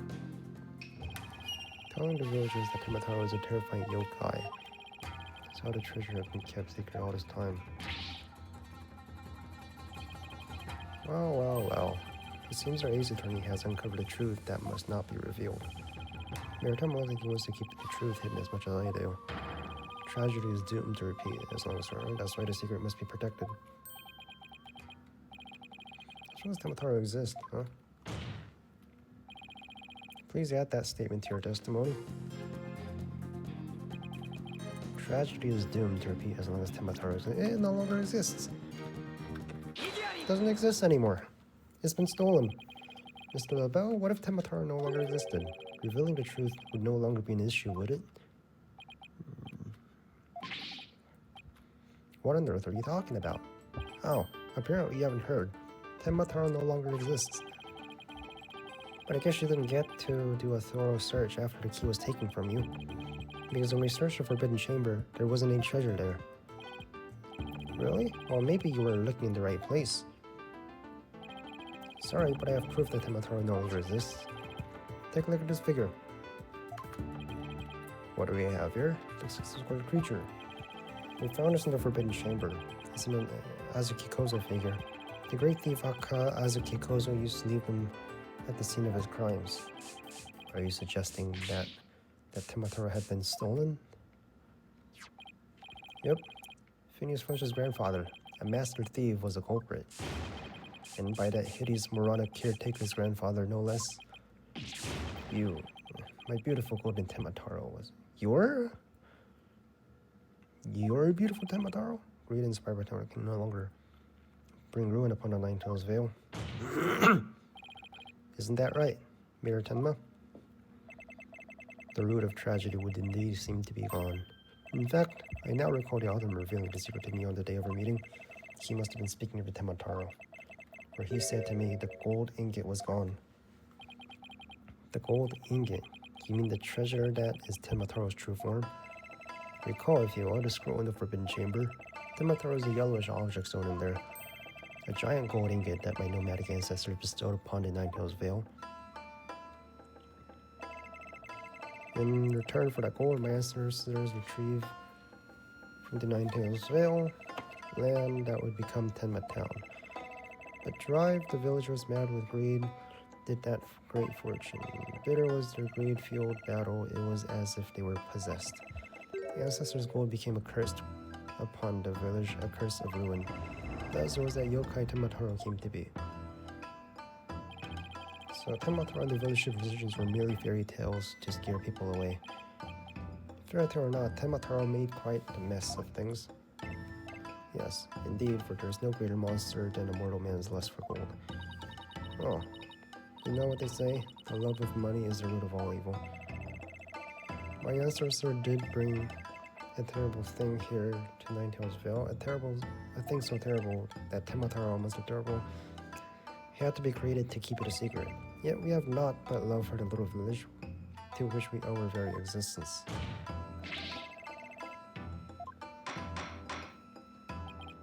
Oh my, that was quite a shocking lesson in history. Mr. Mayor, now that we know Temataro no longer exists, are you ready to admit your secret? No, don't do it. Please, no. Meltdown time? Be gone, you demented demon. Now, where was I? The Gold Lord of Yokai, the Amazing Nine-Tails, is indeed me.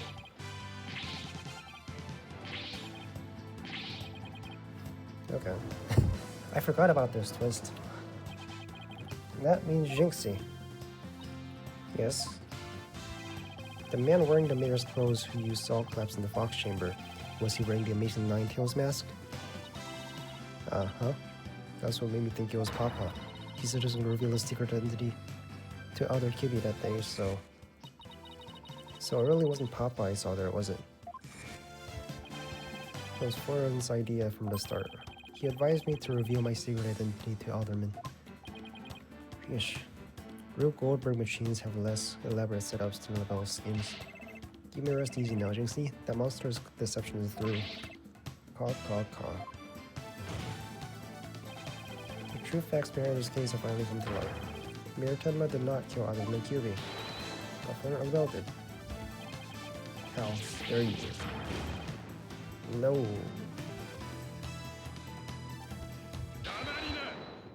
What do you want, man?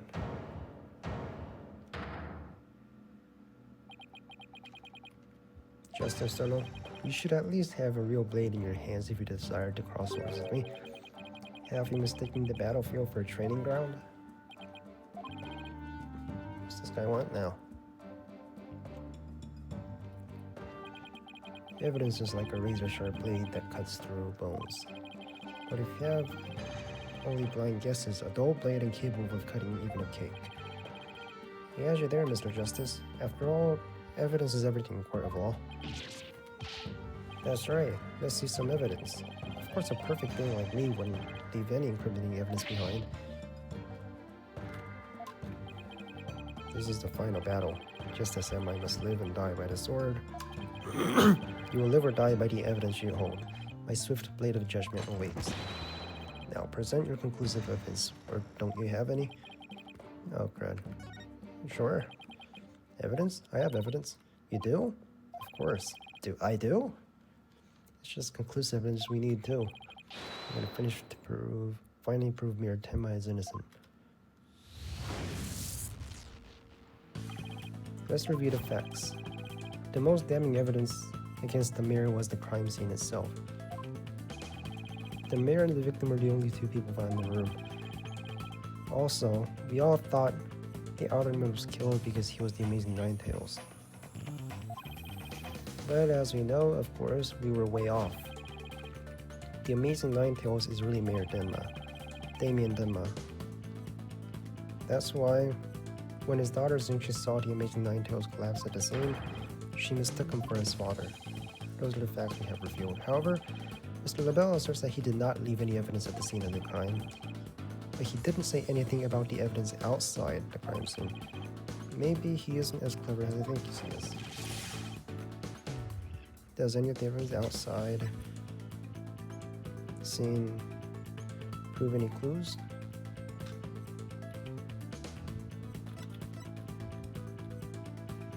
Evidence found outside the crime scene provide any clues?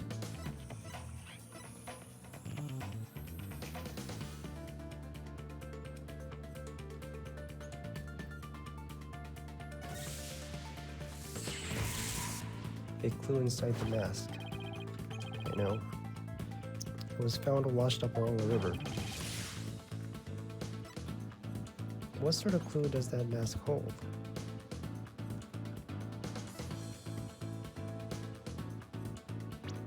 Court record?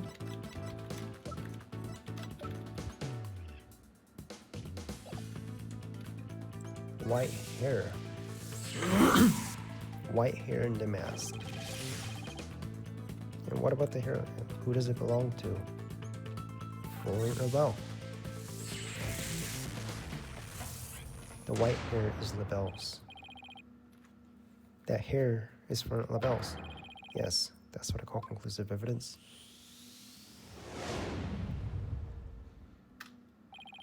Well, Mr. Justice, do you have any conclusive evidence to present to the court? Of course I do. Observe this mask, if you will. That mask, how is that conclusive evidence? Not the mask itself, but the white hair inside it. We originally thought that it belonged to Alderman Rex Cuby. Yes, but the Amazing Ninetales, as we now know, is Mayor Tenma. That is correct. So the question is, whose hair could this be? And the answer to that is the last person to have worn it before it was discarded. That would be you, Mr. Florent LaBelle. You got white hair, bro. Go wash your hair. Wash it, bro. It would appear your coup de grace failed to hit its mark. This British fop is not the white hair type because he's busy being one ludicrously garish color. No, Prosecutor Blackwell. It's you who has made a fatal error. Remember where this mask was found? Washed up by the side of the river. It's been washed, right? With that in mind, this is the last piece that will solve all the remaining clues.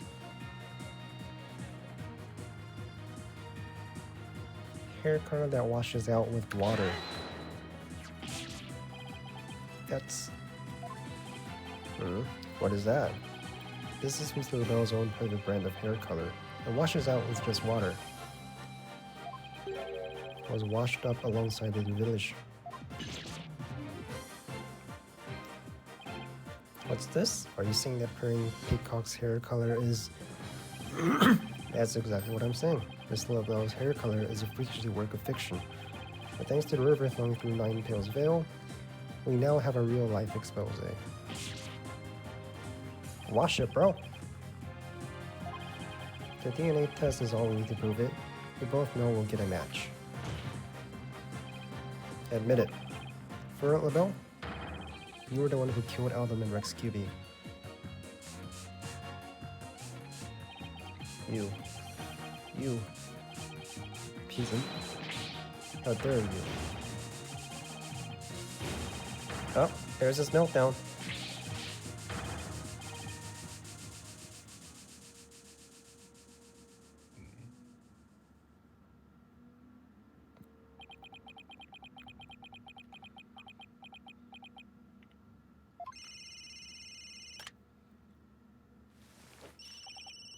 Hello, this is LaBelle. What? The project is off? This is LaBelle. The sponsors have pulled out. LaBelle speaking. I'm fired? You mean I'm no longer Mirtema's aide? Hello, this is LaBelle. What? There's just a fucking damage claim against me? $100 million? I'm finished. Washed up. Fucking me, I'm done. Alright, see you in jail. This is preposterous. Defeated? Order at the court?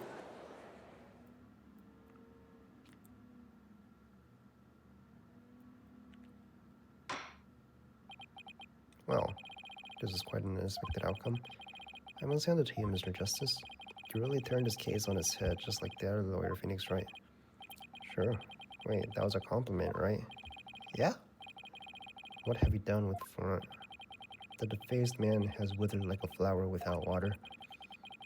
One of the officers is currently tending to him with a sprinkler. Wouldn't that just wash even more of his makeup off? Allow me to explain the actions of the guilty party in detail. Motive, of course, was to steal the gold ingot known as the Tenma Taro.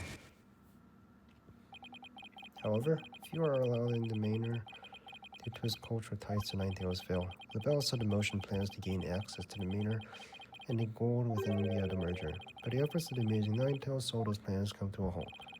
And thus LaBelle murdered the Altman and attempted to pin the blame on Mayor Tenma. I see, but it was still comprehends why he would go after the gold in the first place. He doesn't look like someone who's in need of money. He's in need of some... yeah, he needs money, right? He's beauty with makeup. He's mired in debt. Debt due to being poor with money brand. Wait, he sought gold with such ferocity. Debt due to pouring money into a brand only he could love. Too bad for him, someone else had gotten to it in the first anyway. I see, very well then. I believe it's time to declare a verdict. This court finds the defendant, Damien Tenma.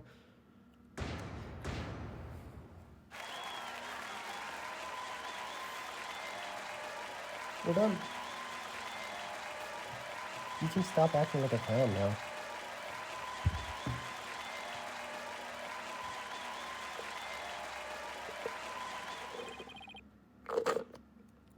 Court's adjourned.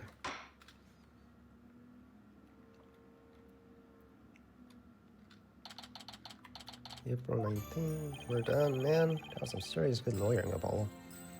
Thanks, Master. Even I didn't see that one coming. Did he get his badge back yet, though?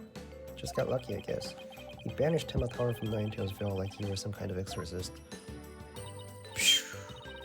There's still one thing I don't understand. How come LaBelle didn't kill Mayor Tenma too? He could have set it up so the mayor murdered Alden and he died from the counterattack. That would remove at least one possible fly from the ointment. I was wondering about that too, but I have a hunch LaBelle was biding his time. He was finding out some of the amazing Ninetales' true identity himself. But why? Because the mayor was the amazing Ninetales. Had LaBelle succeeded in framing Mayor Tenma for the Alderman's murder, the wrestler's popularity would have plummeted once his identity was revealed. Oh, I get it. If the amazing Ninetales was just killed, he'd die a hero, but if he proved a villain,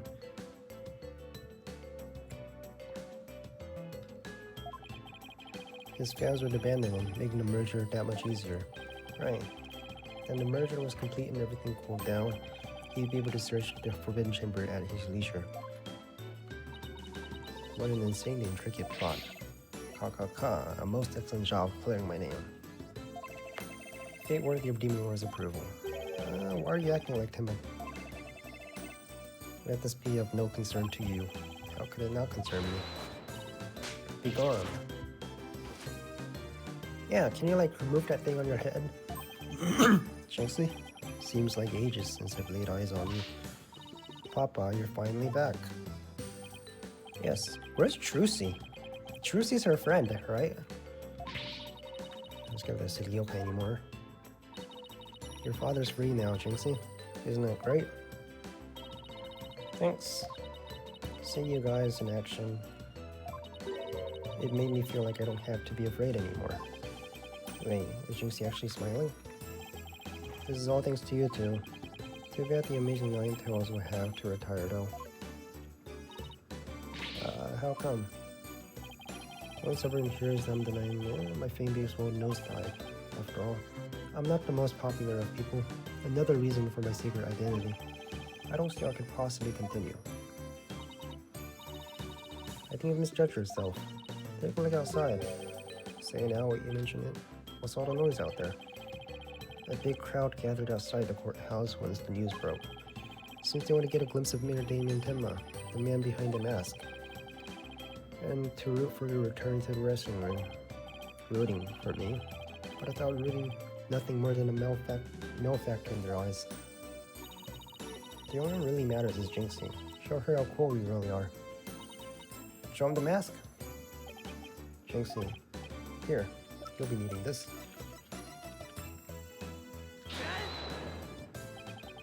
Thank you. Now, if you would excuse me, I don't want to keep my fans waiting.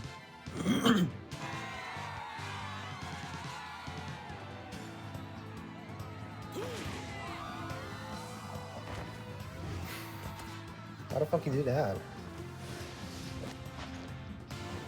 How old is this dude?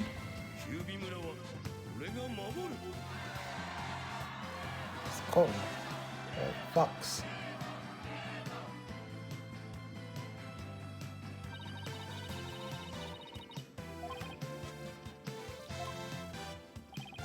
I'm sure they'll be fine after all.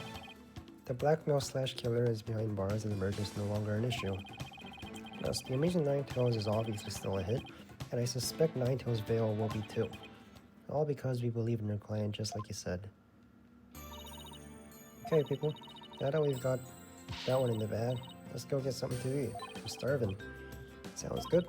Haven't eaten since yesterday. Better keep eating, Apollo. You might start looking up at me. Huh? I'm definitely past my growth phase, and you should be about past yours too. Right.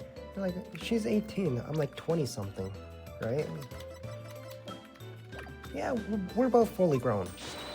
Are you kidding me? I'm just getting started. No, you're not. You're done, bro. Ready or not, it's face stuffing time. You're gonna grow belly, bro. You're not gonna grow height. Keep eating like that, and the only direction you'll grow is... That's what I'm saying, bro. Very funny. You got a leg. I can eat as much as I want to without getting an ounce. Bullshit.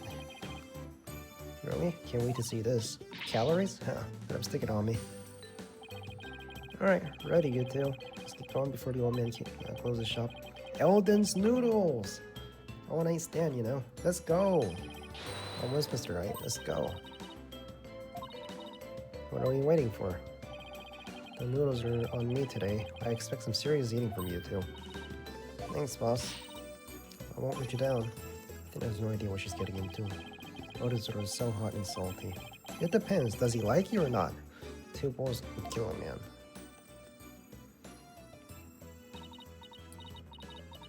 Dark ages. But little did I know that it had been lurking all along. Right there behind us.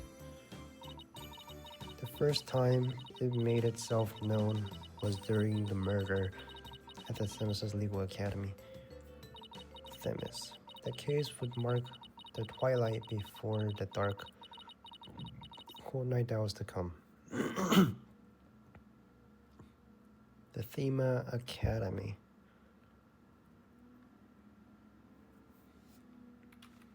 All right, we're done with this case.